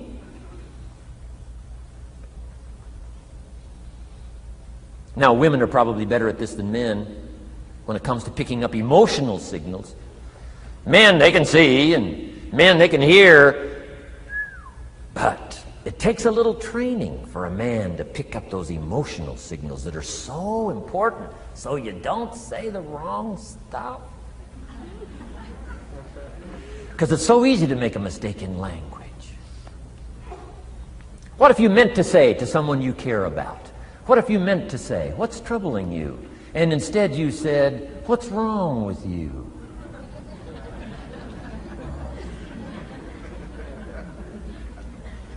communication.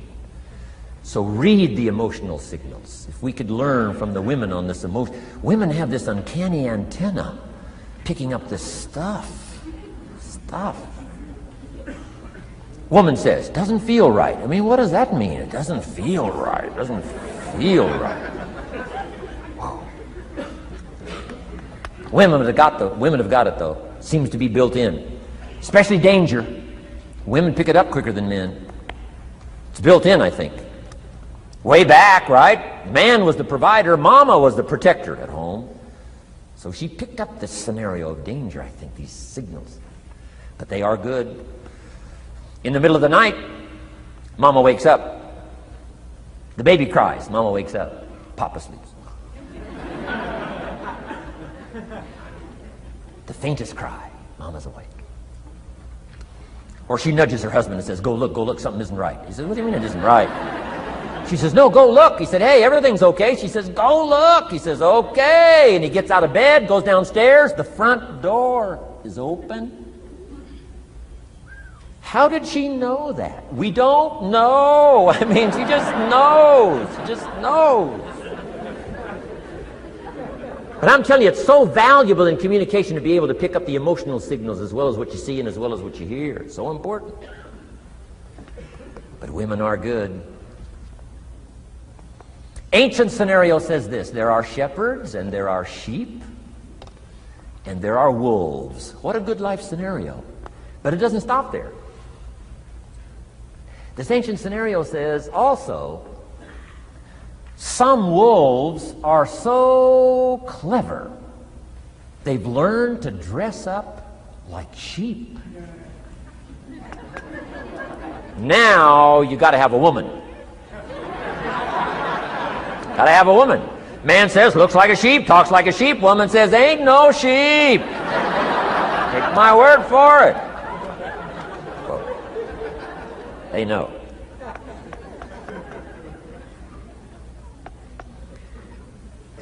Read. Pick up the signals. Don't ignore the signals.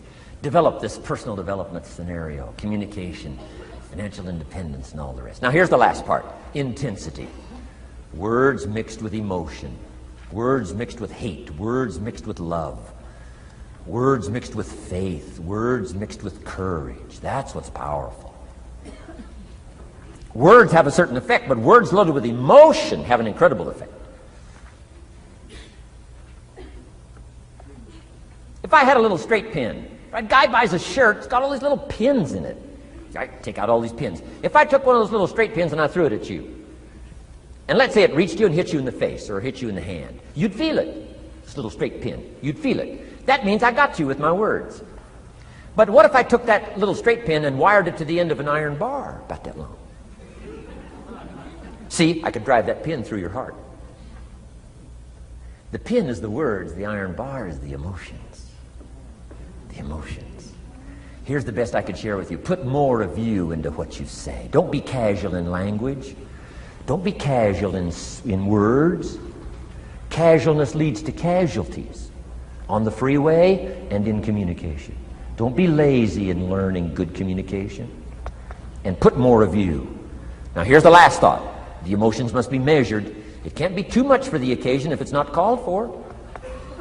In leadership we teach, don't shoot a cannon at a rabbit.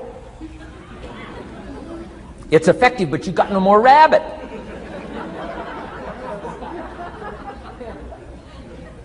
So here's some of the most powerful scenario in communication. Here it is.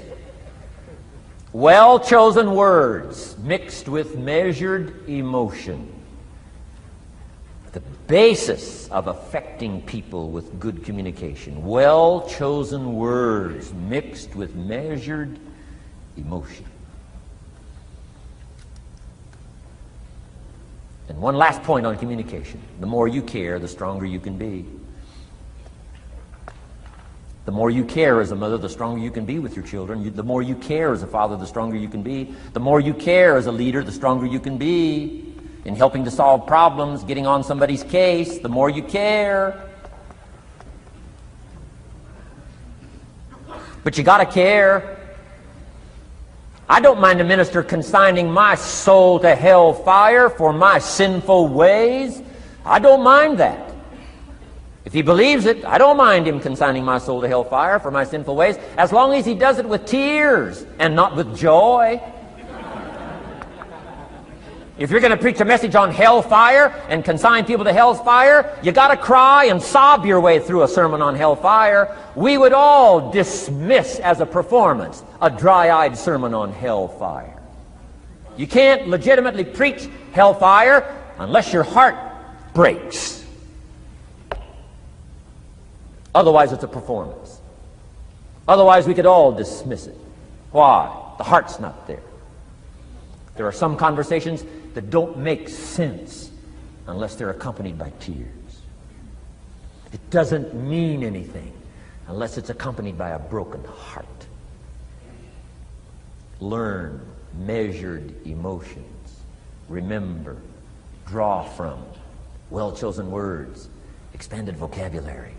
Be interested and fascinated. Pull all this together. I'm telling you, your ability to touch other people will grow day by day, week by week, month by month, year by year. Here's my last subject. It comes in two parts. First is the negative part.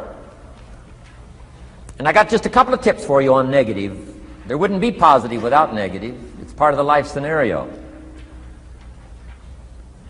Ancient script says it best. There's a time to laugh. And once you've learned to laugh, just keep on laughing. No. Just get another positive book. No. There's a time to laugh, what? And a time to cry. And you've got to become so sophisticated and so well educated that you don't laugh when it's time to cry. And you've also got to learn to cry well. How are you going to identify with some people if you don't cry with them? It's very important. The negative side is very important. Negative thinking. I teach kids, and you'll find it on those cassettes, the ant philosophy. Let me just give you the quick scenario on the ant philosophy. Number one, ants never quit. What a good philosophy. If they're going somewhere, you stop them, guess what? They'll look for another way. How long will they look? Till they find it, or till they die. What a great philosophy. But here's number two. I can't give them all to you, but here's number two. Ants think winter all summer. You've at least got to be that bright. You can't think summer all summer. You got to do some winter thinking in the summer. You say, well, the sky is blue, the clouds are fleecy. You can't be faked out by that. Ancient story says, don't build your house on the sand in the summer. Why would we be cautioned not to build our house on the sand in the summer? Because it's easy to get faked out. So what should you do during the summer? Think winter. Think storm. That'll drive you to find a rock in the summer when the sky is blue. Key, negative is normal. You got to handle it. You can't dismiss it. It's part of the life scenario, like your white corpuscles we talked about earlier. So don't ignore it. Let it be part of the scenario. Here's the key. Learn to master it. Negative is not to be ignored. It's to be mastered. It makes us better than we are to wrestle with it. It makes us better than we are to be alerted to tyranny that moves into Kuwait, or ignorance that moves into your life, or procrastination that moves in and robs you of your fortune, or poor health that's going to be the legacy of those who neglect their health disciplines. You got to do battle with the enemies on the outside and on the inside. So learn how to handle the negative. And now here's the last, called the positive. Let me give you the day that turns your life around, as quickly as I can. I got 4 parts to the day that turns your life around, and then we're finished for the day. Number 1, disgust. Disgust. Disgust is a negative emotion, but it can have a very positive, powerful effect. Disgust says, I've had it. What an important day that could be. I've had it. Wow. I met a beautiful, powerful, accomplished executive lady in New York. The company invited me to come in. This lady was a vice president, extraordinary lady. I got to know her, and I found out her story. I said, how did you get here? Big income. And she never went to college, never went to university. I said, how did you get here? Executive, powerful, income. She said, well, let me tell you part of the scenario. She said, when I was a young mother a few years ago,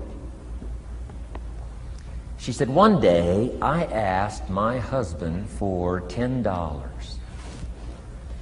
And he said, what for?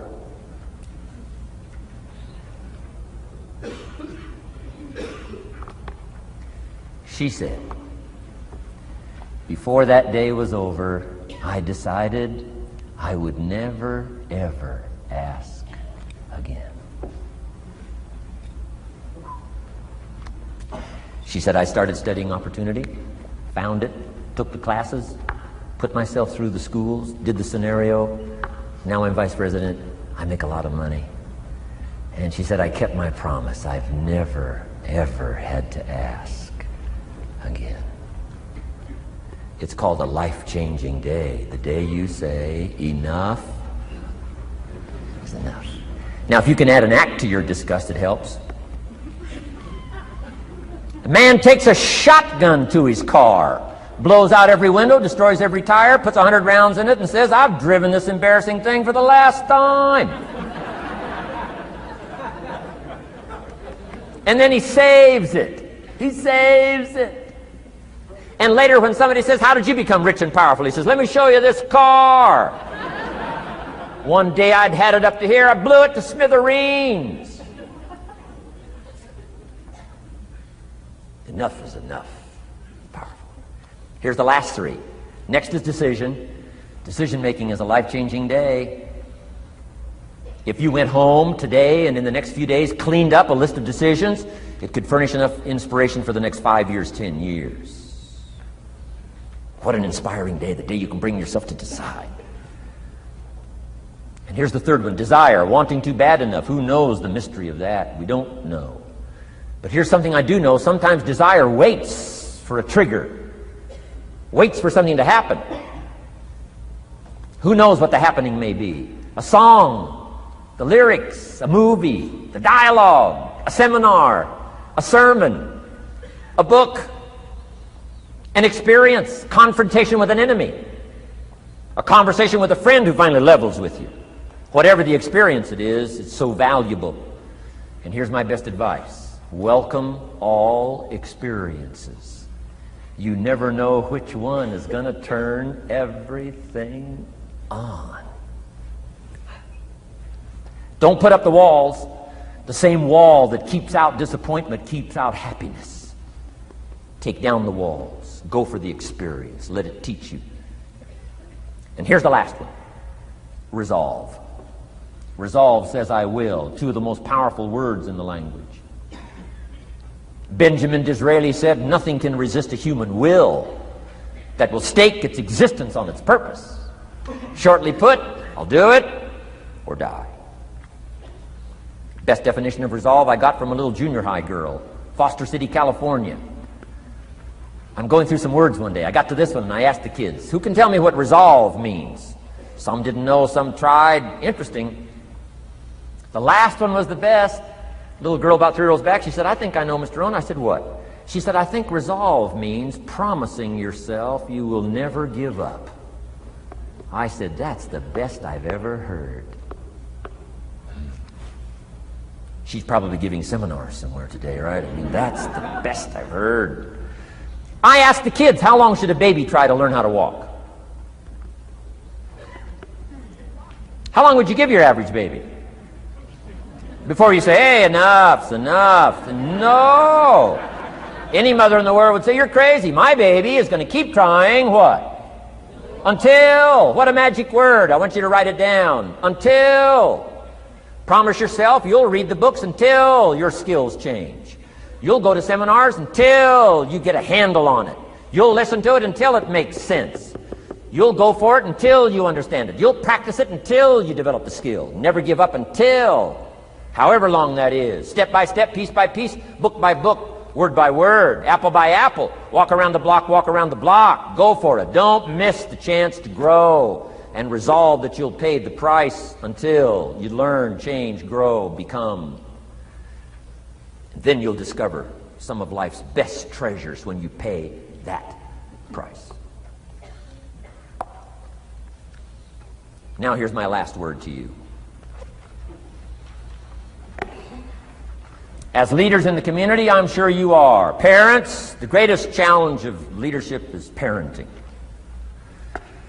Whether you're in sales or management, wherever I found you today, I want to give you, from my heart to you, what I wished you would do from this seminar today. And if I've inspired you to do this part here, among all the other things I've talked about, I would have considered it worthwhile to leave my family, fly away from my home, drop down into Fort Worth, Dallas, and spend one of my very precious days with you. If I can accomplish this, it'll all be worthwhile. It comes in two parts, and here it is. One, learn to help people with their lives, not just their jobs. Learn to help people with their lives, not just their skills on the job. Touch people with a book, touch people with a poem, touch people with some words. Don't fail to say something that could be meaningful. Help people with their lives, help them set their goals. Help them with their dreams, help them with the future, help them with errors, help them with mistakes. Help people. Help your kids not just get along, not just hang in there, not just try to hold the family together. Try to build lives with communication, build lives with setting goals. Help your kids with their lives, not just their homework, their lives. And here's my last one for you personally, because I'm probably one of the best examples of this standing before you in this auditorium today. Here it is. Ancient script says, if you work on your gifts, they will make room for you. If you work on your gifts, they will make room for you. Wow. Look where my gifts have brought me today, to this room. A chance to invest in this many lives.